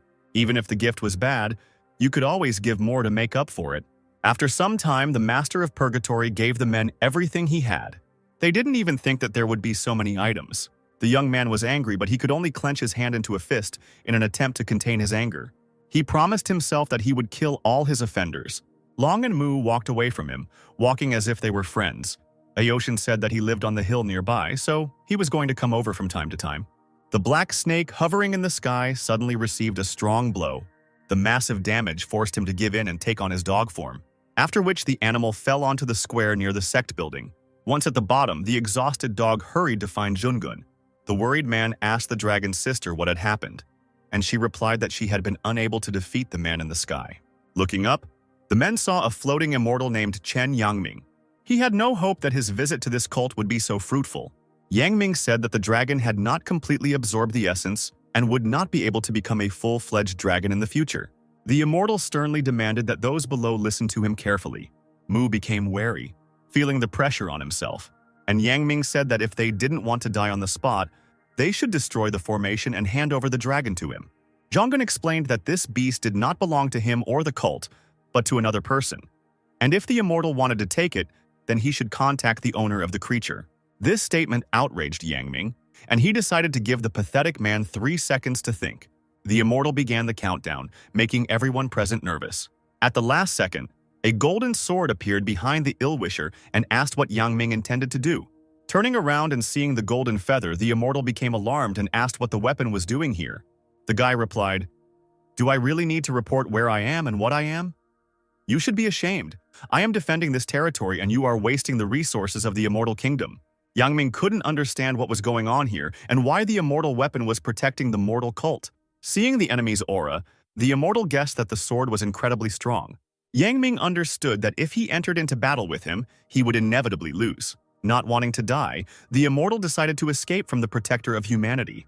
Dissatisfied with such a pitiful sight, Golden Feather asked, "Are you running away?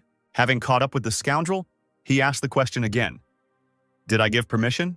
Then, swinging his leg, the sword struck the enemy. With a direct hit, he sent the enemy down. The attack was so powerful that it slammed the immortal into the ground. The resulting hole sent clouds of dust into the air. Landing nearby, the weapon told Yang Ming to return to the cult, fall to his knees, and ask for forgiveness. Spitting blood, the immortal asked, "Do you want me to apologize to the bugs?" He tried to set his own conditions, but it was in vain. A few more blows from the sword followed for the sake of conviction. Half naked and beaten, Yang Ming knelt in the Hengzhong sect and begged for forgiveness. Sword gave Mu a bag containing all the immortal's belongings, and the old man thanked the youth for what he had done. The weapon told Yang Ming to leave and tell everyone that he was protecting this cult, and the immortal politely and fearfully replied that he would do so. He then immediately took off flying away from the sword. However, once he was far enough away, Yang Ming shouted that he would return. Mu cleared his throat, drawing attention to himself. He understood that he needed to somehow defuse the situation. The man said that when everything was finally resolved, within 3 days they would accept 10,000 disciples. 3 days later, the system notified that Pingin's mission had been successfully completed. Chen was amazed that the old man did not lie and fulfilled his request. The system congratulated the guy on completing the 900th task and notified that it would launch an update, and the reward would be chosen by Pingin himself. He could ask for something ordinary or restore cultivation. Hearing about cultivation, Chen became encouraged, realizing that he could become stronger. A window popped up informing you what percentage of the update had been downloaded. The system took a long time to update, and when it reached 99%, it seemed to freeze in place. Looking at this number, Pingin was already starting to get angry. Clutching his head, he did not understand what kind of files this system could have been downloading for an entire hour. And at that moment, Ling was trying to get to the watermelons behind him. However, the guy looked angrily at the girl, demanding that she stop. He said that Sue shouldn't have eaten watermelons, and asked if she had forgotten what happened a couple of days ago. And Ling replied that the watermelons weren't to blame. I was distracted from Ping's lecture by a notification that the update was complete. The delighted guy began clicking on the screen, and the upset Ling wandered back into the house. The system window turned gold, which amazed Chen. The system was updated to a better version, and now Pingin could choose the development path independently, and missions were supposed to appear automatically. You had to wait for the mission to appear, and after completing it, you could receive various rewards. Thanks to the Raider mod, the system automatically selected 100 places in different parts of the world between which you could move. After completing the mission, you could become stronger, and after completing 100 tasks, there was an opportunity to become completely invincible. Pingin assumed that he would have to fight people, but he doubted that he could fight anyone right now. The system also offered a second choice. You can become a cultivator, but you have no spiritual roots, so independent development is impossible. The energy core will always be filled, and cultivation will be at the peak of each level. In this case, the guy decided to become a cultivator and chose this option on the screen. From this moment on, Chen was at the peak of the Dantan formation and could see his own key. The guy was happy that his cultivation had finally been restored. It had been 5 whole years since he became the same as an ordinary person, and it was quite difficult for him to live for so long without strength. Pingin felt that there was another flow of energy. Concentrating his power in his hand, he saw Kai. Chen decided to test his cultivation and directed the energy towards his home. The blow left a dent in the foundation, helping Ping'an confirm that he could now use cultivator techniques. The guy was glad that he was now quite strong. But Ling, standing behind the door on the contrary, considered her brother a weakling. Chen asked Su to come to him, and the girl immediately ran up to the guy. When handing Ling the bamboo stick, Ping'an asked, as before, to hit him with all his strength and he would not dodge. As Su accepted the weapon, she smiled slyly, intending to punish her brother. The girl jumped, intending to attack Chen from above and take revenge on him for not giving her watermelons. Seeing the approaching stick and Ling's energy, Ping'an was amazed that Su had strengthened herself with Kai. What followed was a powerful blow that went beyond Chen's domain. However, the guy himself was not at all harmed by the girl's attack, unlike last time when she hit very weakly. Ping'an felt nothing and was now glad that he really was strong, but Su assured him that this was not the case, and it was all because of the clothes that Chen now did not take off. While the boy admired how incredible he was, the rooster thought about when his owner would get all his strength back. It was still strange for the bird to see his elder like this. Peach said that after many reincarnations, Ping'an had changed somewhat. Before he was the strongest creature, but now everything was different. Sighing, the knife said that it was the master's decision, which they had no right to interfere with. He also thought about how invincible the elder had been in the past. The weapon told me, I remember it as if it were yesterday. One day, the owner was sitting in his domain and calmly sipping tea. But his ill-wishers dared to interrupt his rest. Then the master came face to face with a group of people whose movement could destroy the world. After a moment, Ping'an said to attack together, since he didn't have time to deal with each one. The guy didn't even intend to put down his cup of tea. With just one movement, he got rid of several enemies and indifferently left the bloody place, leaving behind many corpses. The sword was surprised that the elder was so strong before and wanted to ask something, but the knife told him not to ask stupid questions. A system window popped up, notifying that the first level was ready and asking if Ping'an would like to start it. Chen was surprised that it happened so quickly and thought that it was much better than waiting for the task. Suddenly, Zhonggun came to the guy and asked the system to wait a little. When the gate opened, the old man with the dog in his arms announced that he had come to return it. Then Ping'an reminded me, I told you that you don't have to return the animal. Mu explained that the reception of students was over, and the dog wanted to spend time with its owner, which surprised Chen. The guy asked incredulously if the beast was kind and would not bite.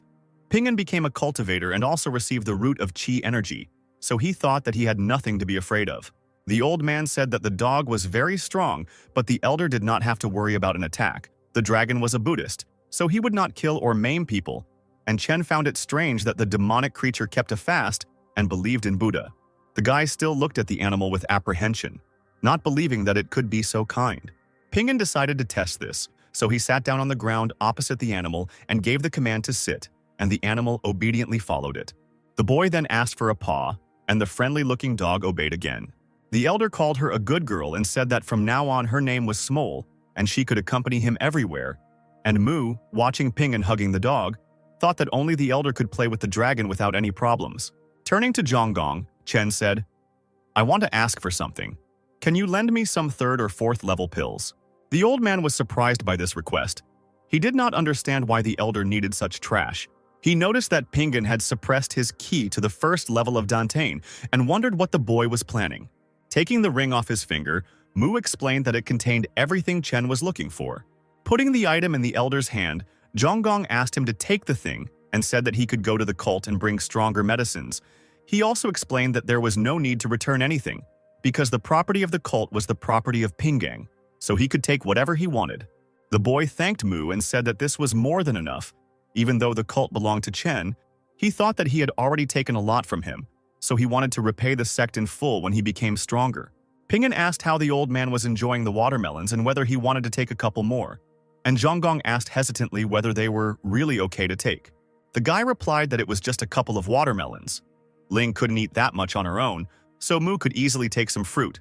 Besides, the old man helped Ping'an, and Su, who was nearby and armed with a stick, indignantly said that she would eat them herself.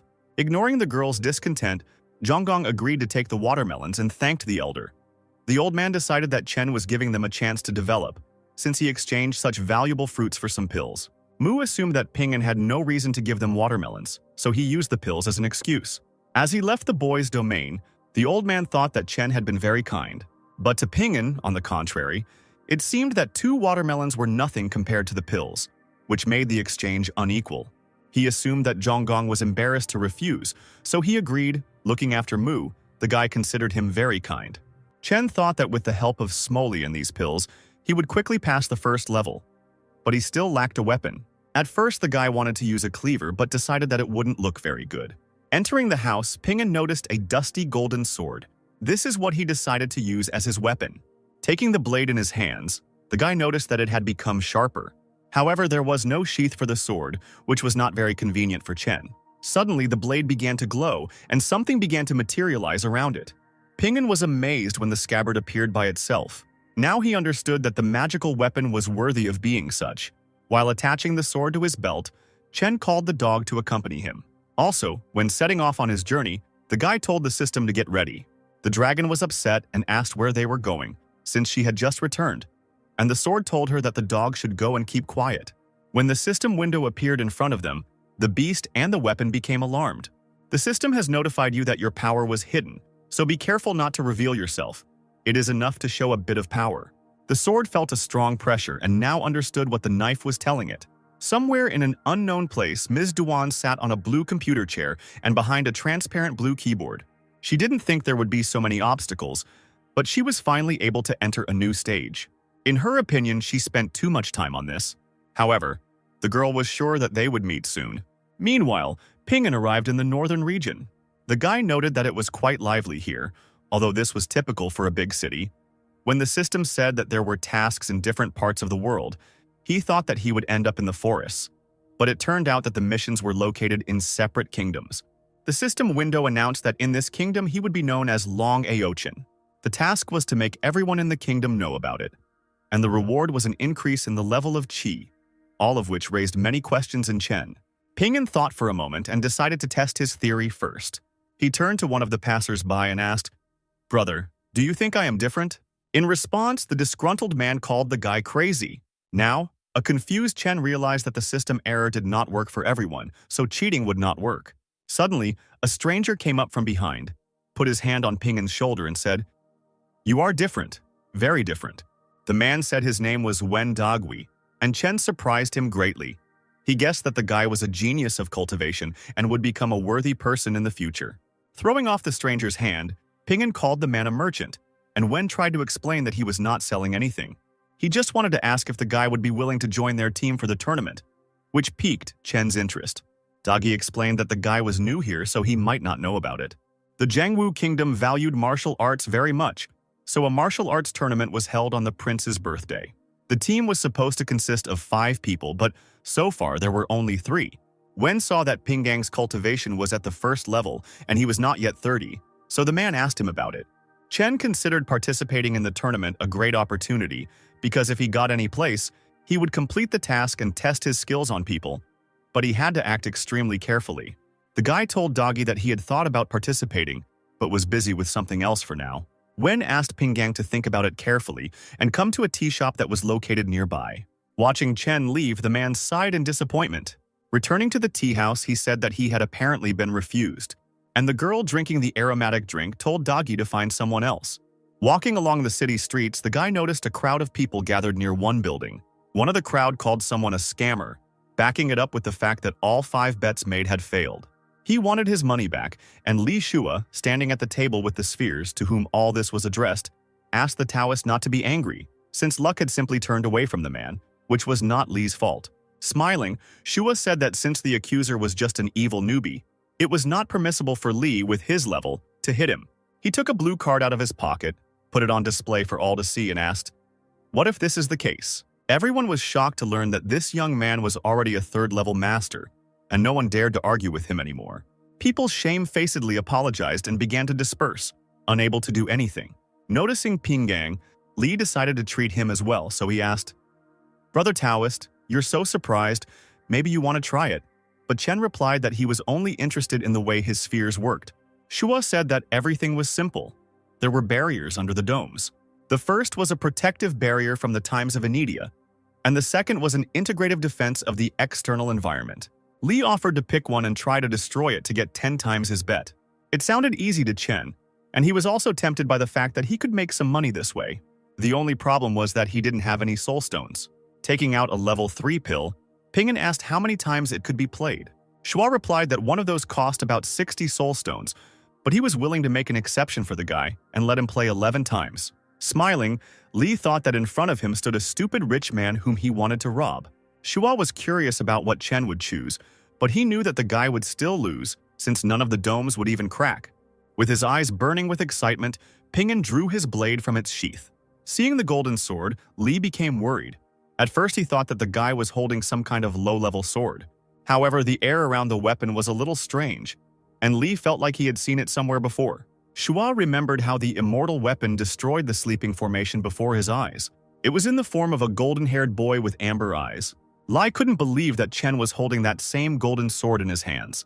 He had recently heard that an immortal artifact had reached the southern lands, but he doubted that the weapon could recognize such a fool.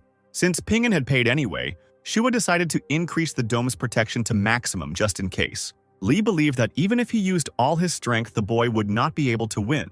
However, the sword was able to easily cut the dome in half, showing Shua its power. Ping'an himself was shocked, because not only the barriers were damaged, but the base was also broken. He didn't know how it happened and assumed he had swung too hard. Chen asked how to calculate his winnings, hoping that Shua knew he didn't have money for repairs and wouldn't beat him. While the worried charlatan wondered if Ping'an knew he was cheating and would kill him, the swindler told Chen that the guy was the only one who could win. Shua gave Ping'an a bag containing his winnings of 600 soul stones, and Chen, calling the boy an honest man, said that he would go, since he still had business to attend to. As he left, Ping'an was glad that they didn't ask him for money for repairs, and Lee quickly put his things away, saying that the shop was closed and demanding that they not look at him.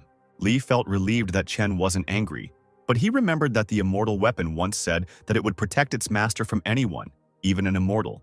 Lee didn't care how strong Ping'an was. He just hoped that the guy wouldn't want to get even with him. Watching Chen walk away, Shua noticed something suspicious. He saw Ping'an and his dog being chased by several men who were clearly up to no good, and Lee thought this was his chance. Chen also noticed that strangers had been following him from the beginning. He assumed that they might have been the shopkeeper's boys. Running up to Ping'an and startling him with a touch on the shoulder, Lee said, "Hello, Brother Taoist, what a meeting." The disgruntled guy asked the shopkeeper what he wanted, and Shua replied, "Don't worry, I'm not with the guys who want to rob you. I think you're a good guy, so I decided to help." Looking back, Lee loudly declared that under his protection, not a single living soul would approach Chen. Hearing this and seeing the shopkeeper's menacing look, the pursuing men became alarmed and taken aback. Lee said that the boy was now untouchable, and Ping'an thanked him for it. Lee introduced himself and asked to be addressed by his first name, then asked Chen's name, and the nervous boy said, "Long Iodian." Shua knew that this was the name of the head of Tianjun Tower, and thought that maybe they had the same last name. However, the shopkeeper knew that a cultivator would never use someone else's name. He had heard that there was someone very powerful behind Tianrun Tower. The man in front of Lee was holding an immortal weapon and also used the name of the tower's owner. So the shopkeeper began to guess that this was not just a coincidence, causing Shua to become nervous and Ping'an to ask why the guy was sweating so much. Lee tried to come up with some kind of excuse and said that they had simply been standing in one place for a long time, which only puzzled Chen more. After some time, Ping'an came to the very tea house where he was asked to come to join the team to participate in the tournament. He entered with the dog and Shua, greeting everyone. Wen was surprised when he saw Chen and asked, "So you agree?" And the girl was even more surprised when she noticed Lee behind the guy. Peng Han, a 5th-level cultivator of the Doesnt realm, was unhappy that Shua had come to them, and even brought someone with him. Lee explained that he also wanted to participate, so he decided to join the team along with Ping'an, who made it possible for him to win the tournament. While everyone was happy about the new addition to the team, Han was angry, because before Shua appeared, he was the strongest cultivator, which could help him win Fei Shan's attention. He had no idea that Lee, whom Peng was clearly not thrilled about, would join them. Distracted from Shua, the embittered Khan noticed the dog. He indignantly asked Ping'an if this was his dog and why he had brought it. Chen replied that it was indeed his beast, and explained that the animal was not just a dog, but was a demonic creature. This seemed like nonsense to Pan, and he asked, "Do you even know what you're talking about? This garbage dog is a demonic creature." Then they walk on the street. Khan was unable to finish speaking because he felt a strong pressure that caused him to fall to his knees. The other team members were amazed by the behavior of their comrade, who suddenly began to tremble. Looking at the dog, Lee thought, although it looked like an ordinary animal, The power emitted by it was indeed very similar to the energy of a demonic creature. Schwa understood that Ping'an was not as simple as he seemed. Pleased with his trick, the dog thought, "Let's see if you dare to say something to me again." Peng himself was also surprised that he lost his balance. He could not understand how it happened. Khan felt a monstrous pressure, but he could not believe that it came from the beast. And the indignant Ping'an asked, "Did you see a ghost, or do you have low hemoglobin?" Peng replied that he simply slipped and fell. With her hands clasped in front of her in a pleading gesture, a nervous Faye asked her to stop her aggressive behavior. She said that there was little time left before the tournament, so it was time to head to the wild mountains to level up. Finding themselves in the forest in the wild mountains, Chen found it strange that there were no creatures, and Shan, worried, said that they must have come at the wrong time, as usually small creatures hid if something stronger and more ferocious than them appeared. Since Ping'an was at a low level, Faye asked him to stick behind them just in case, and he could also attack from behind them, taking less damage. Trying to support the girl, Pan told her not to worry, because at their level, no monsters were scary to them. Besides, they came to level up, so they had no need to protect Chen. However, Shan did not like these words, and she rudely asked the guy to shut up. Smiling stupidly and nervously, Ping'an turned away from Han, who was wildly angry, in an attempt to avoid trouble. Chen wondered if Peng was really as strong as he claimed. Ping'an had no spiritual roots, so he could not determine the level of the people around him. And the guy also had a strong feeling that Han wanted to stop him. Sword asked Smolya if she had released the dragon's breath, and the dog replied that she did not know this and asked if the weapon had felt it.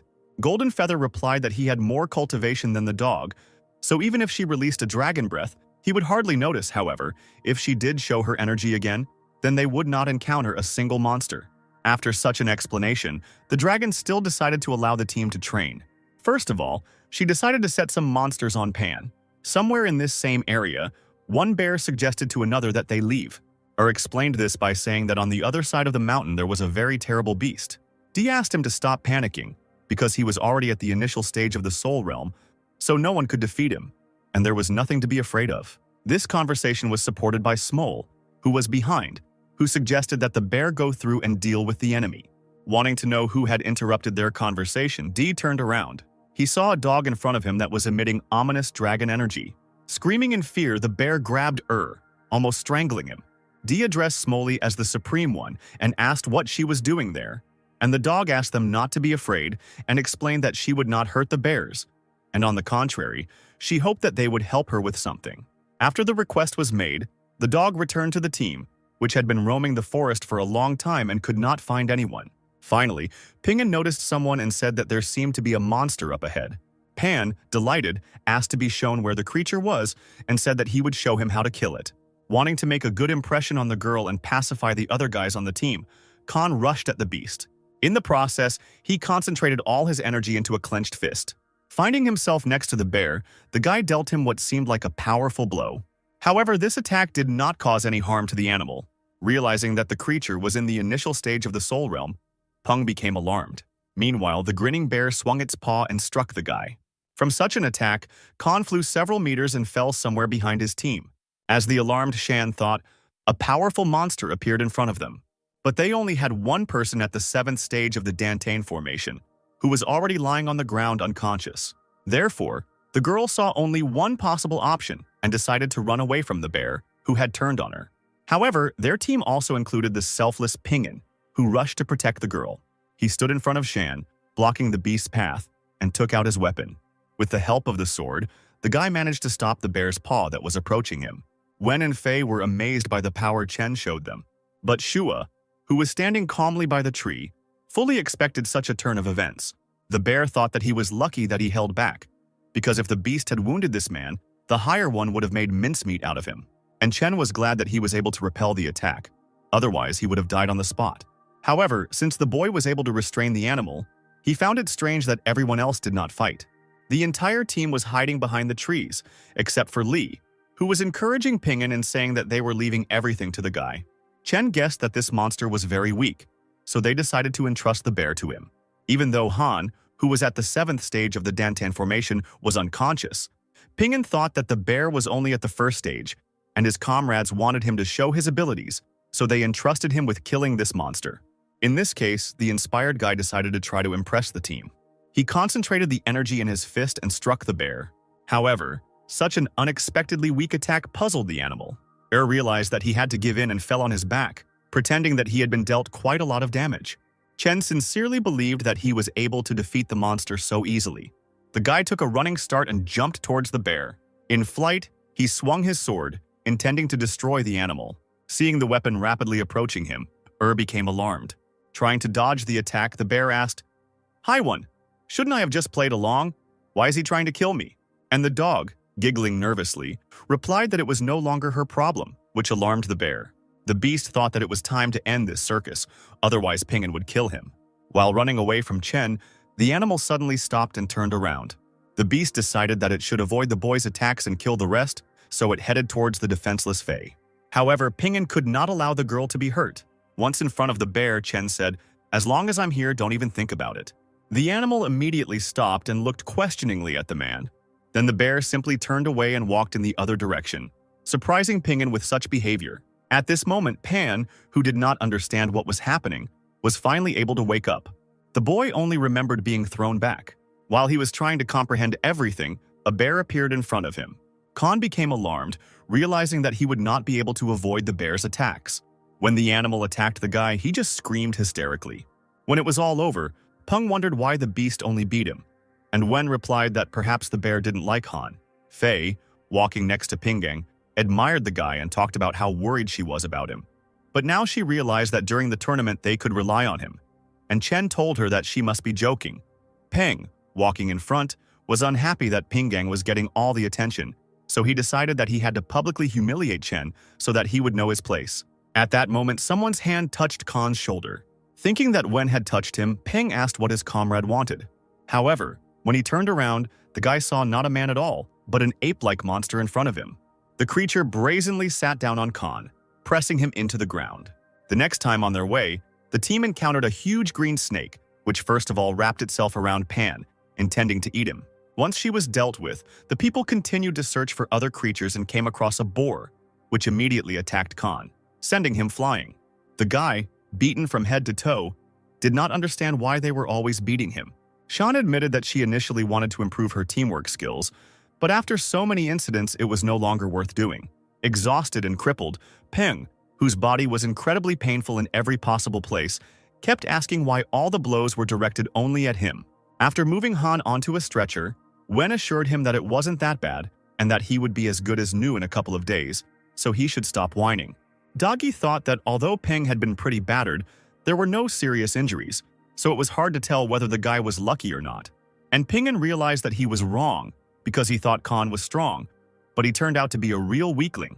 Chen approached the boy and, wanting to encourage him, said, "Even if you are weak, don't dare give up. Continue training to become stronger." Pan wanted to answer him something, but he could no longer. Losing consciousness, he again asked only one thing: why? Seeing how Chen Han lost consciousness after his words, Shua was once again convinced of how strong the elder was, and was glad that he was on good terms with him. Ping'an suddenly informed Li that it was time for them to say goodbye, since Chen had to go to the Alchemist's Guild, and they could only meet tomorrow. However, Shua said that he also needed to go there because he wanted to buy some pills, so he offered to go together. Li also asked the guy if he wanted to buy the medicinal pills, and Chen replied that he had to sell them, since there were too many of them. Shua replied that it was a great idea and explained that he was known in the guild, so he assumed that the alchemists would be accommodating when selling. They were met at the guild by Ye Ming, who asked why Master Li had come to see them, and without warning. Smiling sweetly, the girl turned to the stranger and asked who this cute little brother was. "Let's eat sometime." However, Ping'an replied that he did not want this and explained that he only came to sell something. Min asked to leave the prelude and show what he brought, and she would then say how much the guy would receive. Chen thanked the girl and took the ring off his finger. He then began to dig through the magical vault in search of a certain item. The guy took out a cheesecake and said, "It looks like there are pills here." Seeing the baked goods, Min and Li were surprised and asked again, "Pills?" When Ping'an realized what he had gotten, he became terribly embarrassed and began to apologize, explaining that he had only just received the ring, so he had not used it very well. He asked Shua if this was his friend, and the guy answered in the affirmative.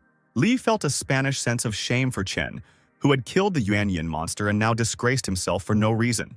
Ping'an kept digging around in the magical vault, but his search remained unsuccessful. At some point, a golden card fell out of the portal. She slowly sank to the floor, right before Min's eyes. Having picked up the object, the girl was sure that she had seen something similar somewhere before. She recognized this thing as a golden map from the treasury, which shocked her, because there was only one such map in the world, and it belonged to Gufeng. Just when Chen managed to find the bag of pills, a girl came up to him and asked if he could wait a little bit. Ping'an didn't even have time to answer before Min ran away, promising to return soon. The girl was sure that the guy was not an easy person to have such a card, so she decided to ask the master what to do. Alchemist Guild leader Shimen Chen, Long Aotian, and Bai Gufeng were somewhere in the garden playing Go. Using the artifact, Ming contacted Seaman and told him that a boy named Long Aotian, who owned a golden treasure map, had come to sell them some pills. The real Long and Bai were too busy fighting over the game at the moment. The head of the guild was outraged by the noise they were making and asked them to be quieter. Seaman considered these two people fools who were his problem and whom he wanted to throw out. The men still thought about what Min said. The purple gold card of Gufeng's treasure haul let them know that it was about the elder. On the other side of the stone table, Aochin grabbed the guild leader by the collar and pulled him towards him. He demanded that Seaman treat Ping'an like his father. And Bai supported. Even if your alchemist guild is empty, don't say a word. Understood. The surprised head asked, "Are you talking about the same one whom you both bragged to me about meeting in the southern region?" In this case, the man asked his comrades to stop and picked up the dropped communication artifact. Nervously, Seaman said that Min could not drive him away, and explained that this man had to be treated with respect, and any request he made had to be fulfilled. And if the girl insulted him in any way, then she would be finished. Long admitted that he never thought that the elder would come to the northern region in such a short time. Aochin guessed that Ping'an had a new plan. Seaman said, "Isn't it clear that the elder could empty the treasure hall without any problems? So why should he have difficulty buying pills and elixirs? And the reason for this, of course, is that he needs me. He even came to the Northern Region General Council to find me, even though I wasn't there. That's enough to prove that I'm important to the elder." Listening to the guild leader, Lon thought about how unpleasant this person was. Meanwhile, Min finished talking to the master and was worried, not understanding what she should do. The girl understood that she had to satisfy all of Chen's demands. Since she had been teasing him for some time, she assumed that the guy might actually propose to her. Also Min, running back to Pingang, thought that this man was good-looking. Returning to the hall, the girl told the elder that she wanted to give him all of herself, which shocked Chen. Somewhere in the system, Duan was sitting and watching Ping'an, was indignant that another girl was pestering him.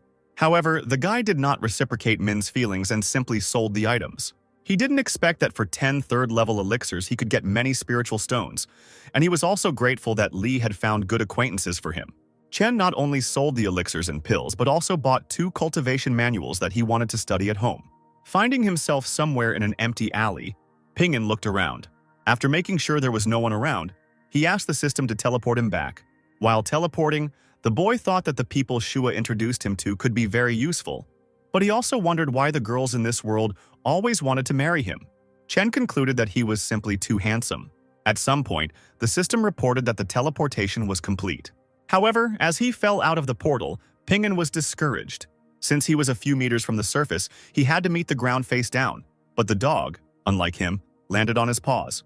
An indignant Chen asked why the system had thrown him to the ground, and she replied that it was a mistake.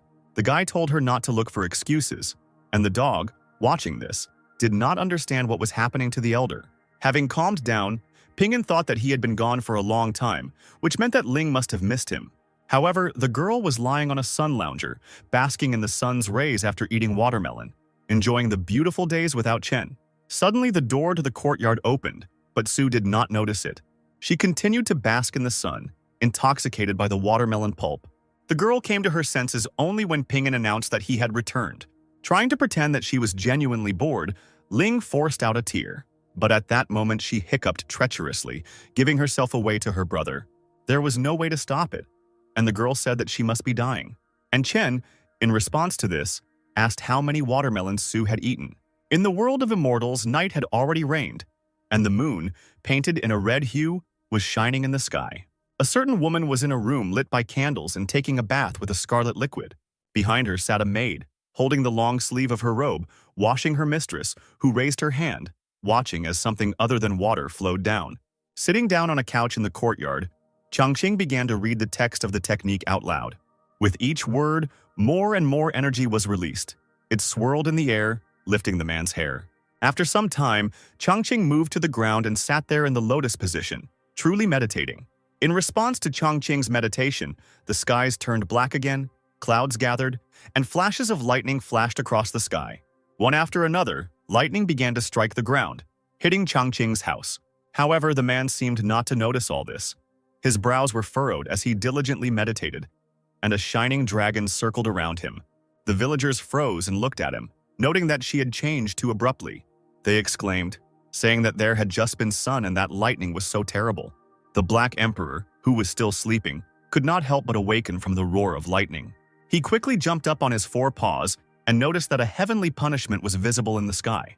When he reached the courtyard, he saw his master had already flown into the air, still meditating, and the Black Emperor thought that he had been by his master's side for so many years, but this was the first time he saw him cultivating. Changqing opened his eyes and stared at his hands, thinking that he felt something warm moving within his body. He jumped up happily, thinking that this could mean that he had received a sign that he could begin cultivating. Still hanging in the air, he spread his arms out to the sides, his golden energy forming a circle around him. The Black Emperor was also happy, thinking that it was not in vain that his master, because he cast a small spell and already attracted heavenly punishment. Suddenly, the very stone that Changqing had given to Changshuan flew up to the first one. Even more delighted, the Black Emperor noticed that his master could even use this heavenly artifact, the Hunyuan stone. He noted that there was very little spiritual energy in this village, which is why his master did not use this stone for his training. Clutching his head with his paws, he thought in panic that they only had one Hunyuan stone at home, and that would not be enough for its owner. After thinking for a while about what to do, the Black Emperor found a solution to the housing problem. He remembered that there was also a similar heavenly artifact in the forbidden area of the Southern Mountain Spiritual Fox clan. Straightening up and sticking his tail out like a pipe, he thought that now was his finest hour. Mentally turning to the owner, he told him not to worry, and he headed for the exit. After leaving the estate, the Black Emperor walked away, thinking that for the sake of his master he would do anything, even through fire and water. Meanwhile, Changqing had already finished his meditation. He had already landed on the ground. A bright spark was shining in his abdomen. When the man woke up, he joyfully exclaimed that he now understood what it meant to train. Scratching his chin, he wondered why he had been unable to achieve enlightenment for more than 5 years, and then suddenly opened up. Suddenly his gaze caught on the purple stone beneath his feet. Changqing bent down to pick it up, wondering why his tea talisman had suddenly changed color. And then he assumed that the book Food of the Earth that Xing Shui left for him was really meant for people like him who were deprived of spiritual roots. Looking at the stone in the book, he exclaimed that this was a long-term training method that absorbed the energy of the stones. A few hours later, night had already fallen. Changqing exclaimed that this was all very reasonable, and as he thought, the heavens did not abandon him. Thinking back to various anime, he remembered that someone became an official by cooking food. Someone became a saint by playing chess. There were even those who, by playing games, were able to start a harem. Holding up his precious stone, Changqing exclaimed that he, 5 years after he came here, was now going to reach the pinnacle of life thanks to this stone. But the man immediately realized sadly that he had only one such stone. He thought that it was still a gift from old man Changshuan, and he couldn't go to him and ask for another one. Sighing, he began to think sadly about what he should do now. Meanwhile, Zitian was somewhere in Taishuan scolding Changshuan for hiding too much. Changfeng hit the floor and fell on his knees. He told the teacher that it was he who had been useless and had brought shame on the sacred land of Ziking. Zitian walked up to his disciple and placed his hand on his head, ruffling his hair. Smiling, the man reassured the boy, saying that today's defeat was not his fault, and that Lu Wushuang's strength had exceeded his expectations. Starting to cry his eyes out, Changfeng rushed to embrace his teacher, practically knocking him off his feet. Zitian hugged his disciple and began to comfort him as he sobbed in his arms. After a while, the door opened and Xing Shui appeared in the doorway. Noticing the awkward scene, the girl turned away and said that she had come at the wrong time. Zitian immediately pushed Changfeng away and awkwardly scratched the back of his head, assuring the girl that she was just in time. He walked closer to her with loud steps and asked her where she had been all this time. Xingzhi replied that she had suddenly sensed an opportunity while flying over Shaoqi village in a flying boat and had gone out to look for it. Zitian asked her again, and immediately a small blue lotus began to shine on the girl's forehead. and the man was surprised to find that she had already reached the Yuanying level. Changfeng also stood up, asking in surprise. Xingzhu smiled smugly and said that she was not so useless after all, and even overtook brother Changfeng. Jitian laughed and exclaimed that this was indeed an unexpected surprise, and he told the girl that he wanted her to participate in the tournament tomorrow and defeat the Holy Sun, Li Changmin. Xingzhu immediately shook her head, indicating that she refused it. Jitian never expected that his student would refuse him so easily, so he asked again. The man asked Changfeng to leave, saying that he wanted to talk to the junior student alone. The boy did not resist. When Changfeng left, Jitian sat on a chair and asked the girl why she didn't want to participate in the battle. Folding her hands in a polite gesture, Xingzhu noted that she had already reached the Yuanying level, while Li Changming and Lu Wushuang of Taishuan were still at the Jindan level. She noted that if she fought them, it would be an unequal battle. Leaning closer, she quietly said that Taishuan might have hidden powers and she might lose. She noted that then it would be completely impossible for the teacher to save face. Xingzhu chuckled and concluded that she could neither win nor lose, and she asked the teacher how he wanted her to fight. Jitian listened to the girl's arguments and awkwardly hit himself on the head, smiling and agreeing with her. Clearing his throat, he said that he, who had lived for 1,000 years, had allowed the desire for food to cloud his judgment and had almost fallen into a trap. Squinting, he thought that this girl had not only increased her strength in just a few days, but her spiritual state had also changed noticeably. He noticed that she now had true dignity. Jitian told her that since she was already at the Yuanying level, he decided that after the tournament was over, he would announce to the entire Ziking holy place that she would become the next head. He asked her with a smile what she thought, but Xingzhu shook her head again. She smiled sheepishly, apologized, and politely declined the offer. Jitian's jaw dropped. He never expected the girl to refuse him again, and especially not like this. Once again folding her hands in a polite gesture, Xingzhu told the teacher that she was currently only focusing on achieving the state of pure heart and was not thinking about the position of head. And she noticed that senior brother Yin was a more suitable candidate. The man took the girl by the shoulders and began to shake her to bring her to her senses. He asked her what had happened to her over the past few days, that she was even refusing the position of head. The girl's eyes lit up when she told her that she had met the great master by chance. Jitian asked her again, thinking that he had a feeling that everyone was meeting masters, but he alone seemed to be missing out on anything. The man exclaimed, ordering the girl to tell him who he was and what level he was. Xingzhu replied that she didn't know anything about the level. She said that Master Ye kept the Demon King at home as a pet. He also uses Chaos Stones as tea toys. He can also play ordinary melodies on the heavenly instrument Tianyu. The girl noticed that in other respects this master did not stand out in any way, Jitian exclaimed, asking the girl if she really called this something ordinary. The man swallowed nervously, thinking that the tall figure that Xingzhu had encountered might actually be the old man that Chang Xuan had spoken of.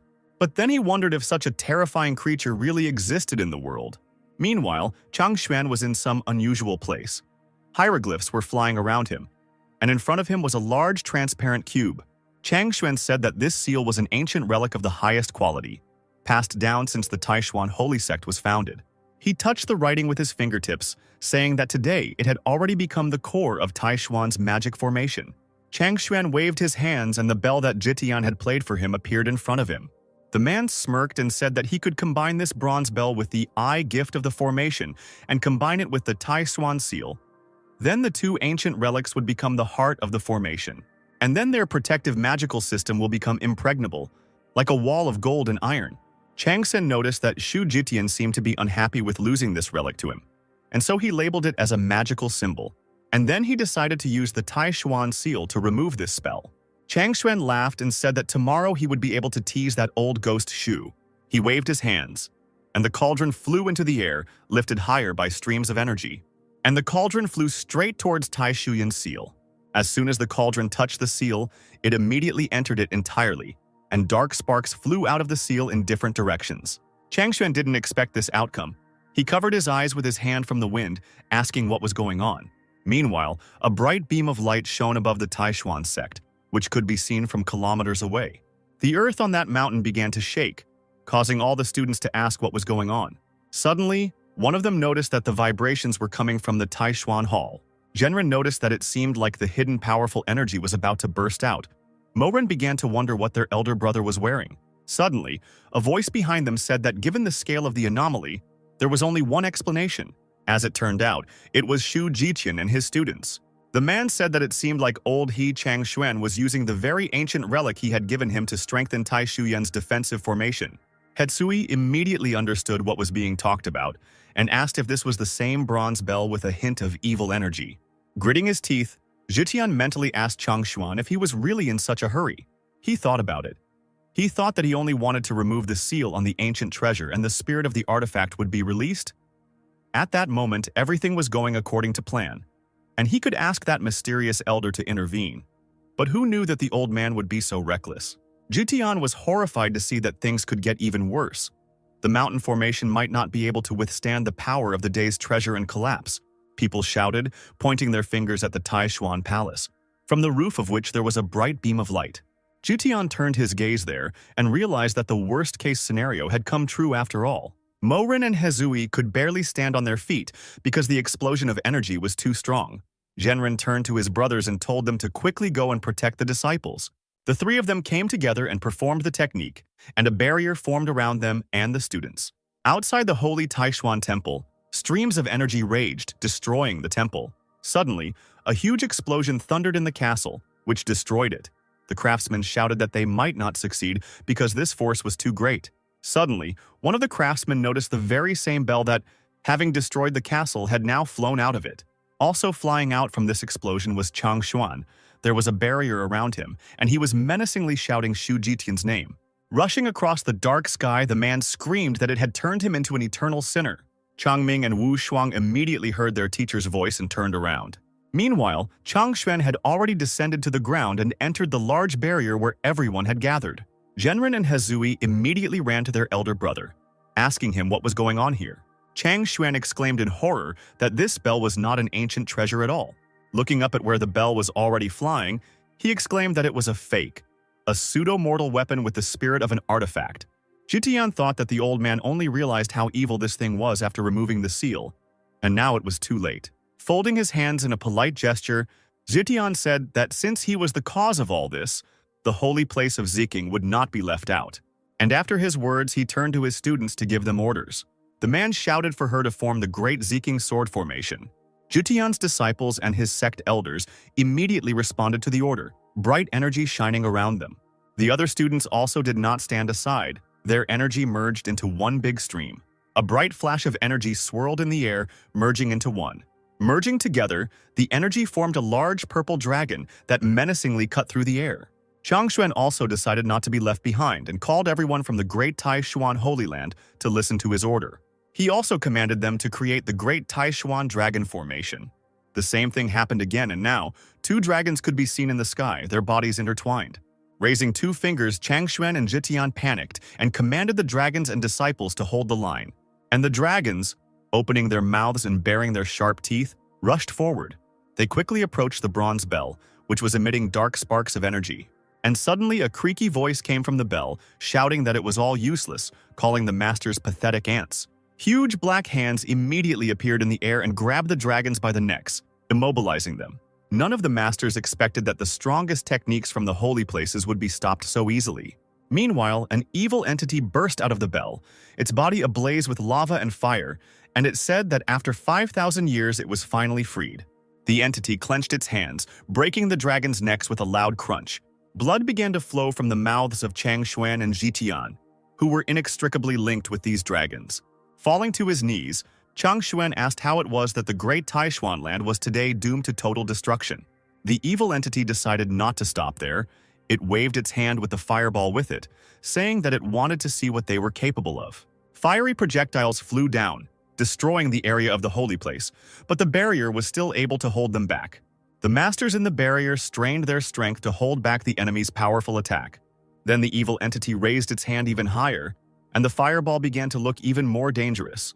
A huge black spear appeared in the entity's hand, and it swung to throw it. The entity screamed for these ants to die, and the spear flew forward with lightning speed. This time the barrier couldn't withstand the attack, and all the masters behind the barrier fell off their feet, losing their balance. The barrier had completely disappeared, and the masters of the two great holy places lay powerlessly on the destroyed square. The evil entity laughed, exclaiming that they were so weak that they could not withstand even one blow from him. they would be better off surrendering immediately and becoming his food. But suddenly, Chang Xuan stood up, again about to give orders to his disciples and not intending to give up. His face was covered in bruises, and he told them to immediately take the disciples below the headout level and the people from the purple-blue land away from here. Hezui, Mo Ren, and Zhenren immediately realized that their holy mentor and elder brother was up to something. Releasing more energy, Chang Xuan confirmed their guesses, saying that he was going to use all his power to destroy him. Jitian, who was standing behind the man, asked him if he was really going to sacrifice himself. The evil entity, laughing, asked the man if he really thought he could stop him. Chang Xuan turned to Jitian and exclaimed that he was leaving Tai Xuan's disciples to him. Jitian waved his hand and opened a portal, and he said that this was the passage to the purple-blue Holy Land, and he told everyone to go there for temporary shelter. Without thinking, the disciples of the two sects immediately ran into the portal. Meanwhile, a huge hammer appeared in the hands of the evil entity, and it began to swing it, saying that no one would be able to escape. Changming and Wu Shuang called out to their mentor, not wanting to just leave him to his death. But Chang Xuan responded by shouting loudly at them to leave quickly. But suddenly, somewhere in the middle of all this fire and chaos, a bright flash flashed, and something flew out from under the rubble. The hammer of the evil entity that was flying towards the masters ran into some kind of barrier. This blow caused an even brighter flash to appear on the top of the mountain. Looking up, Chang Xuan could see the outline of some kind of cloth fluttering in the wind. When their vision came into focus, everyone around them noticed that it was the Tai Xuan card of eternal life. Changming and Wu Shuang simultaneously shouted that this was Master Ye's painting. Raising his hands, Chang Xuan shouted that the elder must have sensed Tai Xuan's distress, and so helped through the painting. Jitian, not understanding anything, froze in place, wondering what was going on and who this Senior Ye was. Hearing the familiar name, Xing Sui wondered if they were talking about that Master Ye from Xiaoqi village. The girl smiled contentedly, thinking that she knew he was definitely an unusual person. The evil entity waved its hand to make a new weapon appear in its hand, and it exclaimed that this pathetic technique dared to stop it. Jumping up in place, the entity struck again, which was met with a barter of canvas. Meanwhile, Changqing was tossing and turning in his bed, covering his ears with his hands. His whole body was shaking slightly. The man opened his red eyes wide, full of anger. Sitting up abruptly in bed, he shouted that it was too noisy today. He slammed the bed, screaming for it to stop as a wave of energy emanated from his hand. And then his hand began to appear from the canvas that was hanging high in the air in the middle of the battlefield.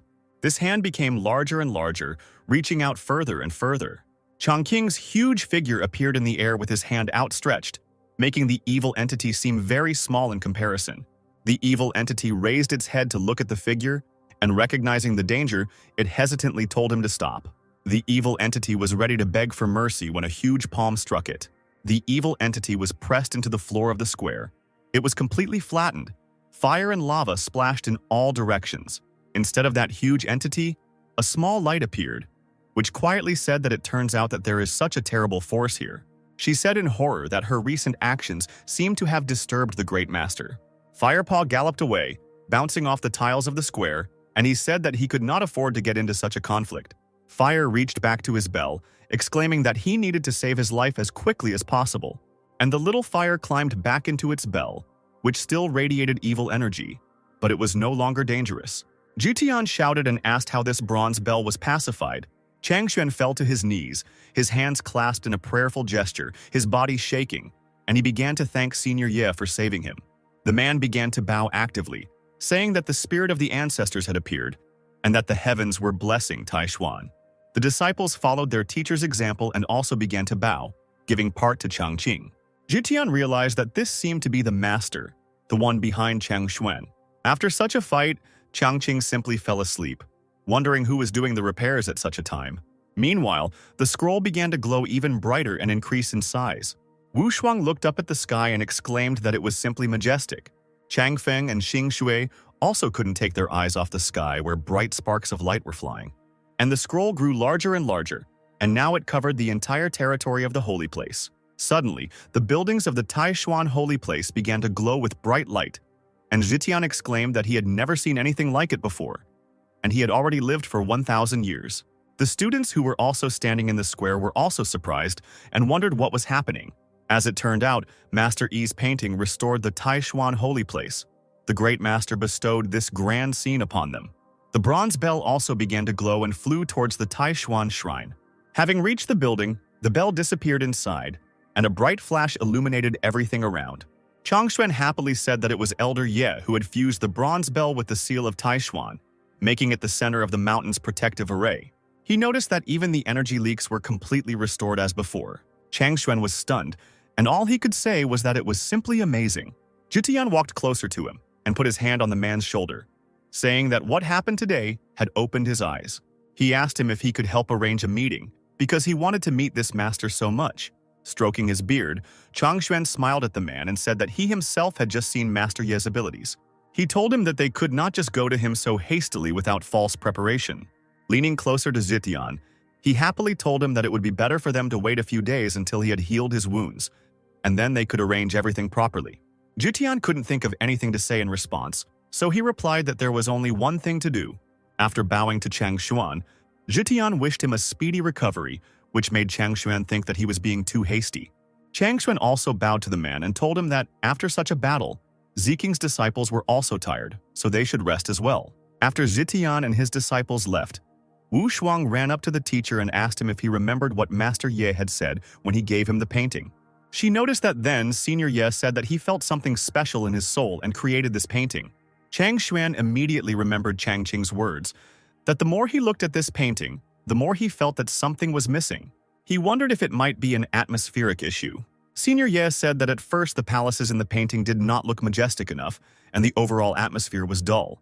On second glance, they looked more like ruins, and overall the painting did not look very attractive. Therefore, Changqing repainted the palaces and added brightness, so that Mount Taishuan looked like a fairy tale place. Changshuan was dumbfounded as he repeated the man's words about him redrawing the ruins. And then he, realizing what the girl wanted to say, asked her if she really thought that what happened today was predicted by the Elder Yi. Tears streamed from the girl's eyes as she replied with a smile that she believed that was exactly the case.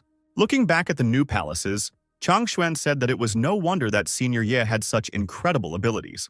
He bowed to him again, thanking him for his protection, and he said that they were forever in his debt. The next day, someone in a dark cloak reached Xiaoqi village. The figure quickly and quietly made his way into the village, trying not to attract unnecessary attention.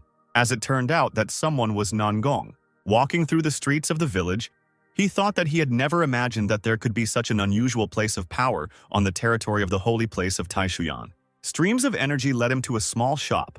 The man noticed that the highest concentration of Tao was concentrated here. But suddenly he was struck by a revelation when he noticed that it was not only the Tao that was collected here. It turned out that he sensed the presence of the aura of heavenly materials and rare treasures. Taking off his hood, he wondered if this place was an ancient ruin, or the home of a great master. The door of the shop slowly opened, and even stronger streams of energy flew towards Nangong. The old man's body shook as he suddenly felt himself covered in sweat. Changqing cautiously peeked out from behind the door. In front of his doors, he noticed an old man standing in a strange pose, his face contorted with fear. Changqing immediately rushed to ask him what was wrong with him and whether he was okay. Coming closer, he asked him if he was overheated. And Nangong, looking at him, thought that this young man at first glance seemed like a completely ordinary person. There was not a hint of true energy around him. The man wondered how he had managed to pass the end of the Dao path without a scratch, and Changqing called out to the elder again, noticing that he was not responding. Nangong suddenly bowed to Changqing and introduced himself to him, saying that he had met a true master. Changqing stepped back in surprise and asked if it had really started again.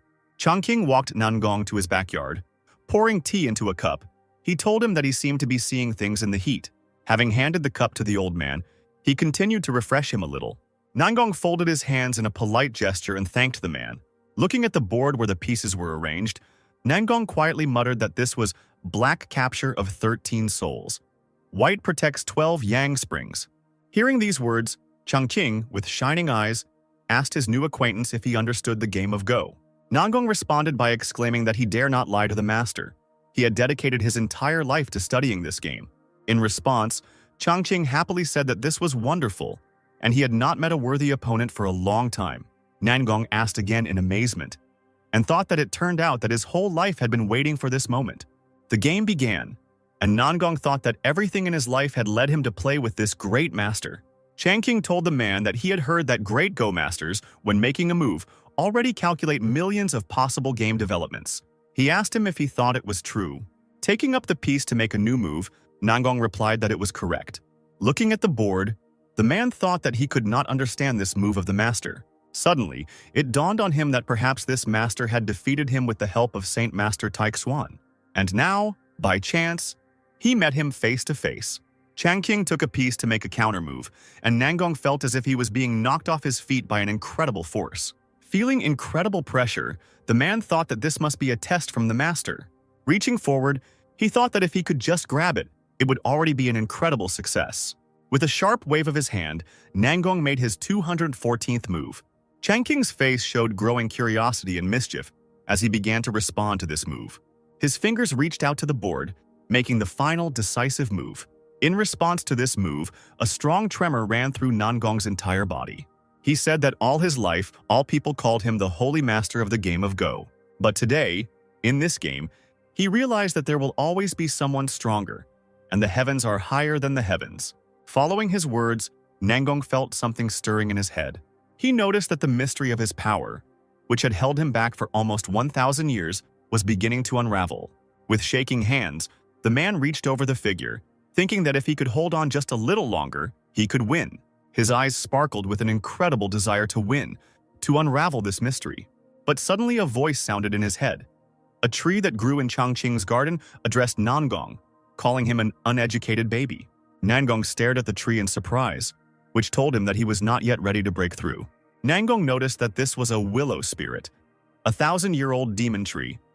If it was planted in this courtyard, then there was a powerful master behind it. He wondered why it suddenly spoke. Bowing to the tree and finding himself somewhere detached from reality, Nangong apologized for his outburst of emotions, and then he asked the tree why it said that he was not yet ready for the breakthrough. The tree told the old man, calling him a fool, to look at the master's board again, and Nangong immediately returned to reality. Looking at the board, the man saw that the figures on it formed some kind of symbol that signified misfortune. Nangong wondered if the master was hinting to him that breaking through at this time would bring him misfortune. Changqing, boredly fingering a piece, said that during a game, if you don't maintain the right state of mind, you can at best lose a few pieces. After placing the piece on the board, he continued by saying that in the worst case, one could lose the entire game. Nangong thought that the master had noticed that his condition was unstable. If he tried to break through by force, at best he would fail, losing energy, and at worst he would lose his mind. The tree confirmed the man's suspicions, telling him that the master, who was contemplating what, did not want to humiliate him directly. So he gave a gentle hint so he should quickly thank him. Following the tree's advice, Nangong immediately stood up from the table. He folded his hands in a polite gesture and bowed, saying that the matter was truly superior to all. The man admitted his admiration. Changqing, not understanding anything, wondered how he could give up after just a few moves. He thought that he still had a few more hidden combinations. He told the man that he was being too modest, and he told him that they could continue. But Nangong replied that even if he devoted his whole life, he would not be able to achieve even 1/10 of his skill, and he would no longer dare to show his insignificance. Following his words, once again finding himself somewhere far from reality, Nangong extended his palms, onto which a leaf from the tree flew. The tree told the man that he was being prudent after all, that these leaves were his opportunity, and that he should leave quickly. Nangong thanked the tree by bowing to it again. After that, he bowed to Changqing, telling him that he had troubled him too much today, and he bid him farewell. Continuing to bow at every step, Nangong walked backwards towards the exit. Changqing's face darkened, and he wondered why this old man had left so suddenly. Looking at the tree, he wondered if he was allergic to willow fluff. Nangong happily flew away, saying that he didn't expect that such a master was hiding within the holy Taixuan. Now he understood why he lost back then. Meanwhile, Taixuan and Zining had already finished their battle. Looking at the list in his hands, Changshuan happily noticed that each of them had swords, pills, symbols, and amulets. There were small achievements, while Zhitian thought with irritation that not only did they have no achievements, but they had also lost 2 valuable relics. After clearing his throat, he asked the man when he was going to take him to meet that same elder. Changshuan turned around in a panic and quickly began to justify himself, saying that it was not that he did not want to take it to him, but that it would simply be inappropriate. Zhitian waved his hand and said that he was not rushing him. It was just that the master of the game of Go, Nangong, would arrive soon, and his goal was precisely this mentor. Changshuan was taken aback and asked the man again, He told him that the elder Nangong had already mastered the path through the game of Go and reached the level of emptiness, and that he would probably break through to a new level in the next 50 Leo years. Chang Xuan thought that he shouldn't conflict with such a person, no matter how much he calculated. He never thought that Jitian would use his name to force him to introduce him to Master Ye. A voice rang out in the courtyard, announcing the arrival of the Go Master Nangong Xuanji. Nangong entered the hall where Chang Xuan and Jitian were. The former immediately began to bow to the elder, and the latter ran towards him. Nangong smiled as he greeted the two holy lords. Turning to Chang Xuan, he said that he had come today without an invitation, but hoped to be received favorably. Bowing respectfully again, Chang Xuan exclaimed that he dared not do otherwise. Smiling stupidly, he greeted the Go Master once more, saying that this was the part for Tai Xuan. Taking the man by the shoulder, Nangong told him that there was no need for unnecessary ceremony. He happily noted that last time he had destroyed his 4 water-spouting dragons array. Chang Xuan felt himself getting nervous, and Xuanji exclaimed that it was truly impressive. Jitian decided to intervene in the conversation, telling the Go Master that he didn't know something. He told him that although Chang Xuan knew the game, he would not have the strength to break his array. It was the work of another master. Chang Xuan, in response to this, turned away, blushing. Jitian laughed maliciously and asked the man if he wanted to tell them whose doing it was. An irritated Chang Xuan grabbed Jitian by the collar, asking him if he was overstepping his bounds, to which the man asked him if he was still hiding the truth. Jitian thought that everyone knew that Senior Nangong was a fan of this game. He would never miss the opportunity to meet a worthy opponent. Suddenly, Nangong said that he had already met this same master before arriving in Taishuan. Jitian and Chang Xuan were quite surprised and asked him again. Laughing, Nangong said that this master had exceeded all his expectations. Jitian exclaimed that he had already reached the peak of emptiness. Could it be that master's strength was his? Nangong reached into his sleeve to take out something and said that if the man saw it, everything would become clear. And Nangong took out that very leaf from the demon tree. Jitian asked why this leaf had such colossal energy, and Chang Xuan noticed that it was a leaf from the master's 1,000-year-old tree. Nangong said that it was true. Just one leaf from this tree could help him break through the limit of emptiness and reach the level of great perfection. The power of this master was beyond their understanding. Jitian opened his mouth wide in surprise, asking who this person was. Nanling, Qinkyu, is where the Spirit Leaf clan settled, and the Fox Fortress is located here.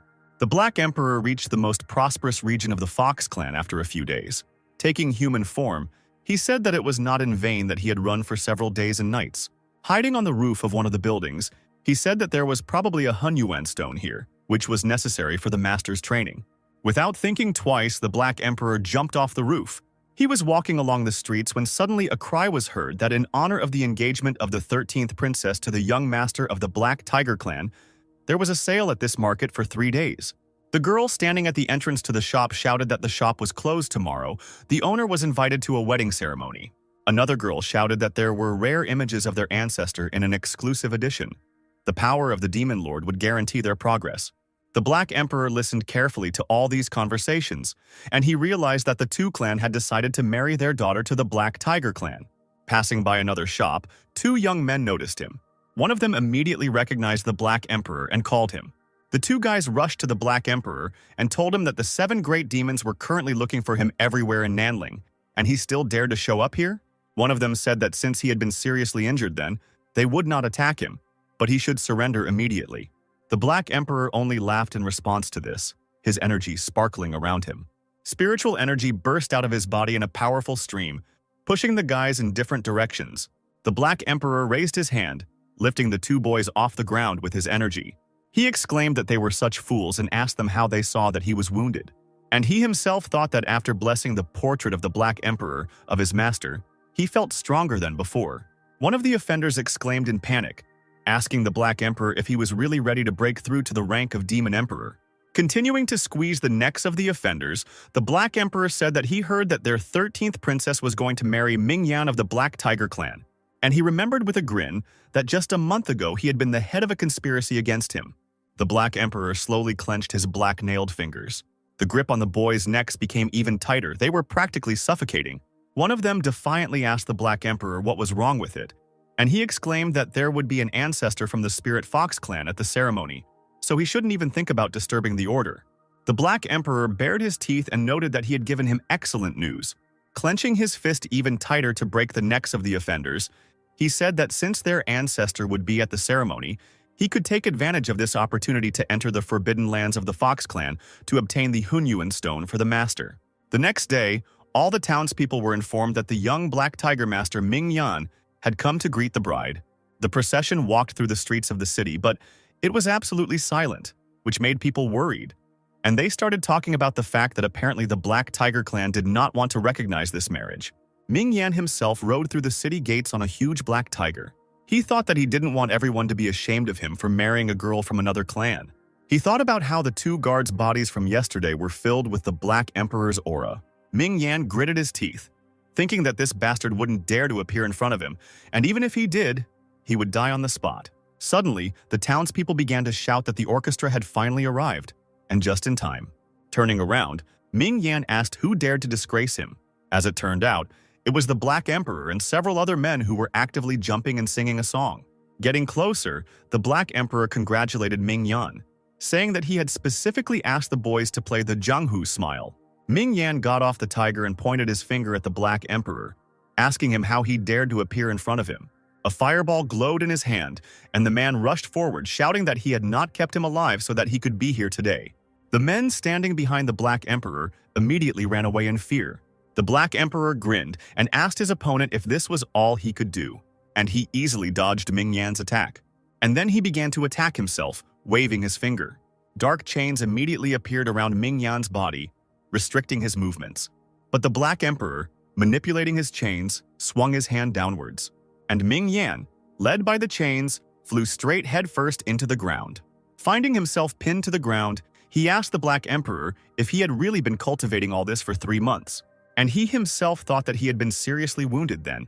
But now he had not only recovered, but had also become much stronger.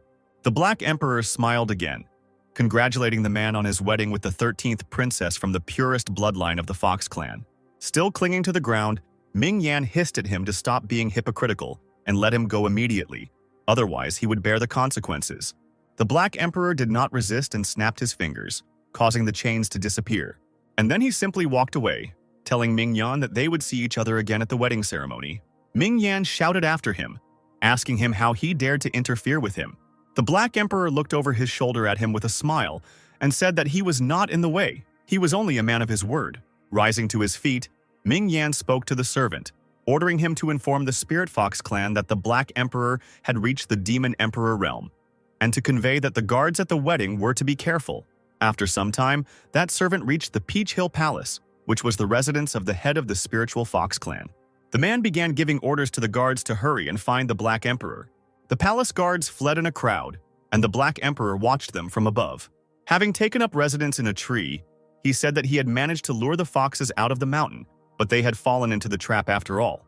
Turning into his animal form, he jumped down from the tree. As he ran forward through the grove, he thought that there would be only one old fox at the ceremony, so it wouldn't be that easy to enter or leave the forbidden area. Suddenly, a white flash appeared behind him. The Black Emperor couldn't help but notice someone at his side, and after a few moments a white fox stopped in front of him. The fox, quickly moving its paws, climbed onto the branch of the nearest tree. Turning to the Black Emperor, she said that she didn't even notice him at first. The fox grinned and said that this was the same legendary Black Emperor in person. Addressing the human form, the Black Emperor exclaimed that since she recognized him, he would come to her in trouble. The fox asked again, a bright pink light shining from her body.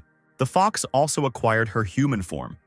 As it turned out, it was the same 13th princess. Sitting on a branch, she told the man that this was exactly what she was counting on, because she wanted to evaluate his strength. She lay down on a branch and addressed him in a sweet voice. The Black Emperor smiled stupidly, his cheeks turning red as he thought that he would never have thought that foxes could be so beautiful. Laughing a loud laugh, the princess jumped down from the branch, clinging to the man's chest, and told him that they were here together. But the Black Emperor only hit her on the neck, stunning her, and he threw her onto his shoulder, saying that he was a real wolf and such tricks didn't work on him. He began to jump vigorously on the ground, moving forward with the girl on his shoulder. He told her that he was going to the Fox Hill, so she would show him the way. Meanwhile, the clan elder appeared in the banquet hall, thanking all the elders and brothers of the clan and inviting them to the wedding ceremony. The crowd shouted that it was time for them to begin the wedding ceremony, and they asked the elder where the newlyweds were. The men in the crowd were shouting that they had heard that the 13th princess was amazing and they couldn't wait to see her. Irritated, Fox Clan elder Jia Shanyao quickly calmed the crowd down, saying that the bride needed even more time to prepare. Ming Yan's cry rang out, shouting that he couldn't wait for her any longer. He asked the elder why this fox had not yet appeared, and he walked through the crowd that showered him with congratulations. Ming Yan started to climb the stairs towards the elder, who told him to be careful. The two of them were very lucky that the ancestors gave their approval for the marriage. Grabbing the elder by the neck, Ming Yan said that their ancestor had already lost his strength, so they were waiting for the Black Tiger clan to help them. Shanyao told the man that he should watch his words. In response, the man only pushed Shanyao away, causing him to fly backwards into the wall. Ming Yan shouted that he had the Black Tiger banner in his hands, so this fox had better show up quickly. The elder's body shook and he weakly replied that he would tell her. Shanyao quickly stood up and ran away. Ming Yan watched him go. He chuckled and thought that if the Black Tiger clan didn't need the primordial chaos stone, they would never need their help. He thought that soon he would break through the demon emperor's quarter, and then the entire spiritual fox clan would become the pawns of the first tigers, and all 13 daughters would become his toys. Meanwhile, the 13th princess lay on the ground, slowly coming to her senses. Opening her eyes, she saw the Black Emperor in front of her, who noticed that she had woken up. Sitting down on the ground, she noticed that her hands were tied with a rope behind her back. Tightening the rope, the Black Emperor said that since she recognized him, she must be one of the princesses. Taking the girl by the chin, he told her that he wanted her to take him to the sacred forbidden land of her clan. The princess looked away and then smiled and said that she would do so. The girl asked the man how he seemed to have gotten there. The Black Emperor replied to her that he had taken advantage of the opportunity, namely the wedding ceremony of the 13th princess and Ming Yan. The princess asked him if he knew about the 13th princess. Looking around, the man replied that everyone knew about her, and he said that she had the purest blood among all the spiritual foxes. She had been hidden from everyone's eyes since childhood, and now she had been released into the world. The princess took the Black Emperor to a small mansion in the middle of the forest. Turning to the man, she asked him if she could go now. But the Black Emperor only pushed her in the back, telling her to be a good hostage and not talk nonsense. He and the princess headed towards the entrance of the building, and on the roof, a fox was sitting crouched. Meanwhile, Ming Yan asked Shanyao if he had seen the Black Emperor at today's celebration, to which he replied in the negative. Baring his teeth, Ming Yan wondered if he was teasing him. Suddenly, a maid burst into the hall, shouting that they were in trouble. With tears in her eyes, she screamed that Her Highness was missing. Running up to the maid, who was shaking with fear, the elder asked her how this happened. Kneeling, the girl stuttered as she explained that Her Highness had sent away all the servants, saying that she would dress herself.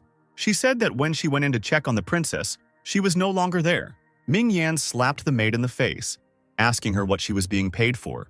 Shanyao asked the young master to calm down and said that he would immediately send people to find her. Burning with rage, Ming Yan thought that this fox would pay him back for everything. Meanwhile, the Black Emperor and the princess had already entered the ancient palace, and the girl, lying on the ground, asked the man what he thought about this marriage. Rummaging through the chests and throwing the contents in all directions, he replied that it seemed to him that Ming Yan was only thinking about himself. He raised his head and said that he was sorry that the princess would have to marry such a guy. The princess sighed and began to talk about who she would like to marry. But she immediately came to her senses, changing her words so as not to reveal her identity. And she said that the princess had said that only a powerful, elegant man with a pleasant and easy character, capable of bringing people to their knees with one movement, could become her husband. The princess sadly leaned her hand on the floor, asking if such a person really existed. Turning to look at the girl, the Black Emperor asked her how she could say such a thing in front of him. And then he said, raising his hands up, that his master's development is simply unattainable, but he is not arrogant and gives others a chance. He grinned and asked the girl if she knew how long his master had been cultivating. The princess estimated that since he had already reached the realm of the Demon Emperor, he must have been cultivating for about 500 years. In response to this, the Black Emperor merely showed her 5 fingers, and then, beaming with pride, he explained that he had only been cultivating for 5 years. The princess screamed in surprise that this simply couldn't be. The Black Emperor continued to rummage through the chests, while the girl was puzzled as to how it was possible to achieve such a result in just 5 years. Blushing, she thought that if he really was that strong, she would be glad if he allowed her to serve him all her life. Looking at the girl again, the Black Emperor told her that when he was done here, he would take her to him. The princess immediately beamed and did not refuse such an offer. The man didn't answer her anymore because he noticed something strange. As it turned out, he noticed that next to another chest there was a pile of primordial chaos stones. Overjoyed, the Black Emperor ran as fast as he could towards the stones. But the princess reached out, grabbing the man by the skin on his shoulders and stopping him. She told him that he shouldn't take them. It was too dangerous. The Black Emperor did not listen and went on, saying that there was nothing to be afraid of because everyone was celebrating. The girl's face darkened when she noticed that the party had not yet begun. Crouching down to collect the stones in a bag, the Black Emperor asked her how she knew about it. The princess replied that she knew because she was the bride, and what kind of holiday would it be without a bride? Having collected all the stones in a bag, the Black Emperor asked again. Looking again at the chest, he noticed that something inside it was glowing with a bright light, and then a bright flash burst out of it, glowing with an evil light. This flash ordered the Black Emperor to throw stones. The man obeyed and put the bag in his pants, jumping away from the chest. Turning around, he exclaimed that this would be too humiliating for him. And then, while two bright flashes were flying at him, he ran to the exit. The princess kept up with him and even overtook him. The Black Emperor, sensing something was wrong, asked the girl what she was planning. The princess didn't answer but just quickly jumped out through the closing doors. Standing outside the doors, she thought that she wanted to see what this Black Emperor was capable of. Her hand reached for the lever by the door. Pulling him down, causing the doors to close even faster, she thought that if he could get out, she would meet his owner. The doors closed, leaving a small gap in which the Black Emperor shouted at the girl that she was a stupid fox. The doors slammed shut, and the room plunged into darkness, in which only unfriendly flashes sparkled. Chains suddenly appeared around the Black Emperor's body, restricting his movements. The voice from the chest told the man that he had not only spoken offensive words on forbidden sacred territory, so he even dared to steal the stones of the unsurpassed chaos. A figure of a woman with 9 foxtails appeared above the chest, and she said that the penalty for this was death. After hearing this, the Black Emperor broke the chains without much difficulty. He said he was sorry, but his master needed these stones, and they should be shown respect. The ancestor of the Fox clan 2C said that he was still there. Even she couldn't use him for practice. She asked him who his master was then, since he wanted to cultivate the unrivaled chaos stones. The man waved his hand in annoyance and replied that his master could kill her with one hand. Tusai waved her hand in response, and a bright flame shone on her palm as she said that she had been cultivating for hundreds of years, but had never met anyone so arrogant. She fired her fire forward, attacking, and said that she would have to teach him a lesson. The Black Emperor crossed his arms over his chest, defending himself from the attack with a barrier, and then he also rushed to attack the woman. Their spiritual energies met, causing a bright flash. There was an explosion and 2C was sent flying. Blood started to flow from the corner of her lips, and she decided to attack her opponent again to kill him. The Black Emperor, however, exclaimed with a smile that she could not kill him, and then he waved his hand and a scroll appeared in it. The scroll unfurled, growing in size, and appeared behind the man, revealing a picture. 2C looked at the canvas and asked if it was the Demon Emperor's scroll. Meanwhile, bright streams of energy began to swirl around the scroll. 2C felt as if something invisible was pushing her back and she was unable to resist. The pressure was so strong that the woman was thrown from her seat and flew straight into the wall. Blood spurted from the woman's mouth as she hit her back against the wall. Sat on the ground and held on her side, 2C said that she couldn't believe that this scroll had returned to the world again. The Black Emperor, with the help of this scroll, attacked the wall, creating a new exit for himself. When the matter was finished, the Black Emperor rolled up the scroll, saying that he had nothing personal with their clan, he just came to pick up a few stones. Looking back at the woman, he told her that everyone was on their own. Meanwhile, the 13th princess had already escaped from the forbidden sacred zone and found herself on the edge of the cliff. Her father and his servant stood behind her, and the girl asked her father if he had been looking for her. Shanyao asked the girl how she dared to do this before her wedding.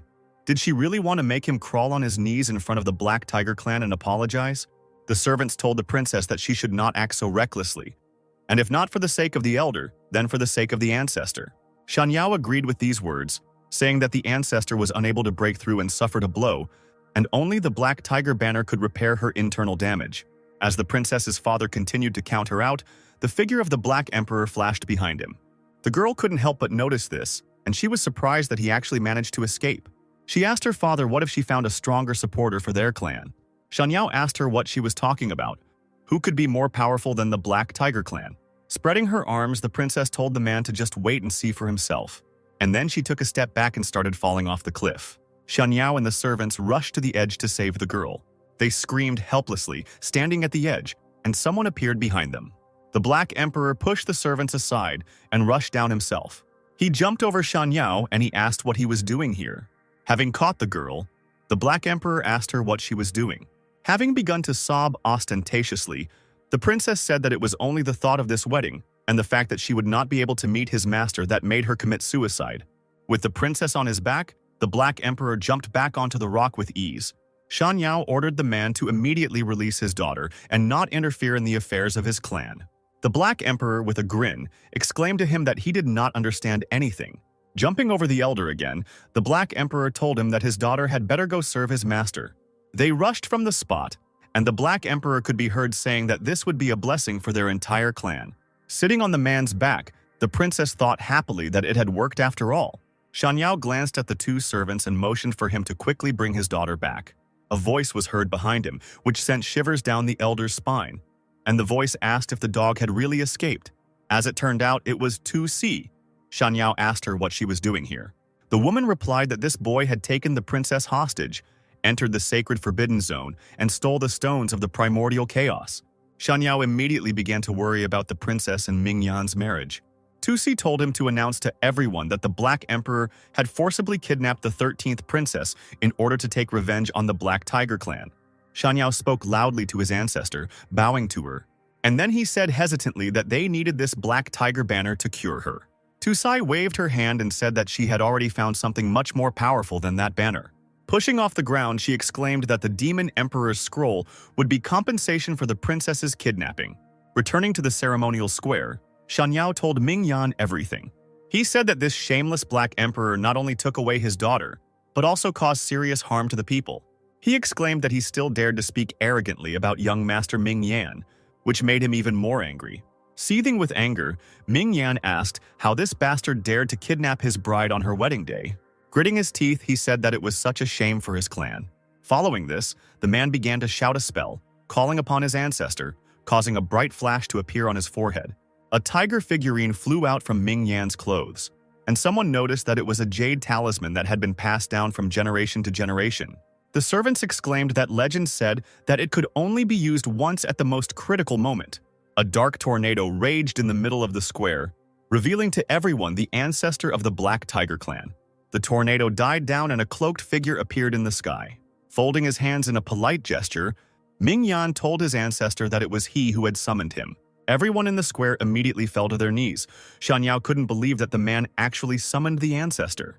The servants thought that this old man was a ruthless monster who had made his way through murder. So the Black Emperor was definitely finished. Ancestor Ming Juechang asked Mingyan in a menacing voice why he had summoned him. The man said that a year ago, a man had caught a powerful demon king who called himself the Black Emperor, and he asked his ancestor to rid them of him.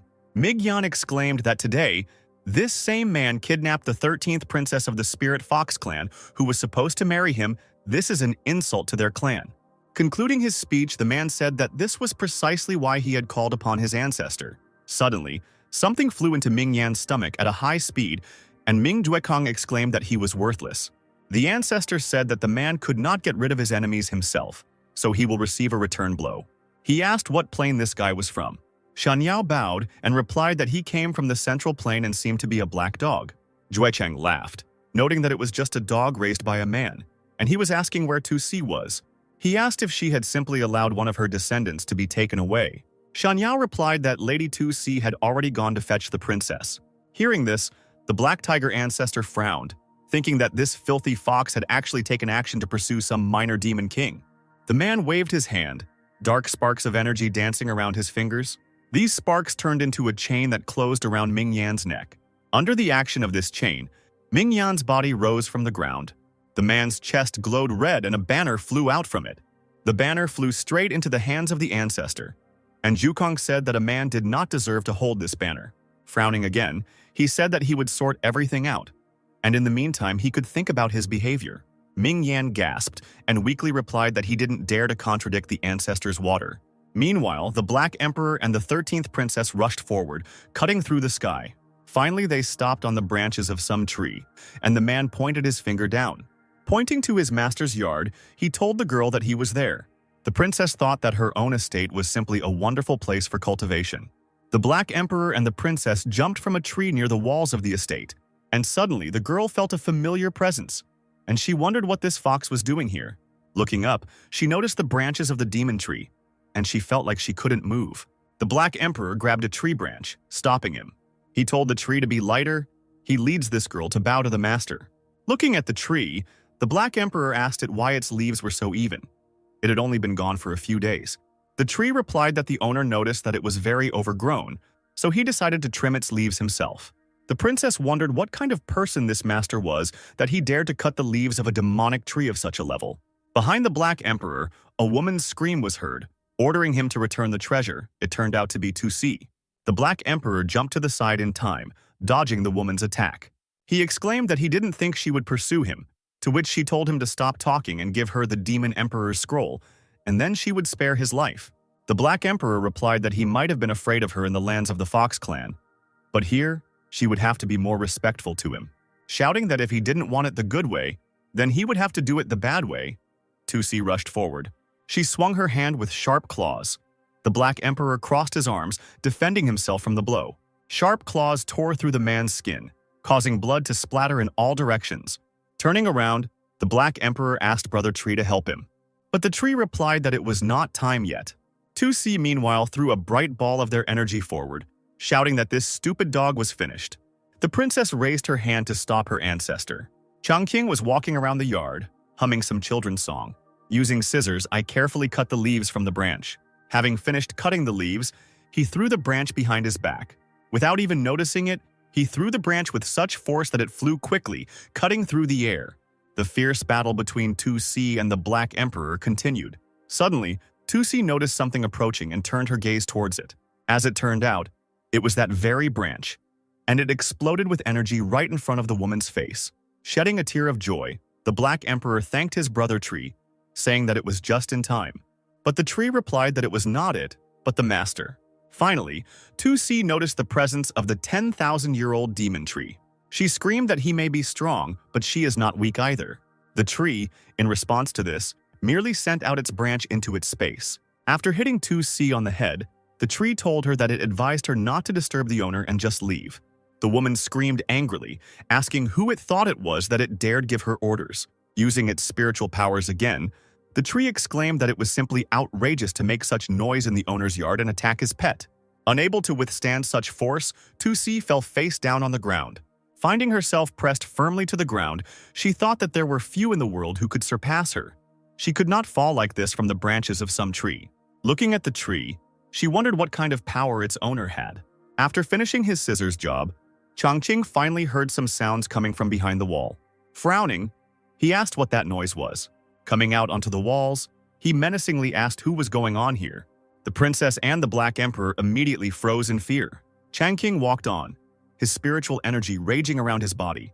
Tusi noticed that she could feel this all-consuming oppressive feeling. The currents were too strong for anyone to withstand, and the princess, her ancestor, and the Black Emperor began to be carried back. Finally, unable to withstand such force, they all turned into their animal forms. Changqing noticed the red fox and his dog growling at each other, and he realized that it was just animals quarreling. The man shouted at them to stop. The Black Emperor mockingly asked Tusi if she could see how strong his master was.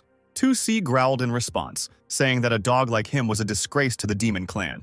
While the animals continued to growl at each other, Changqing sat down and tried to calm them down again. He told them that they were only bothering everyone like that.